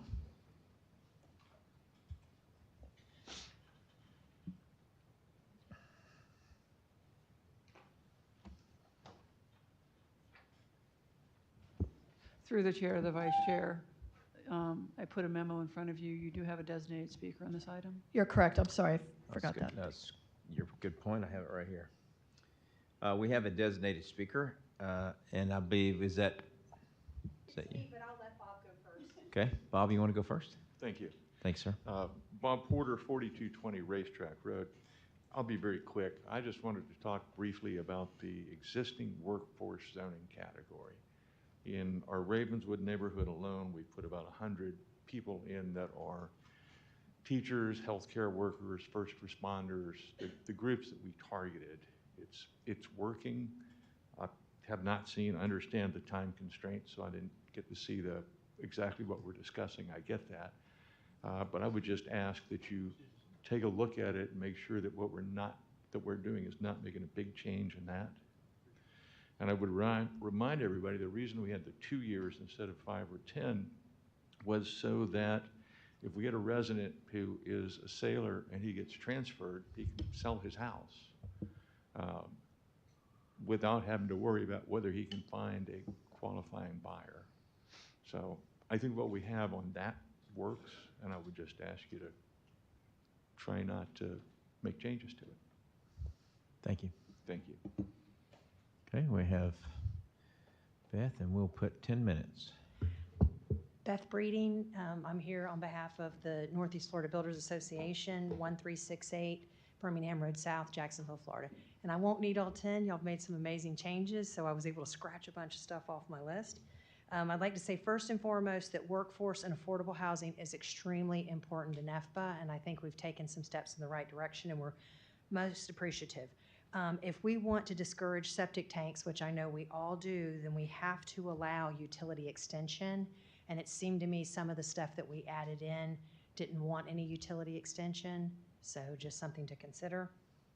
I also want to say I know how important conservation is to this county and to the residents, and I think we're doing a disservice by not making some changes to the map. I'm not talking about adding any development areas, just the simple things like the county ROMAs, like mitigation banks that run from State Road 16 to 208 and south. They're still listed as rural silviculture. They're under a perpetual conservation easement.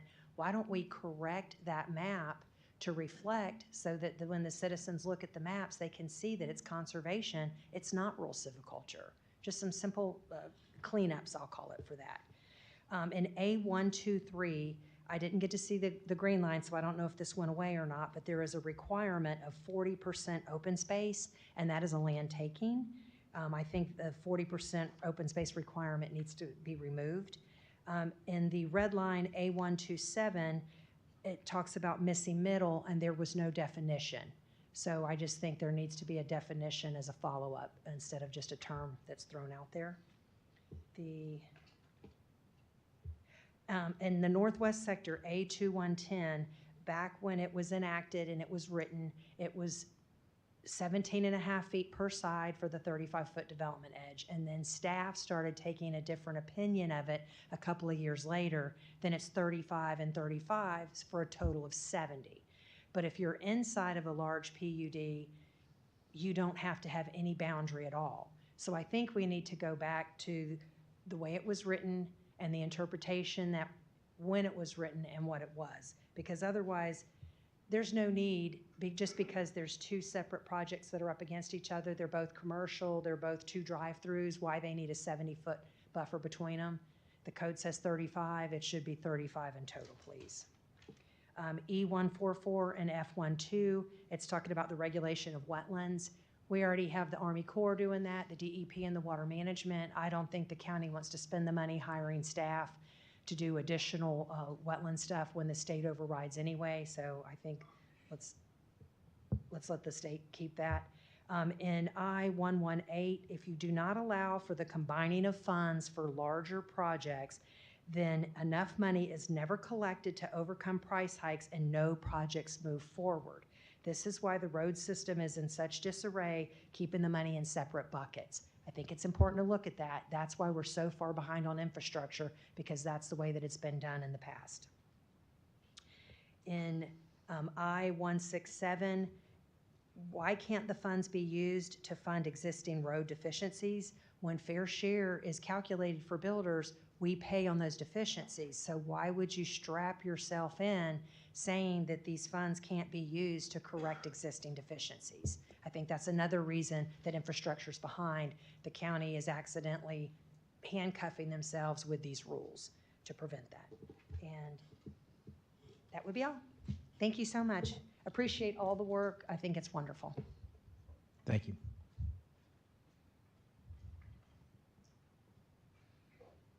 Good afternoon. Good afternoon. Irvin Bullock, 1808 Vista Cove Road. And I don't have much because we couldn't see all of this too well, and I'm hoping that there'll be an opportunity to be able to make comments again. But I have two thoughts. One is, how are we going to incentivize the affordable housing? Because I think we are we're watering down some of the words, and it makes me a little nervous about how we're going to incentivize the building of affordable housing. Are we really addressing that yet? The other thing I want to say is I really appreciated Ms. Taylor's comment about we need a longer deed restriction on what we put in. I know this will sound like a lot, but I think we ought to do something like 30 years. And I think we can have a carve-out for military. That shouldn't be what directs us on this. They do carve-outs for military on reselling their homes. So I think that we could figure out. But I don't think it makes good sense to do these affordable units, if we get them done, and then let them be almost flipped if we don't have a long enough deed restriction. So yeah, I know there's a lot to be thought through, and I couldn't think through it as fast as y'all were going through it, but I hope we will give this. My concern is always the affordable housing, and it's just an easy thing to push down the road and not solve. And I want to make sure we're really working on solving it. Thank you. I agree. Good afternoon. Ed Slavin, box 3084, edslavin.com. I don't think the carve-out should necessarily be limited to the military. You might include State Department, Foreign Service officers, people in the public sector who might be transferred, say a government employee, somebody who works for HUD or whatever. But if that could be finessed a little more than just military, I'd hate to have a code that's either over-inclusive or under-inclusive. I want to thank you for the Historic Preservation Officer. And I'm looking at A15.13 and 14 and 15. Long overdue. We need to preserve and protect the independence of that person to make sure that that person is never again subjected to invidious discrimination or illegal orders by that man. Where is he? Back there, Mr. Roberson. What he did to Trey Asner was a crime, a sin, and a tort, and it should never be allowed to happen again. And when you have an historic preservation officer, that person needs to be protected. And I like the use of the word officer, HPO. That person needs to have independence instead of being just treated as dirt. But you're doing a good job. Thank you, Chair Joseph. Thank you, commissioners. I think we can get this right. Thank you. Thank you, ladies and gentlemen.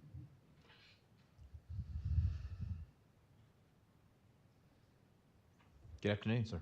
Good afternoon, Scott Maynard, 59 Oak Shadow Place. One of the items that I want to make sure that we recognize is the designation for commercial and advanced manufacturing space. I know in talking to each of you individually, you all have said you want to reduce the tax burden on the residential taxpayer. And one of the best ways to do that is to provide advanced manufacturing opportunities, which will provide high-paying, high-skilled jobs for our residents.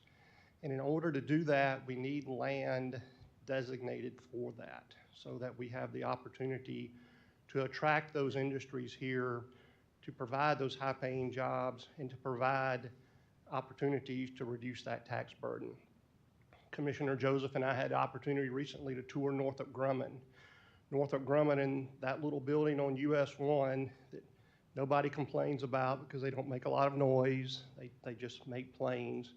But their tax bill covers about 400 residential rooftops in equivalency.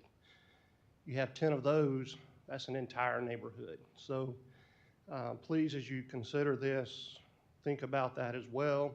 Thank you for the support on attainable housing. We need about 3,000 units in this county as we continue to grow. So that is very well welcomed also. One final thing that has not been addressed but will have to be addressed at some point is public transportation. We're going to have to look at other ways of mobility in this county, which will again help with traffic and congestion. So thank you all for your work. Thank you. Anyone else for public comment?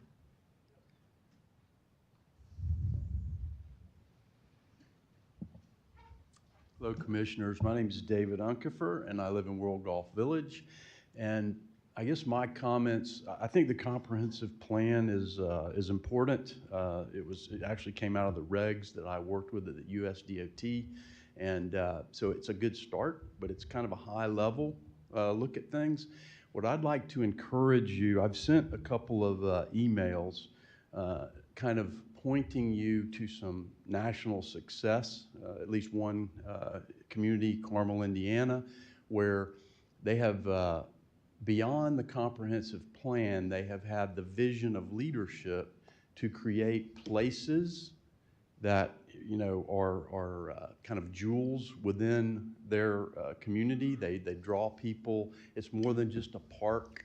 It's kind of a mix. I don't know what the mixed use development is about, but it's kind of a mix of residential, commercial, bike paths, even some community recreation type areas. I guess I want to encourage you to look at some of these communities. I've talked to some of your planners about this. It's more than the comprehensive plan. It's the vision of this group to take places like, say, the amphitheater or the World Golf Village and then develop them into more of a places that can be connected through pedestrian and biking facilities, and they can be a place where the community comes and enjoys family time, as well as it just builds pride in the community because they're beautiful places. I think if you've seen World Golf Village, the kind of the pond. I mean, actually, I guess you guys own the conference center, right? And so there is a jewel there, as an example, and I know it's under consideration for some different things, but I just encourage you to, like some of these other national communities, to take the leadership to push beyond just a high-level plan to developing places within the county that will be places where people can congregate and draw pride in the way that they're done. And the transportation, I guess I'll end with that, should follow that. Transportation that limits the access. It doesn't necessarily, it's a modern approach to transportation as opposed to more lanes. It's more about trying to move the traffic more effectively with things like roundabouts, pedestrian facilities, and things of that nature to connect them. The whole concept I would call livability or smart growth. And I believe the staff is very well aware of this, but I just want to encourage like a higher level leadership toward this kind of thing. Thank you. Thank you. Hi, my name is Joe Ryan, 699 Standish Drive, St. Augustine, Florida. I would just like to add language to the encouraging parks, and recreation, and open spaces to prioritize areas where there is no such facilities nearby. As you know, most of the developments have their own recreational areas, and putting a park near there or right in there when we have limited funds should be on the back burner if the residents are able to take advantage of those parks. There's places that have absolutely no recreation facilities, and they cannot take advantage of the parks that are in the development as easily as they would a public park that's in their neighborhood. And that's, I would just like some language to encourage the parks to be in areas where none exist at this present moment. Thank you. Anyone else for public comment on agenda item number 1?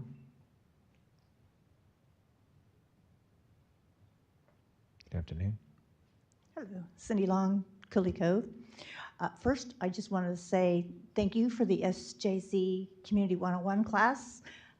Myself and a handful of others were actually attended every single one, and I was one of them. And I learned so much of what our county is doing and how they really want to make things right and they want to make it work. And so I do want to thank the administration for the comp plan where I did speak about the paragraph that said that if any historical evidence was found on public or private property, that they needed to cease any other work on that property. And I want to say thank you for keeping that in, because a lot of people may not know this, but the Creeks used to live in Piccolata and in Tecoy. And I, again, am a member of the Muskogee Creek Nation. So anything that might be found could possibly be related to me. So I just want to say thank you for keeping this in the comp plan, because it's important that people realize a lot of Native Americans that used to live in Florida are no longer here. But there are a lot of us who still are alive and survive. And it's important for us to be able to keep any of the artifacts or human remains that might be found on any of this property, that they be properly repatriated back to our homeland. Thank you. Thank you. Anyone else for public comment? Seeing none, we'll close public comment. All right, we're back to the board. Do we want to talk about deed restrictions at all? Oh, I'm sorry. Commissioner Taylor? Yes, I would love to. And I'll go to you next. Sure. Is that okay? Go ahead. Oh, no, I think that would be a great idea, though, to have those deed restrictions be longer so that we're not making a bad problem even worse. And that, so I'm very supportive of that. Commissioner Whitehurst? Well, on the topic of deed restriction, something to consider is we can do a carve out for military. We can do carve out for foreign service officers. But I mean, there's also private sector companies like Chase Bank comes to mind. They're aggressively expanding into Florida. They often promote from bank branches to other parts of the country as they give people promotions. I've met people who work for Chase who come from all over the country.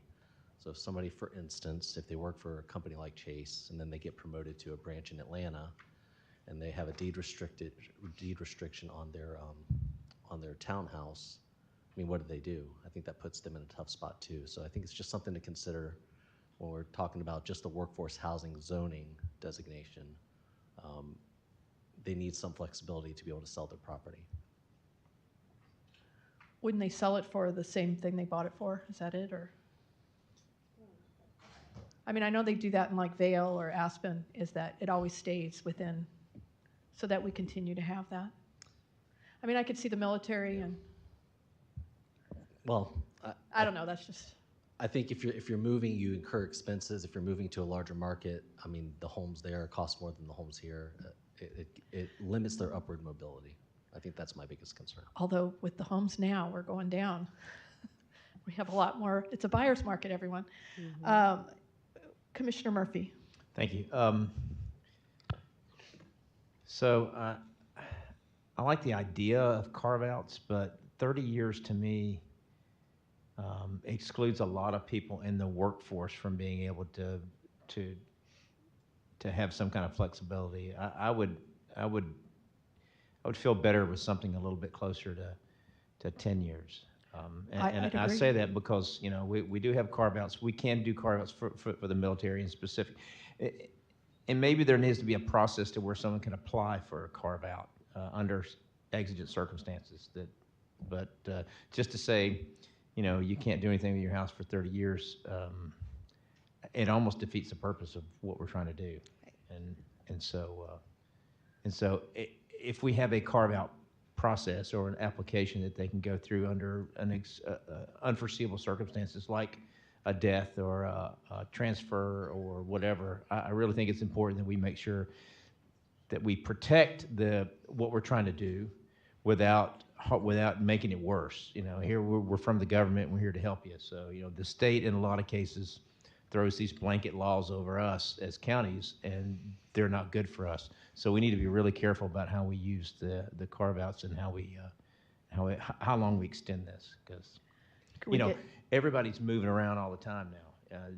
Our job force is not like it used to be when we were growing up. And we'd work at one job for 30 years. Things are changing, so we need to be flexible with that. Can we agree to a 10? 10? Yeah, I'm sorry, I had a question. With the carve-out, where Yeah, they can apply. I can agree with 10 with an Because application 2 is for a carve-out. ridiculous, Yes. really. They're just going to flip the house. Not always. I think 10 with a carve-out. Okay. There's got to be a provision, I think, for those military families. That was the whole Can point I that just Mr. get Porter brought up. clarification on something from Mike? Oh, But no, with the carve-out, are you good? Commissioner Whitehurst? Commissioner Arnold, good? Yeah. Okay.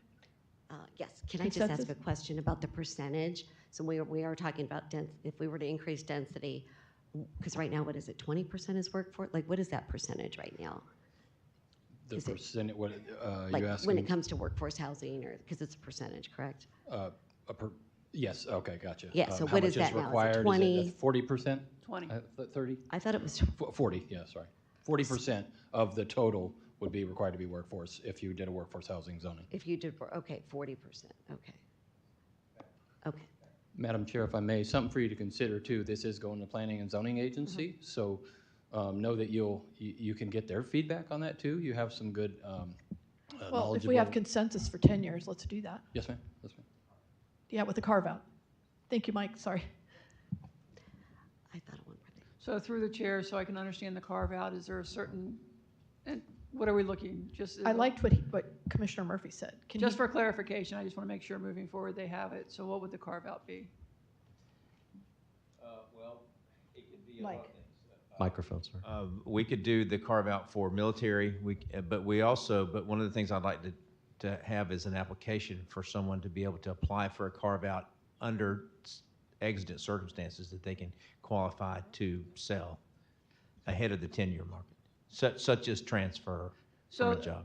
Understood, and if that's going to be in the comp plan, we would need that more clearly spelled out. Generally, that type of information would go in your land development code, which gives you Right. the standards and the particulars. And so we can put the 10 years in the comp plan, but perhaps leaving the defining the carve out is best left for the LDC. Okay. I'm okay Sounds with good, that. yeah. Commissioner Taylor, did you have any more? No, I have questions. Good. Somebody else when we get a chance. Oh, Commissioner Whitehurst. No, I'm waiting Oh. in the queue. I'm gonna let Commissioner Taylor talk first. I'm good with it. I'm good with the 10 years. Commissioner Taylor. No, I'm good with that. I just had a question about something else. So, Do you have anything you want to say? Yeah, I'd love to. I know it might be too late to do this, but I've gotten a lot of feedback from residents in the community, especially after the incredible unveiling of the Hastings art mural. Is there any way we could include something in the comp plan, some sort of provision for art in public spaces? Ooh, I like that. Just something soft. Again, I'd like PZA to get their hands on this and flesh it out a little bit more, but.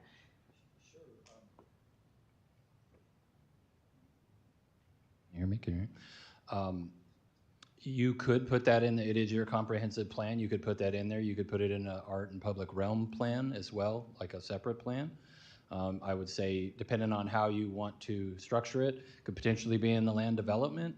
I don't know if that's like people providing public art for incentive. If it's not in that world, maybe it's more in the historic element or section.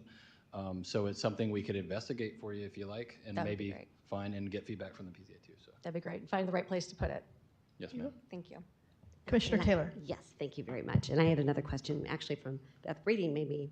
I was thinking about it, and then I forgot, because I get asked all the time regarding the Northwest sector. Is this the time that if we wanted to expand that? Because why should only part of the county have that Northwest? I think she said it was A1210. But can we do that throughout the whole county at this time? The Northwest Sector Plan is part of the comprehensive plan, so you can suggest any changes to that plan. Okay, yes, I would love if you're all okay with that. I am. Are you guys? No, I think it's proven to be difficult in some circumstances, and Commissioner Murphy. I'm not on board with that. Do you need maybe a summary for everybody, Commissioner Yeah, can Taylor? you I do think the that's your summary? That was topic. just If I what she can. had mentioned, but if you could do a summary, I hear all the time, why is it Sure. only one part of the county? Why can't the entire county also have that? Sure. So the commissioners, if you're not aware, the Northwest sector has requirements for buffers that are more stringent than the remainder of the county. And the Northwest sector, again, is County Route 208 and I-95 and everything in the northwest quadrant of the county. So it's basically an overlay, and it requires what's called scenic edges, a large buffer along any of the major collector roadways, which is 75 feet and 30 feet, depending on what type of use is there. And then a development edge, which goes around the entire remainder of the property, the perimeter, which is also a buffer, again, 35 feet for there. So those are unique, whereas the other part of the county, the 3/4 of the county, requires what's called compatibility buffers, or some planners call it incompatibility buffers. But they have their own based on the uses that are there. So that's kind of the standard for you to consider. So what I think Commissioner Taylor is suggesting is to consider some of those larger buffers for the remainder of the county, the other 3/4 of the county, if I'm correct.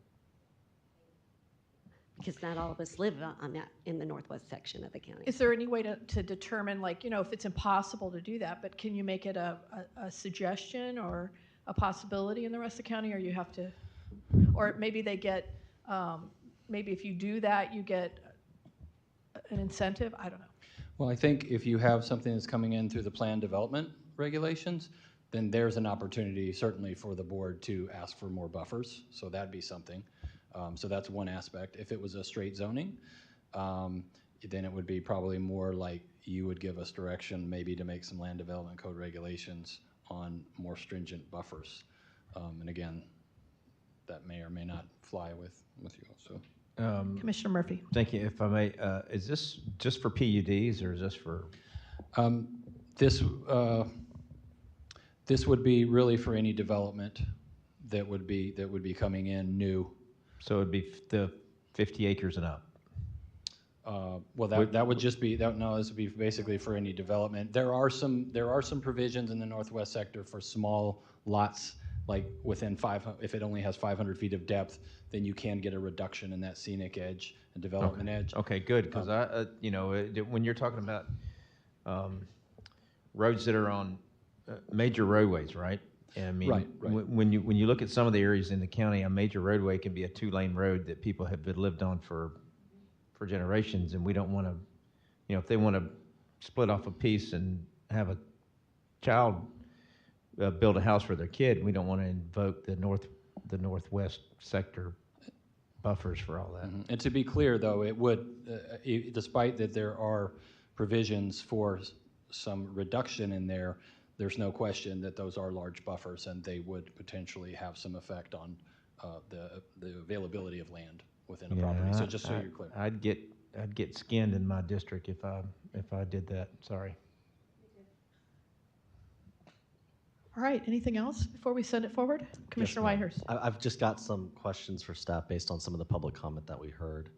The manufacturing zone, Scott Maynard from the chamber, for years, I mean, I thought his example is fantastic. We have one economic development impact from Northrop Grumman, essentially paying for 40 homes, and if we had 10 of those, that could pay for 4,000 homes. So, or for 400 homes, and on and on and on.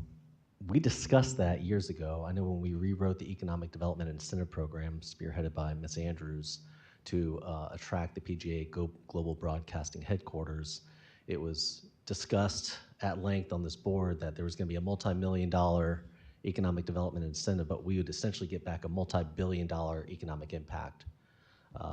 Any Planning 101 would tell you that commercial development pays for the residential services that are provided. So we've all learned that in our planning courses. Why haven't we contemplated a manufacturing zone or an economic development zone for industrial warehouse in this comp plan? I'm not sure why we haven't. I can say that this is a good opportunity to contemplate it at this point in time. Okay, Mr. Robertson, I'm sorry, I didn't mean to put you on the spot. It just came up in public comment, and I'm really disappointed in myself for not having considered that long before we got here. But to the members of the board, we are way out of balance. It's a fact, residential versus commercial development in this county. Commercial pays for the fire, sheriff, roads. I mean, they pay taxes without demanding a lot of services. Is there any appetite to have a manufacturing zone that we can all agree on is away from folks who don't want to be disturbed by it, but at the same time, we could gain the tax benefits from that? Me personally, and my constituents, since I'm really not Krista, I'm the St. Johns County residents, but I think we need to focus on the people that are already here, and I'm not prepared to do that kind of a thing yet. Commissioner Arnold? I would support it. I just know how much we're always talking about the difficulty of existing businesses that are here, including Northrop Grumman, who want to expand and cannot. So I would support that. It's not just incoming businesses, it's existing. Anything else? Yes, ma'am. Commissioner Murphy. Thank you. You know, one of the things that we're facing, if we're really going to take a comprehensive look at the future, we are out of balance. We do need. I was in speaking with the Honorable Eddie Kramer. He made a statement a year ago that if we doubled our commercial capacity every year for the next 10 years, we still wouldn't be in this type of economic balance that we need to be, that could weather another 2008 storm that we had, 15 years ago. I think it's important that we look to areas like this. I'm still amazed that we have a waterway, an airport, federal highway, and a railroad track literally right next to each other, and that we're not taking advantage of the opportunities to build there where it would be the easiest thing to do. So I think it warrants a discussion for us to go ahead and really look at that, because we're putting ourselves in situations to where when there is another downturn that we're going to be adversely affected financially in our county and our ability to provide the services that we can now. So we need to try to find a balance. We're 85%. We need to be about 65, 70%, and we need to work hard. And we have to find a solution for that. So I would add my support. Mr. Robertson, could we have the PZA contemplate where on the map, if such a district, a manufacturing industrial warehouse district was to exist, where the best place would be so we can hear the feedback? Would that be, I understand Commissioner Joseph says she doesn't like it, but I feel like we have 3 commissioners who've said that they would at least be interested in learning more about that. If I may again, I apologize, manufacturing is one of the things that I think is important, not necessarily all industrial, but the manufacturing sector, producing things, producing jobs, really benefiting our economy in a way that just simple industry doesn't, but manufacturing. So let me just put that forward, that's an important element too, going forward. I'm in agreement with that. Yes, sir. Thank you. Good question, Commissioner. Yes, absolutely. But I also think we'll start with our economic development director, and we'll get with her, and she has relationships built up with the the business community. We'll work on that, on having at least some suggestions, or we can point to some areas to help the PZA, and likewise yourselves when we come back. How do we prevent, though, of having the Commerce Center with Buc-ee's, all the things that are there, Walmart, that is just saturated that area in that city? Even if you did that with manufacturing, the same thing's going to happen, and we're adding more cars to the road. And I really like to see this 7-year pause, and then, maybe the future of an industrial area would make sense. But right now, I'm just really focusing on the people that already live here, and let's not create another World Commerce Center in World Golf. I mean, it's going to be, in 1 year, you're going to be sitting in your car. That's all you're going to be doing. And that's my final comment on that. Well, if I may, I completely agree. That's why I tried to make the distinction between a manufacturing and industrial. Something that produces, thousands of trips like a Buc-ee's, I don't think is something we need to be looking at. But in our economic health, our long-term economic health, if we can find ways to where it reduces the amount of traffic and then increases our ability to bring in high-paying jobs, I think it's something that we would be foolish not to look at. So. Madam Chair, I just have one more thing. Go ahead. Thank you. So I don't know if that's clear direction, but I wanted to move on to something else I heard in public comment, unless you need more direction, Mr. Robertson. I'm good? Okay. Something else that was said is that we're duplicating our efforts. We're going to have staff do what the St. Johns River Water Management District is already doing.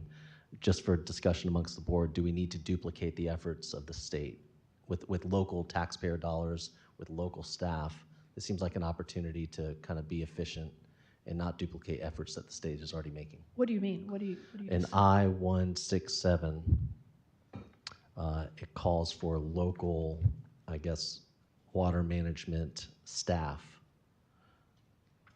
This came out of public comment. Please forgive me. I forget who said that. What was the number again? I-167.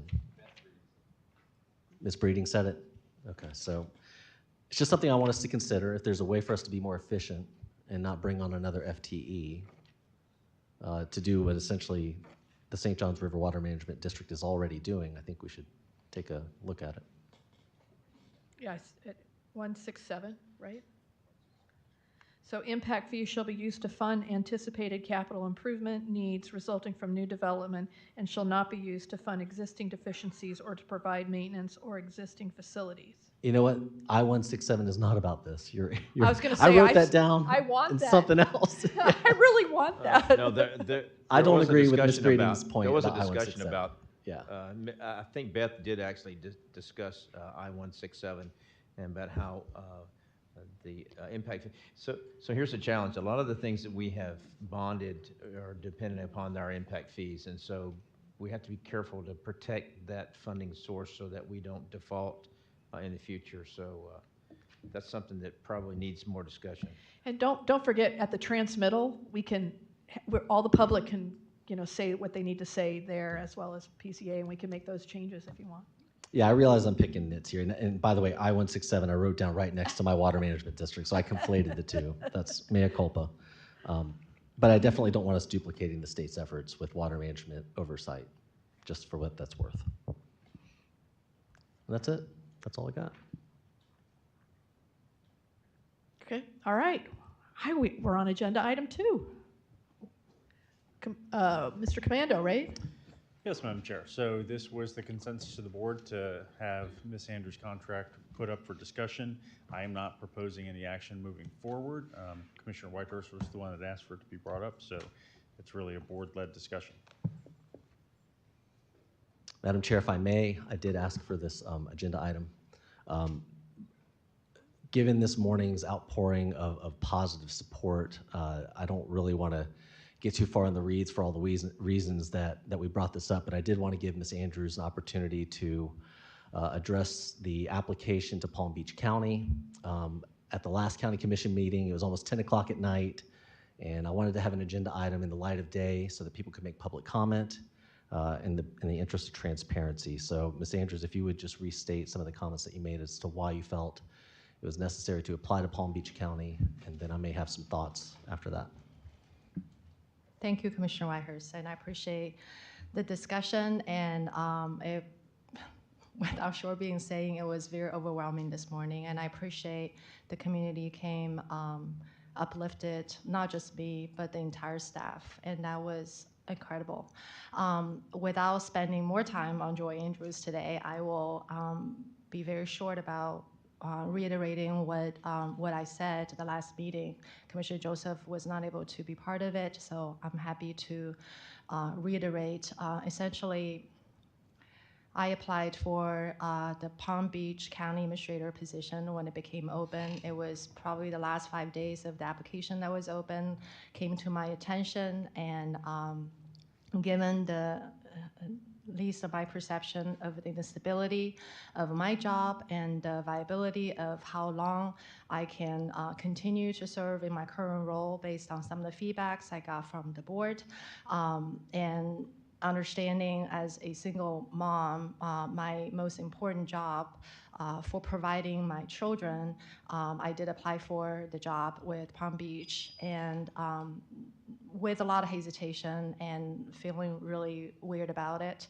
I think 2 days after my application, my name was named among the 3 people on Palm Beach Post, and I read about it. I have my staff, friends, and community members read about it, unanticipated, made me feel incredibly sad about my inability to share that thought with them before they were able to find out about it on paper, posted by another county. I, within 3 days, withdrew my application, thanked Palm Beach County for their consideration opportunity, and would like to take my name out of the application, 228 people, before they start formally their process without wasting their time, because I realized through those few days of pretty trying time with my kids and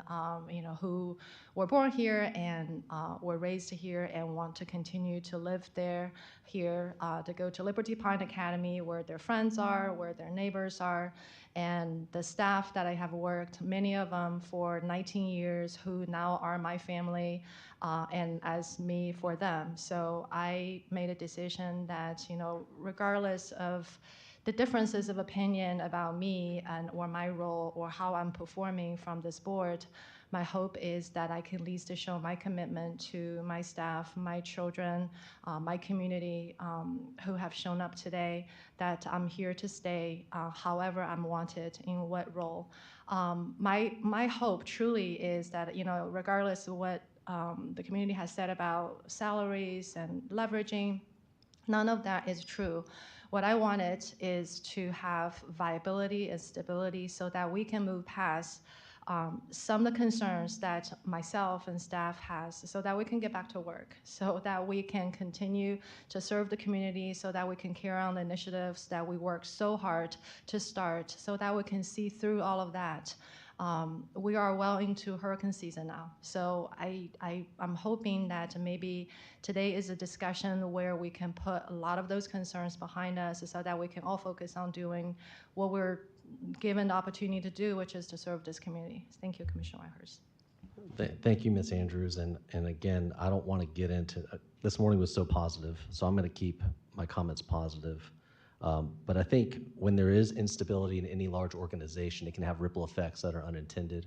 I think it can affect funding that we're getting from Tallahassee, in Washington. It can have an effect on staff. It can have an effect on the ability of our county employees to carry out the will of this board, and this board being the voice of the people who elected us to do the work for the county. We need stability in St. Johns County. We need to restore stability.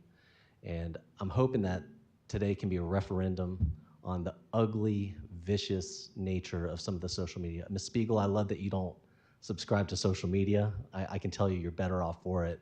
But for those of us who have been subjected to some of that nonsense, it can take a toll. And so I'm going to make a motion in the interest of stability of the future of our county. And I'm going to make a motion that we extend Joy Andrews' contract by 6 years so that we can get back to business, we can get back to doing the work of the county and serving the people of this county. So that's my motion. Can I just ask for clarification? You want to extend it 6 years from today, or 6 years added on to the end of the extension?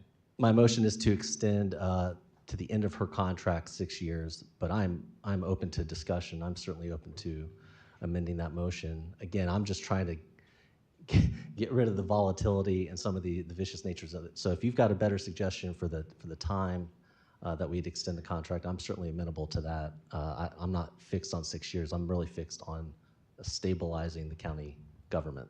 That's my intent. Excuse me. Yes, ma'am. I think it's really critical that, first of all, I appreciate Joy working as hard as she can. She's getting better from when I first, what was in January, that I had a vote of no confidence. The problem I have right now is that the things that I said then have not been resolved. You are getting better. I don't think that just because you're a mom, single mom, I was a single mom with 3 kids, and it was a hard job, but I didn't go tell everyone in the world about it. I just worked harder.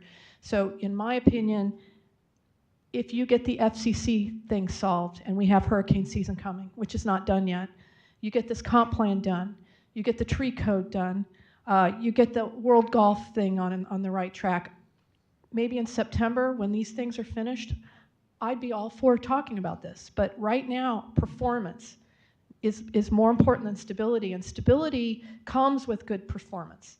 So I am sorry, I know you're shaking your head, but I mean, I have a lot of constituents that are counting on you to come through, and you are coming through. I mean, just today, you just showed how you can do this. I think you should be performing for what you need to do and for the future. And I'm sorry, I'm just not going to support that, but I would love to revisit it when all those things that are really important to this community are accomplished, and I know we're getting there, so I'm sorry. Oh, one last thing. I hate to tie the future boards to having, you have a 4-to-1 vote to be fired. That's like the most stable thing you could have. So I don't see any reason to extend anything until we get some of these things done. Anyone else? Yes. Commissioner Murphy. Oh, Commissioner Murphy. If you don't mind, I was thinking more in line of extending the contract by 3 years. I think there's still 1.5 years left to go, and if we extended it by 3 years, it would be a 4.5 year contract. I was kind of feeling that would be a fair amount and would give some stability going forward. So, but I would allow. I would amend my motion to reflect Commissioner Murphy's suggestion of a 3-year extension from the end of her existing contract. That would be a 5-year contract. Yes. That would just be extending it by 3 years. So it would be a 4.5 years. Yeah, 4.5 year contract. Do we have? I don't think we have a second yet. I'm trying to second. Okay. Sit here. So do we have a motion and we have a formal second? Okay.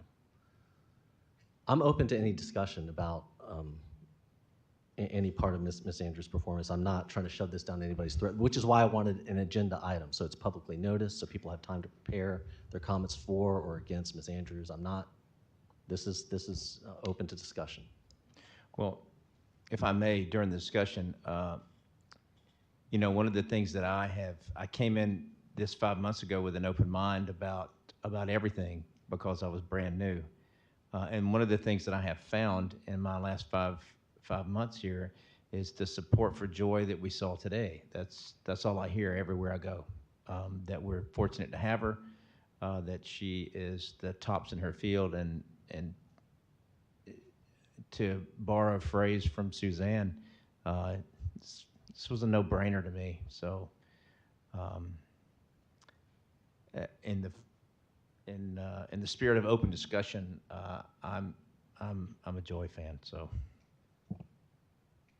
I'm not to say I'm not a Joy fan. I have hopes. I have hopes, and I like to see work. I like to see ethics. I like to see. I'm a mom of 2 Navy SEALs. I like to see the goals established and the goals done. And right now, I haven't seen a lot of the goals completed. I've seen them on their way, but not completed. The Black History Museum's not completed. It's not a done deal. There are so many things: the World Golf, the FCC, the comprehensive plan, the tree ordinance. When I see those things accomplished, I'm like all for you. And we do work together great when we do the agendas, and I don't have any problem with Joy. I just want to see accomplishment and reward accomplishment with an increase in time or salary. Anything else? Should we go to public comment, or you have one more thing to say? Just one more thing. Okay. I kind of understand where you're coming from, and I would be the first to say that if these things were not accomplished in a timely manner, that I would also support a vote of no confidence. But I feel that it's important, in the spirit of moving forward, that we establish the fact that we value our county administrator to the point to extend this contract by 3 years. I'm in favor of that wholeheartedly. So that would be the end of my comments. Yeah, I would just like to refute some of the things that were said and clarify that the Black History Museum is currently in the hands of the state. There's nothing Ms. Andrews can do to push that forward. We are waiting on the state. So that's something where our hands are tied. That is not something for her to be blamed with. Secondly, I would argue that in terms of what you're calling non-performance, this woman, as you heard this morning, has been performing here for 20 years. And I think the incredible outpouring of support is a testament to that. So again, I feel like some of these perceived failures or performance issues are things that do not lie at the feet of Mrs. Andrews. Failures for some of these things to come forward, it's just not her fault. And I think accountability needs to be put where accountability should be put. I never called them failures. I called it potential. I like to see things get done. I'd like to motivate those people to get them done and then reward them when they are finished. All right, should we go to public comment? No, that's not how it works. Okay, we'll now accept public comment on agenda item number 2. Good afternoon, sir. Step forward. Yes, sir. Name and address for the. Yes. I I like going out in the dark real quick. It's good. So my That's name power. is Rick That's power Rumrell, right and I'm from Harbor Drive in St. Augustine. And I've written to all of you commissioners back when, probably around 12:40 in the morning when I wrote it, and so I thought about it so much that it's so important for this community to understand where we're going and how we get there.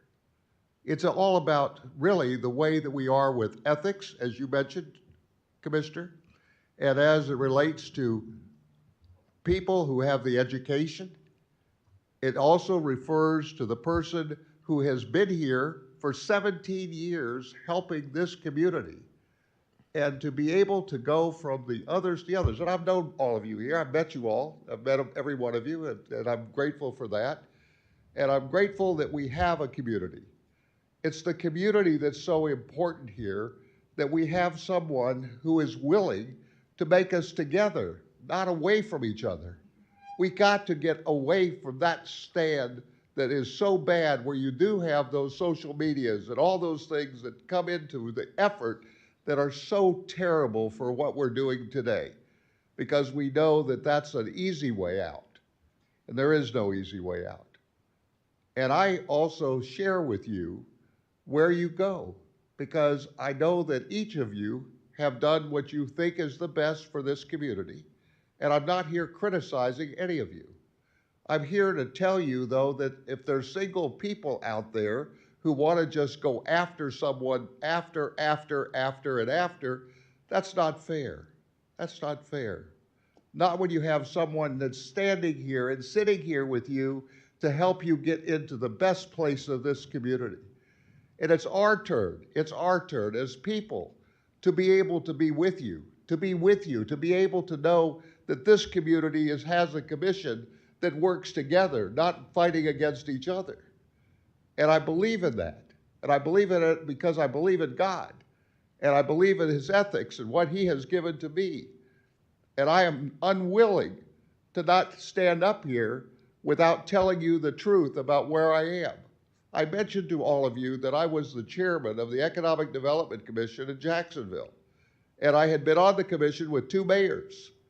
And so when I did that, I came into this process to understand who the best people are.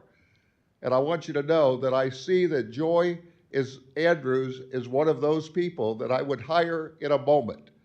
And you have done that, and now it's time for you to make the decision to move forward. We ask it all in God's name. Amen. Thank you. I would also like to remind everyone here that if you spoke previously in public comment about this agenda item, then you will not be allowed to speak again.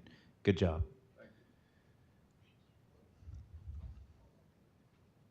Good afternoon, sir. First of all, my name is Willie Cooper, senior, 450, or 8, well, old address, 850 South St. John Street. Just speak right in that microphone for me, Mr. Cooper. 850 Thank South you. St. John Street. I'm not a speaker. I'm a mobile worker. I sit back. And I did not come up this morning because you had all the support, Ms. Joy, this morning. And the last person who spoke wasn't her favorite.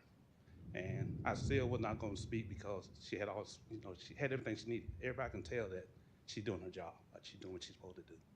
But I will say to the last comment I heard about her not getting this done, this and that, I think it's a team sport. Well, not a sport, but it's a team effort. I think if she failed, I guess you guys got to look, kind of look around too. You guys fail, or we fail, or not supporting her. See, but I'm just here to say, the job she's doing, for all the support she got this morning, got to say she's doing it good. She's doing it right. And if some things do not get across the bridge, then I think we have to look at ourselves, this and that, and make sure she have all the support and everything she needs to get across the bridge. And to say that, and one thing I will say about the museum, that's not even a complete task yet. And I think that's, if it don't get here, it don't get here. But we can't say it wasn't for effort. I mean, it's a lot of effort. I was on the bus that went over there for one. I went over there twice. The second time was not as rough as the first time. But, I went there, But I'm just saying, when I hear that, and I'm not on social media, let me go back. So I don't hear a lot of things, this and that. But it was a call to come out and support her, help support her. Is the video working? Yes. Okay, to come out and support her, like I say, I sat down this morning, I'm like, she don't need, everybody's gonna come up here and talk about what she's doing, this and that, and getting things done. So she don't, after a while, it get redundant.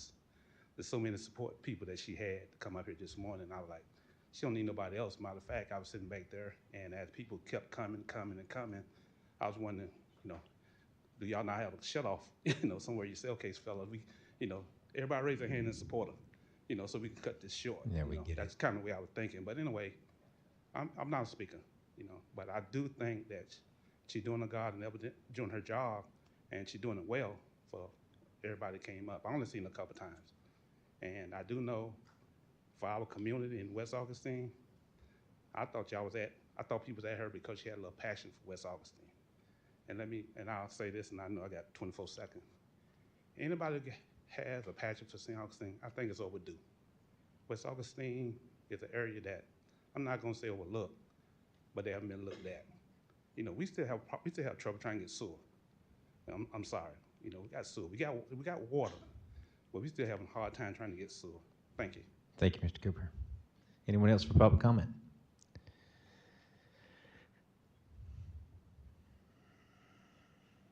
Good afternoon. Ed Slavin, box 3084. Her contract isn't even up until 2027. In the backup material on the county website, there was nothing but 25 words. The old contract was not put on that website until today. Could we please postpone this to the next meeting and not do this abruptly now? In fact, I would call your attention to the fact that Article 4 of her contract is extremely vague. It would allow a separation agreement with a huge payout like previous administrators, and we're still paying for that. That's a breach of fiduciary duty. JFK's favorite, the clock is wrong. Oh, okay. Thank you. If we can start it back where it needs to be. JFK's favorite. Yeah, I'll put it right back where we're supposed to be. Here you go. Thank you. It's supposed to be 3, right?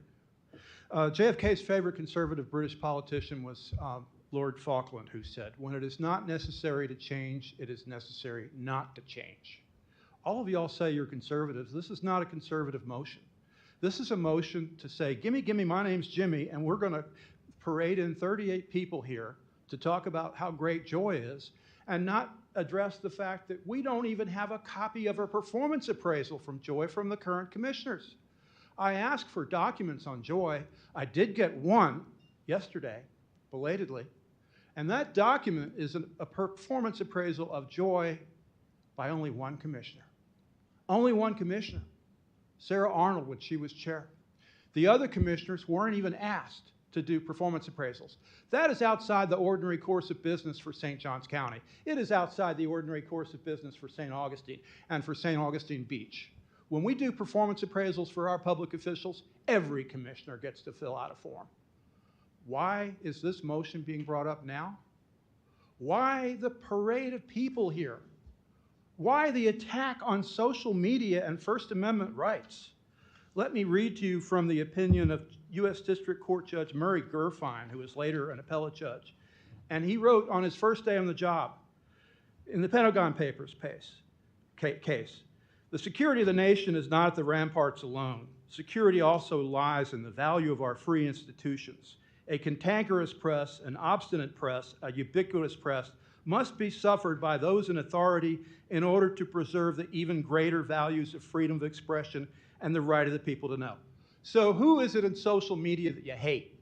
What is it in social media that you want to stigmatize? Can we put that on the table? Can we actually address it? Who do we hate? And that'll tell you a lot about what this motion is all about. Because obviously somebody can't stand criticism. And in a democracy, if you can't stand criticism, you know what Harry Truman said? Get the hell out of the kitchen. Thank you, ladies and gentlemen.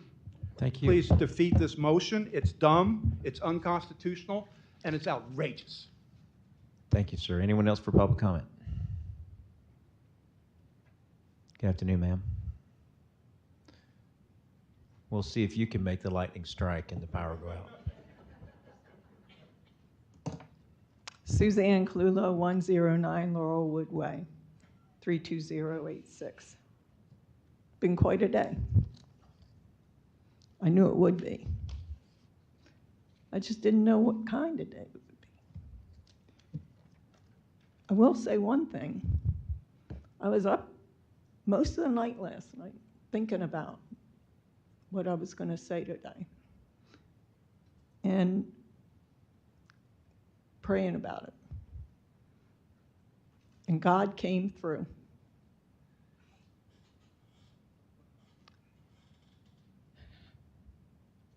The attacks on Joy have been relentless and unfair and despicable. But what the devil meant for ill, he turned it around today and used it for her gain. I became enlightened today. I knew she was a good county administrator,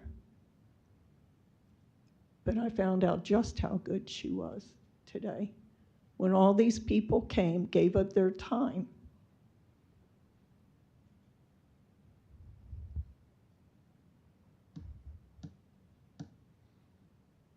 I think that extending this contract is a good move. We've got to get some stability here. And I hope that when we walk out of this room today, this nonsense is over. We have so many things we need to address in this county. And the backstabbing has to stop, and we all have to start working together.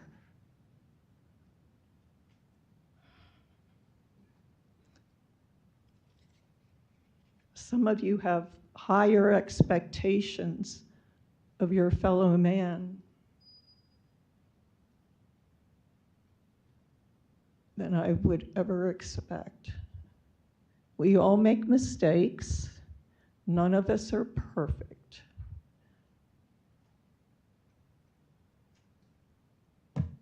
But our county administrator is probably one of the best I've seen in the 30 years I've been here.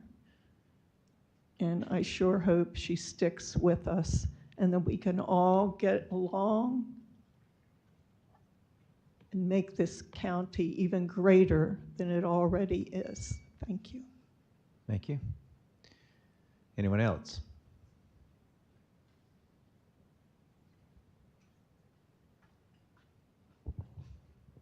Good afternoon. You guys hear me? Yeah. Good afternoon. My name is Tony Singari, 675 East Red House Branch Road. I'm a 20-year resident of St. Johns County, and I'm speaking today on behalf of St. Johns County professional firefighters to express our full support for the extension of County Administrator Joy Andrews' contract. From the perspective of Public Safety, Administrator Andrews has provided steady strategic leadership during one of the most rapid growth periods this county has ever seen. Under her guidance, we're not just adding fire stations, we're modernizing outdated infrastructure, enhancing firefighter health and safety, and improving overall working conditions. Thanks to her advocacy in Tallahassee, the county secured $7.5 million in state funding to build a dedicated public safety training center. We're in the middle of a complex, large-scale infrastructure expansion and critical workforce planning. What this moment demands is steady hands at the helm. We recognize that not every decision before the board is easy, but some are clear. Administrator Andrews has earned the trust of those who serve and protect this county. We urge you to provide her the stability she needs to continue the critical work. And I just want to add some notes from things I've been hearing as well. What you saw here today is not a coordinated campaign, it's a collaborative show of support from a broad range of citizens who recognize the importance of stable, experienced leadership at the critical time our county's in. People aren't here because they were told to be. They're here because they choose to be. There's a big difference between an election campaign and a community speaking with one voice. This is the latter. And dismissing that unity as manufactured or political does a disservice to the genuine concerns and the priorities being expressed here today. Ms. Joy and her staff, we thank you for your hard work. And for the commissioners, we appreciate your service and we support all 5 of you. And I wish we can all work together and show the other 66 counties what we're capable of being. Thank you for your service. God bless. Thank you. Thank you. Anyone else for public comment? Good afternoon, sir.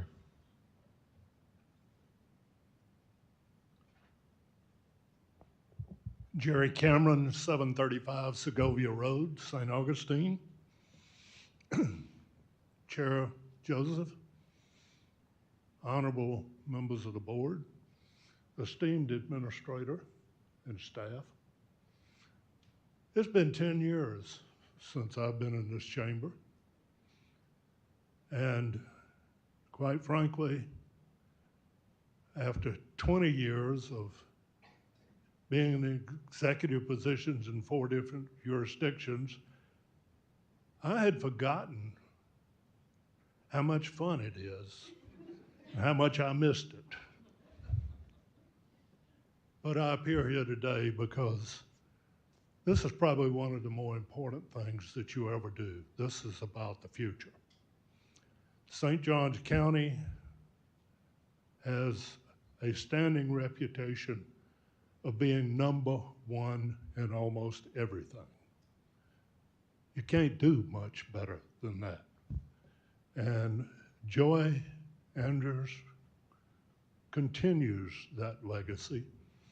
I know Joy from a close working relationship, and I heard all of the people today talk about Joy and how much she had helped them. And that's because simply she's a decent person. She wants to help. But I want to talk about another aspect of Joy, the aspect of her having one of the clearest visions of the future she wanted and how to get there. You see, as a young budget analyst, she came to me and she said, how do I further my career in county government? And she frequently confided, asking me. She exceeded everything we ever gave her. She moved to a contract manager and then to a supervisor and then to a manager in HRS. And she blew away every one of those positions. I have never met anyone, or much less had a close working relationship with anyone that has accomplished what Joy has accomplished. Like Benjamin Franklin, the older I get, the more I doubt my own infallibility. And I ask you today to set aside your preconceptions.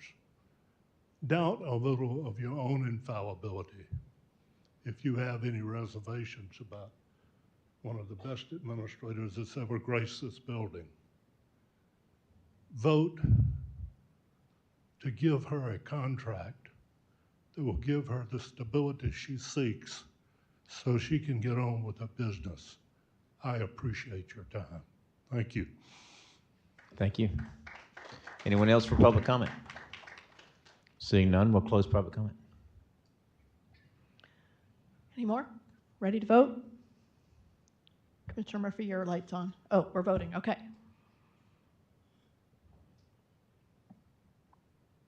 That passes 3-2. All right, now we're on agenda item 3, before the lights go out.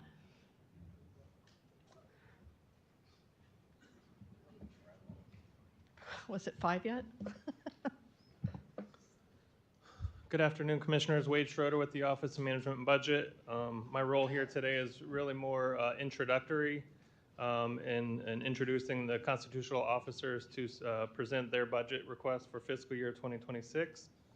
I do want to point out that all constitutional officers, as required by Florida statute, have submitted their budget request by the June 1st deadline. And just to point out that both the property appraiser and tax collector, their budgets are not necessarily approved by the board. They're approved by the state at the Department of Revenue. But as well, the property appraiser has elected to present their budget for the last several years. So, and the tax collector, their budget is fee-based, so it's not required at this time to present their budget. So today we have both the clerk of the circuit court and comptroller, Brandon Patty, as well as property appraiser Eddie Kramer, available to present their budget. On June 17th, the sheriff and supervisor of elections will be available to present their budgets. And with that, I will first turn it over to, I know the slides are probably a little out of order, to property appraiser Eddie Kramer, and then followed by clerk of court Brandon Patty.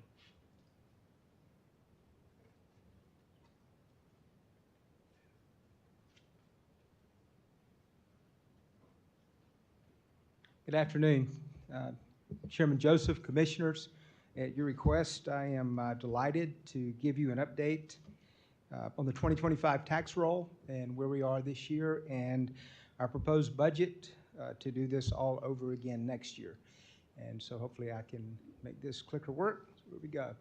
So just a little bit of overview of the county in the past 9 years and the breadth of the responsibility that the property appraiser has. This year we're assessing or appraising 181,000 parcels in the county compared to 2016 when I started this, 136,000 parcels. So about a 32% increase in the number of parcels that we assess or appraise each year. One of the metrics that we follow is how efficient can we be in assessing those parcels. In 2016, each one of our employees, if you divided it by the number of parcels, was 2,684 parcels. Today, in this working tax roll, each employee would be responsible for 4,285 parcels, about an 1,800 parcel increase.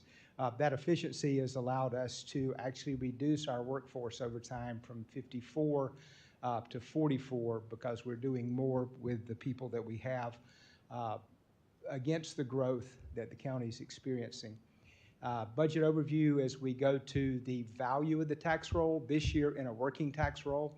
And I'll explain this as a working tax roll because the tax roll is not final until we submit it to the Department of Revenue and they forward it or approve it, and that occurs no later than June 30th. We will submit our roll next week for evaluation. But right now, the value, the just market value of the tax roll, which is what our office establishes, is $90 billion. Compared to 2016, $31 billion. So we have increased 186% in value. The taxable value in the county this year on the working roll is $59 billion compared to 2016 at $22 billion or 167% increase over that time. What we've been up to this year in the office, we have added 57 new subdivisions. To the tax roll, we've added 5,830 newly constructed single-family residential homes. And we've added, well, according to this presentation, we have approved 8,900 homestead exemption applications. This presentation's a week old. That number this morning is 9,650 homestead exemption applications as they continue to come in. Qualified sales, we process about 23,000 to 25,000 documents each year from the clerk's office.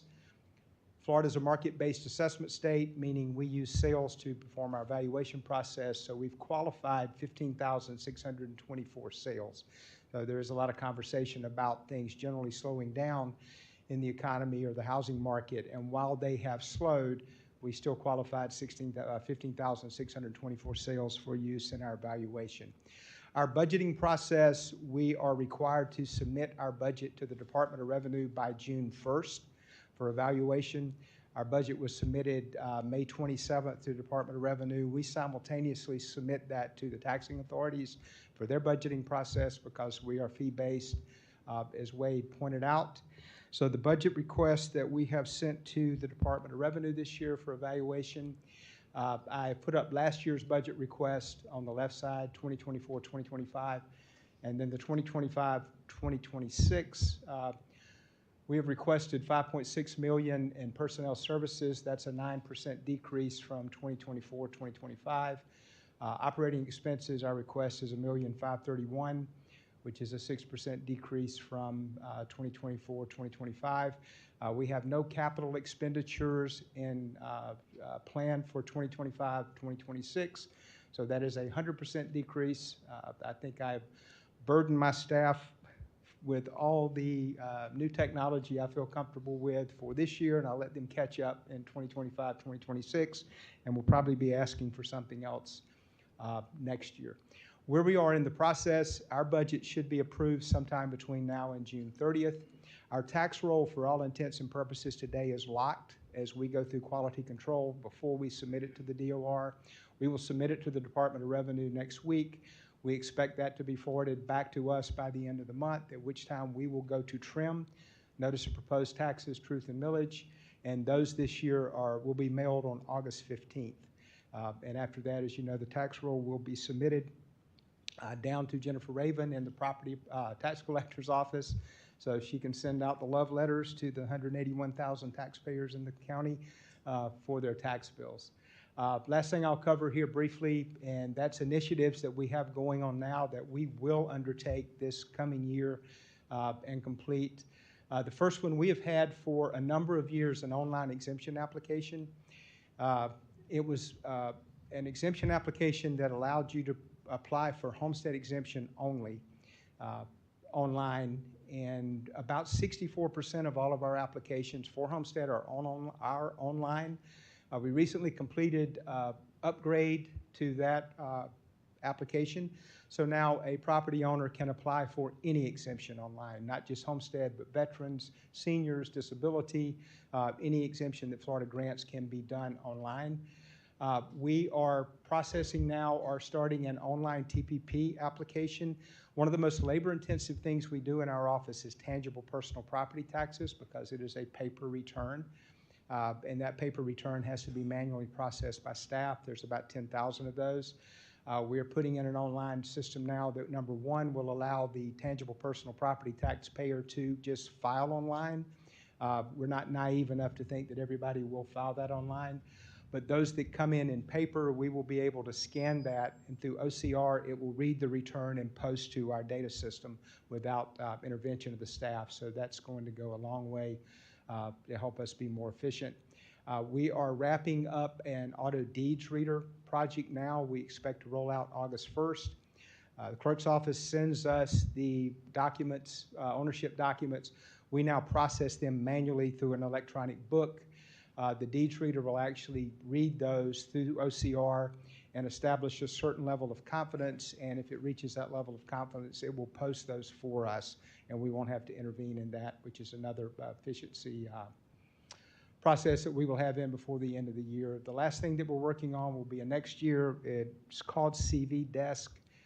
It's basically artificial intelligence. It's a chat bot that will ingest or digest all of our CAMA data, all state statutes, all information about the properties in the county, and allow us to serve a property owner or a taxpayer 7x24 through a telephone or a text.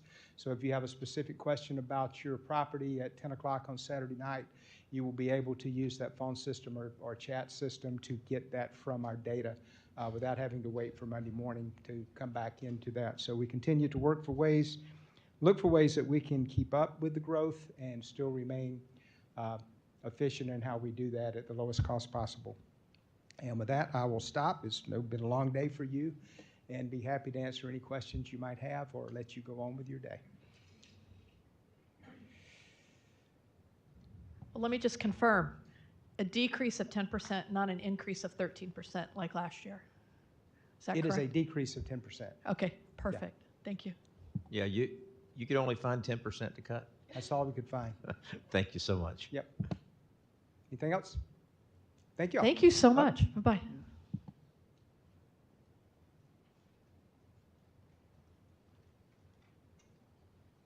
Madam Chair, Commissioners, good afternoon. Brandon? Yes, ma'am. Oh, hey. Hi. Clerk and Comptroller budget for fiscal year 2026. We have three primary drivers in our budget this year. Number one is a cost of living adjustment for our staff of 7%, which matches the proposed for county as well. Depending on where that COLA comes in, we will shift accordingly as well for our staff. We also have a 9% increase in employer health insurance costs, and overall we have a reduction of the operational budget after a review of our FY 2025 expenditures and upcoming needs. So on this first slide, I've got our FY 26 combined budget. Apologies for the crowding in the slide at the bottom. But overall, we have roughly a $373,000 increase. Again, that's primarily driven by the COLA. That includes our comptroller staff, IG staff, minutes and record staff, the county, the clerk's staff that supports you all and county operations. Of this, we have a pie chart that illustrates clearly that our overall budget is distributed 92% to personnel services and 8% operating expenditures, which helps tell the story about how we've kept our operations very lean, but we also have to take care of our people who are integral to the success of our operation. Our next slide is regarding our court subsidy budget. Now, this is a budget that we have set up with you all and your generosity of helping us ensure that we're able to provide court operations here in St. Johns County. And of this, the budget increase is over $400,000, which again is primarily focused on the COLA for the cost increase. Going to the court subsidy overall, again, the operating expenditure remains under 10%, over 90% for the personnel services. And of that COLA increase, as we discussed as well, We are not necessarily anticipating a COLA increase from the state for our court employees, but if there is one, then the plan is to make an amendment back to county once we realize what that number is, probably around the July, August timeframe, to amend that number down. We want to make sure that we're just able to keep up and take care of our folks here in St. Johns County and at the clerk's office. So that is my report. Pending any questions? All right. Don't get wet out there. Yes, ma'am. Thank you. All right, it looks like we're on agenda item 4. Oh, I'm sorry. Did we do public comment? No, that was presentation only.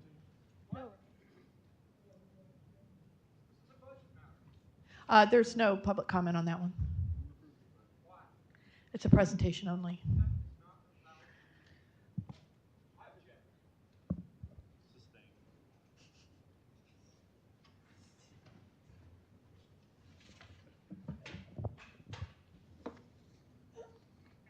Ex parte, please, ma'am. Ex parte.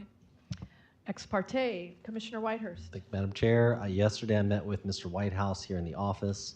He went over the details of the vacation of this right-of-way. I have no record of any emails or phone calls.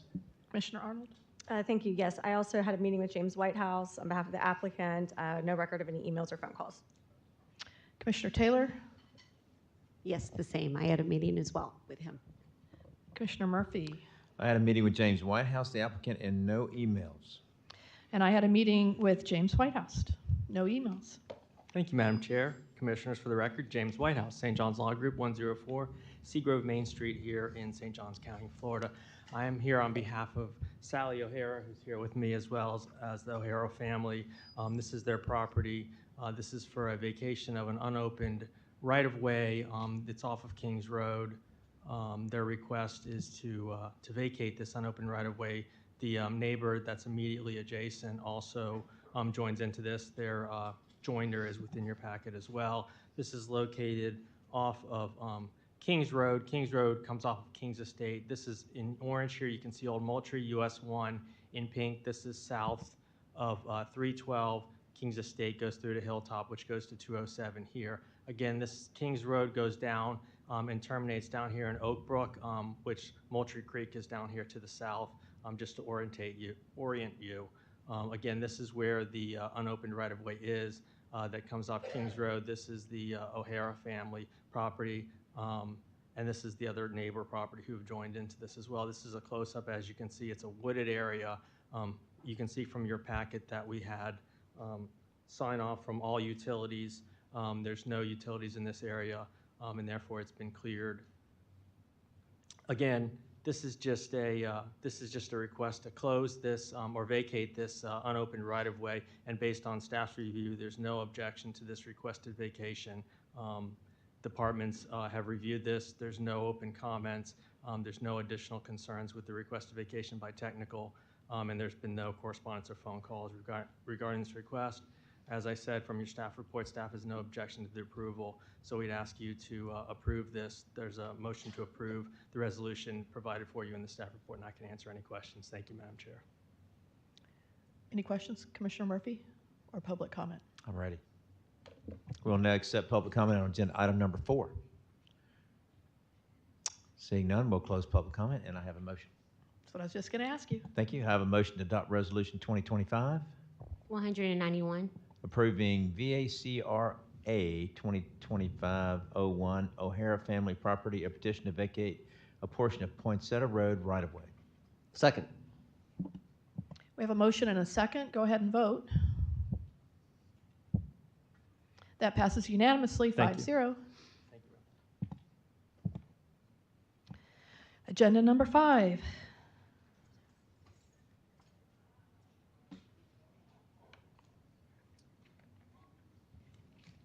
Madam Chair. Commissioner Whitehurst. Ex parte.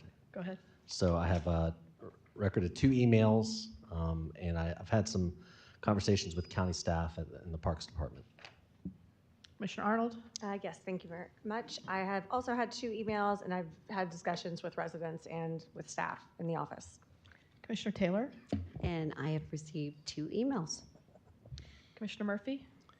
And I've also received 2 emails and no meetings. And I had 2 emails that I'm meeting with the team. Thank you, Madam Chair. Ryan Kane, Director of Parks and Recreation, Board of County Commissioners. Thank you for having our time today. Sorry, we didn't expect the last item to go as fast based on the momentum we've been going at. So just quickly here, this is regarding a non-zoning variance request for the St. Johns County Sportsplex site. As a reminder, this is the location circled in red there. It is off of 16A next to the new Trout Creek Academy. And this was an old sod farm site, but just to kind of remind you of where the location was. History of how we got to here, there was much public engagement involved in this process. Commission approved a master plan initiative. We went out and received countywide surveys, public workshops, met with the sports partners organizations, presented to the rec advisory board, a lot of public engagement into what the wants and needs were of the 4 parks planning process throughout the entire component. The Sportsplex design is designed, and we'll go over this in a little bit more detail, but to really become a great local use and tournament use facility for us. It aligns with the Parks Master Plan. Like we said, it was a partnership with the local youth sports partners in the Recreation Advisory Board. I also wanted to just let you know, as a department, we met with the neighbor of the property, Mr. Ziegler. He is here today. I anticipate he would be coming up and speaking, but did present to him and showcase him and his wife to showcase the plans and make them well aware. This is just kind of the timing of the project and where we are at. So we are actually hoping and anticipating a groundbreaking tomorrow, but we may have a decision coming up about that very soon based on what we're hearing above us. So we'll let you know and keep you updated as to the status of that as we move forward. And project closeout will be at the end of 26, so we would be opening the park in early 27. So we have Dan Kelback from O Sports here to really give you the details on the non-zoning variance request. So thank you for having me. It's a pleasure to be up here again. Like Ryan mentioned, I am with O Sports. I'm leading the design effort for the 4 county parks project. Here today for essentially 2 variance requests for St. John's, Central St. John's Sportsplex. So just some existing context to the site. It's around a 40-acre parcel. Existing use is a sod farm, or what's left of a sod farm. Just going around the horn as to additional context, to the east is Timberwolf Trail. There's a K-8 school just outside of the top right corner of the page. To the north is the Shearwater development and some pretty well-established tree line. On the northwest side of the site is an FDOT retention pond that is almost a 40-acre pond, over 40 feet deep. It's under construction right now and will be undergoing excavation for the next year or so. To our west is an adjacent residential property, as Ryan mentioned, and then to the south is 16A, which will be widened to the First Coast Expressway, correct? So after our master planning process wrapped up, we jumped into the design, more formal design of the park, I should say. Where we arrived is not too much different from the master planning process, but to the north, and I'll jump to the version with labels here for better context. To the north are 4 full-size soccer fields. They're intended to be multi-purpose use, so soccer, small-sided games, just throwing a general frisbee around the park. In between the fields to the north and the fields to the south is what we're calling a linear park element. It's an area to basically use the park outside of just general field use. We have areas for a grand entry to the east, restrooms and concessions to support the stadium element, and then a linear park, as I mentioned, with just places to set up tents, just stay and play on the site. And as you work your way south, there's 3 full-size natural grass soccer fields. And then rounding things out to the east are a multi-purpose stadium with a perimeter 8-lane running track. The overall intent for this park is to be a destination sports complex. So we're trying to draw tournaments, basically heavy use of the site, just given the what the master planning process yielded. The county really needs all these field assets, and just mentioning that because we have a fairly large amount of parking on site, just to cover a heavy use scenario of all 8 fields being utilized at the same time. So in short, I'll jump right to the variance request. There's a lot going on this page right now, but I will say from a plantings perspective, we've got a lot of field area out on site. We've managed to meet and exceed the tree planting requirements on site, either through the 80 inch per acre requirement or maintaining existing established tree line to the north, which is basically the entirety of the north parcel limits. And then as I jump forward here, part 1 of the variance request is essentially what we're calling the West 1 property line. That is the far northwest corner of the site. It's immediately adjacent to the FDOT retention pond that I mentioned previously. And per land development code, the required buffer is 35 feet, and typically you would provide an evergreen canopy tree as well as non-canopy trees, shrubs, and ground plantings. And what we are requesting is to basically back out of that requirement and eliminate any evergreen canopy trees, non-canopy trees, and any ground cover in that specific area. Our reasoning is this is a pretty substantial investment in a synthetic turf field. It requires a pretty extensive under drainage system, as well as supporting utilities for the field, for lights, to get things to drain, et cetera. And planting trees within 30 feet of a synthetic turf field presents a pretty significant maintenance concern for the county. Your canopy trees will obviously shed leaves, just general tree litter, and that falling onto the fields over time is just an added cost and a maintenance item for the county. In addition, the FDOT pond to the west requires just a maintenance drive around the perimeter of the pond. Just planting trees within that maintenance area is also problematic for maintaining the pond over time as well. And I believe that's it. Just one thing to note on the far south limits of the West 1 development edge, we are extending some tree cover past the residential property limits. That is the far south of where the words West 1 are in pink there. Just going around the horn of the property, this is immediately adjacent to the residential property. Our required buffer width is 35. We provide 35. We are providing 20 feet of our landscape buffer per LDC requirements, as well as a 6-foot high solid fence along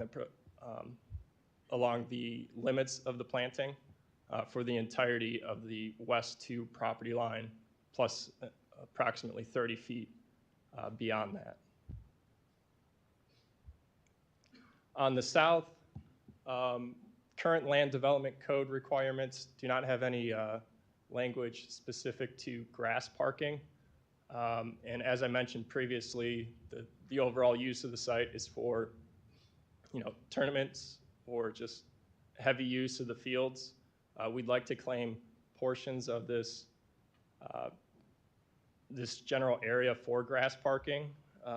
We still meet all the landscape requirements and screening requirements for the entirety of this property frontage. And then same thing goes for the west. In short, our ask here in the variance is to allow for grass parking within the scenic edge. We will still meet all the land development code required plantings for the limits of that parcel. And then just closing things out to the north, as I mentioned before, there's some existing tree lines and canopy coverage that we are able to maintain in our layout. All of that will remain. There's really no variance asked for the north half of the site. Oop. Nope, not here. And that is it. Commissioners, I would just conclude with, we tried to maximize the space and also some of the issues we've heard from the residents and from commissioners with other parks with overflow of parking and people parking out in the streets, and try to address those beforehand so that we can try to build this park the best we can and right out of the gates. I'm hoping there isn't people parking out in the streets. I don't ever want to promise that because I'll get pictures the first day, but our intention is to really have the parking on site and so that we're not overflowing on the site, and that's part of the reasoning for the request on the southern part. So we appreciate you hearing this, and we look forward to the construction of the 4 parks, whether this is passed or not. We will be moving forward. Commissioner Murphy? Just one question. What's the makeup of the turf for the stadium? Synthetic turf. Thank you. The little circles in the parking, are those trees? Are those lights? What is that? I believe those are trees, Dan, can you right there? Yeah, within the parking lot, there's required landscape islands, and there's trees within those islands. Okay, so we do have, it's not just going to be barren. You are going to have some foliage. Yeah, we'll be above what is required by land development code to have it there. I mean, there is part of it that there's going to be 8 fields there, so there will be a portion of it that doesn't have the trees certainly, but we are trying to maximize. Any other questions? Public comment? Public comment. We will now accept public comment for agenda item number 5.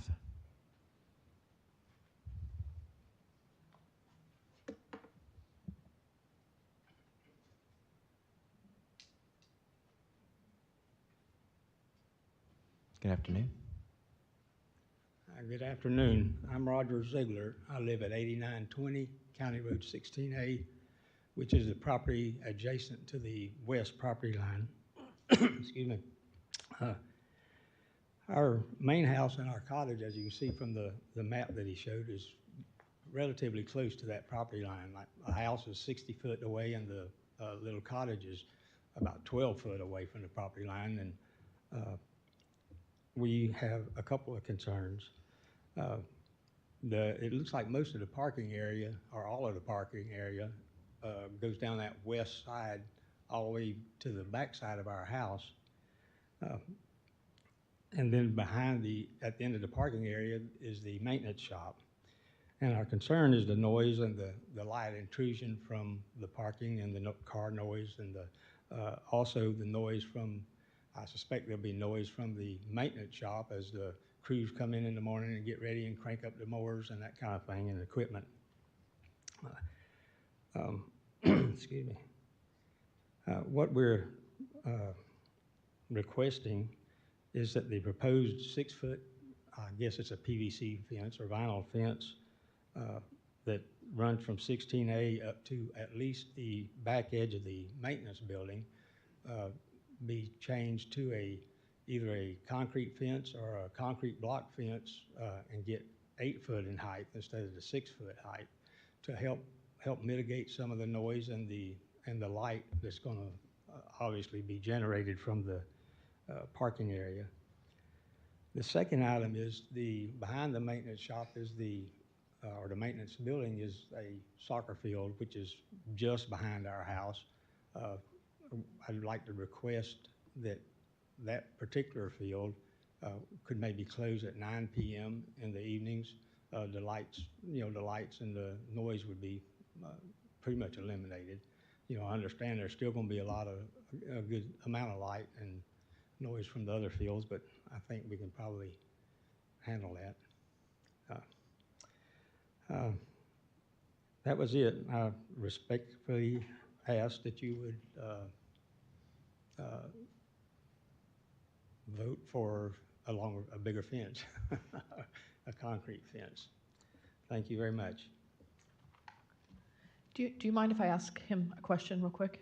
Please. Sir, so the difference between a block fence and a vinyl fence is the block fence, people could throw their balls against it and it might be like sound.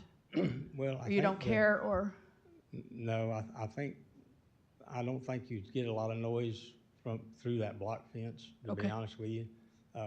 Where I work, they just put up the interstate goes right through their new interstate, and they just put up a concrete block wall, or not concrete, a solid concrete wall, and there's not much noise from the construction equipment that you hear at all on the other side of it. And then you'd think 8 feet can 8 feet work or no, Ryan? Can a what? 8 feet, 8-foot block wall, does Well, everybody The taller the better. okay with that? Yeah. The taller the better, but I 50 think 8 feet, foot, ta- I think 8 foot would probably be sufficient. Oh, yeah, I think he's gonna, hopefully that works. And then, anyway, I know this may not be a possibility, so I'm just gonna ask, because I know they've planned this and they want it to be right. Any way to put the maintenance on the upper right side of move any of the maintenance over there or up on the left top? I know, I don't wanna mess up the fields, I get it, so. So our current maintenance building is the top left portion of the proposed parking lot, if I had a better way to. No, I saw that. Any way to get it somewhere else, not behind his house? On the right side corner or something lower? I don't know, just because I do know that at 5 in the morning, they're going to go mow and take it out of there, and it's going to be loud. We could study it. I mean, I in don't citing know. it, we tried to cite it basically off of a drive aisle, the main entry of the parking lot. If we move it farther east, it's basically the main entry into the stadium element of the park. I mean, maybe some operational provisions as far as open time. I know there's a lot of engineering that goes behind it and a lot of changes that would happen at this I don't- stage of the yeah. game. So I would certainly say we can come back to the team and ask about that, but for the most part, we planned out this 40 acres for maximizing I get it. the full space in there. So I think we could certainly at least come back and have the conversation with the team. I just know that if something ever happened, that the changes and the cost of the changes for engineering would be something that would be considerable at least. But the other two things we could do probably? Yeah, I think we would probably end up needing board direction as to, as you're going through this. That would be my opinion, because those would be changes outside of the scope of what we were looking for. One would just be programming, and I think that's pretty easy for me as the Park and Rec Director. If you're saying turn that grass field lights off at 9 o'clock at night versus 10 o'clock at night for the rest of the park, I think that's a pretty reasonable request. For me, I would just ask that we put in the verbiage to make sure that if it ever is no longer a residence, it be considered that it can be swapped back. But while it's a residence, that's a very fair request, in my opinion. And I appreciate that from Mr. Ziegler. I thought he was very fair with the county. And then there is expenses to the wall that are not in the scope. The cost difference would be approximately $120,000 for that there. And kind of just, we're at a point that we're off of what our original scope is. So I would kind of prefer board direction on that. If we're Okay, moving and forward. before I switch it to the other commissioners, the last thing is, can we get first right of refusal on his property? Okay, never mind. Commissioner Whitehurst was first. I only mean to say that I think we should take care of Mr. Ziegler. I would support that. We talked in the comp plan about taking care of our residents. These are very reasonable requests. This is going to be such a big project. Mr. Ziegler, I want to take care of you, so I would support any motion that included those amendments. Thank you very Commissioner much. Arnold? Yes, thank you, Madam Chair. I'm prepared to make a motion to approve non-zoning variance 2025-05 SJC Central Sportsplex based upon 7 findings of facts and 6 conditions as provided in the staff report, also to include the amendments requested by Mr. Ziegler. And I know Commissioner Murphy had a comment first before, or do you want to second that? If you don't mind, is there any way to, instead of building a concrete block wall, to move the vinyl wall to 8 feet? Because I know that would probably serve the same noise abatement issues. I'm sure there very much is. I can't imagine that's too drastic of a change in the scope. Will it muffle the sound the same, though? I think that's my only concern. I want to make sure Mr. Ziegler gets what he's looking for out of the wall. So I don't care if it's concrete or vinyl. I think staff said their opinion is it would. I certainly have heard from Mr. Ziegler in our conversations. His opinion is that the concrete wall would be his preference, and from his experiences. So I'm not giving you a solid answer, Commissioner Murphy, because staff has said they didn't think that the sound would be that drastic with the vinyl. They thought it would be very similar to what the concrete is doing, but again, I respect what Mr. Ziegler has come through into the process, and he definitely had a different opinion than we did on that. Through the chair to Commissioner Arnold, if you will, since this is going to be part of a non-zoning variance order, if I can articulate those two conditions for you. You're going to have the 6-foot fence changed to an 8-foot concrete or concrete block wall. Correct. And then the second condition would be the lights on the soccer field adjacent to the residential property on the west property line shall be extinguished no later than 9 p.m. daily. Such conditions shall be in effect only while the property is in residential use. Perfect. Can we put in first right of refusal for his property? No, ma'am, we cannot. Okay. Just trying. That little extra would be great for our park. Okay. Do we have a second on that motion? Second. I guess we have public comment, unless there's any other questions. That was public comment. Oh, are we done with public comment then?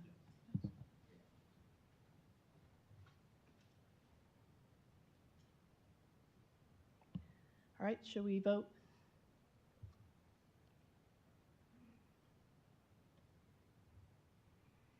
That passes 5-0.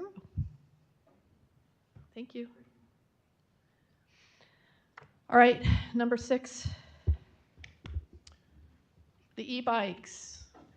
I think what everyone's waiting for back there.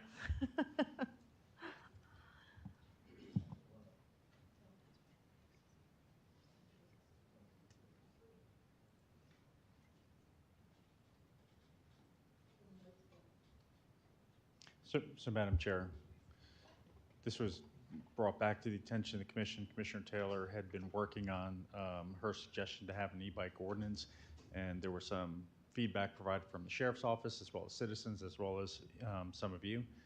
At this point, what you have before you for consideration is a synthesized version of all those things. So as we've discussed individually, at this point, the commission needs to decide, do you wish to pursue an e-bike or e-scooter or electronic device ordinance? And if so, do you want to see amendments to what's been presented before you so that we can bring it back for first reading? Mr. Commando, do you mind coming to the podium? I just think if you could bring the ordinance to the podium and then we can ask you specific detail about it so I can hear you better, as well as maybe discuss some of the points, because I think that's what the community wants to hear more about. So could you give us a little quick presentation about some of the issues in there? Thanks. No problem. So some of the issues were just presented as far as, I don't have it, but it's part of your agenda packet. So I don't have it standing with me. Okay. Could we put that up on the screen? Thank you. Sure. So some of the comments that was received from the commission is to including aspects of the e-bike ordinance as far as definitions. Those definitions track what the statutory explanations are for e-bikes and electronic scooters. You know, somebody mentioned the unicycle type bikes, so there's also a capture within the definition of electronic motorized devices as to where those can be, sidewalks or on the road, the age of who can be operating those. There was a recommendation to utilize what was used in the golf cart ordinance, so the age 14 was used. The requirement to have helmets, so helmets are required for any minor. But again, we have to start from the position of, is this something the commission wishes to pursue? Well, I do think we want to get to know more about it. Can you tell us the difference between electric bikes and regular bikes and just the motorized devices? I know that you've researched this and you know the differences. Could you just give those to us? And then what would apply for the age as well as helmet? So the electronic bikes are ones that obviously have electronic power. The statute has a definition of one that operates with pedal power versus electronic combination of pedal power, and one that operates strictly off of only electronic power. The threshold is I believe 750 watts as far as what the motor does, and then there's also distinctions in state statute as to the current or the ability of the bike in terms of speed. Can you give us those speeds for those three? I didn't memorize every aspect of the ordinance. Right, but I had them written down in the proposed ordinance. It'll be up to 20 and then up to 28 miles an hour. Yes, sir. And if it says in here, if there's if they need to wear a helmet of under 18 years old, and what's the 14-year-old? That was the correlation to the golf cart ordinance where you had an ordinance, or ordinances exist where somebody under 14 couldn't operate a golf cart, so it's the same type restriction. Again, these are all subject to discussion by you. What about sidewalks? The concept is to regulate to keep e-bikes that are meant for paths or roads off of sidewalks so that they don't endanger the safety of pedestrians. Is there a speed limit for that? Like if it's over a certain speed, they shouldn't be on the sidewalk. When should they be in the street? I think the ordinance calls for 10 miles an hour on the sidewalk. It does. And then if it's faster than that, then they can't be on the sidewalk? Is that Correct. Is that what's in there? Okay. Right. My understanding is that's how fast a normal bicycle can actually travel without any sort of electronic assisted Well, in a power. school zone, cars can't go over 20 miles an hour. So here you have a e-bike could go even faster than that. So I get that. If I may, on the discussion, some of the things that we're looking at to change an ordinance to is already covered in state statute. So I would be remiss if I didn't point out that under state statute that a minor has to wear a helmet when they're riding a bicycle already. The due care provision under the requirements of number 2 is already covered under the careless driving statutes. Bicycles by law are supposed to use the same rules as vehicles.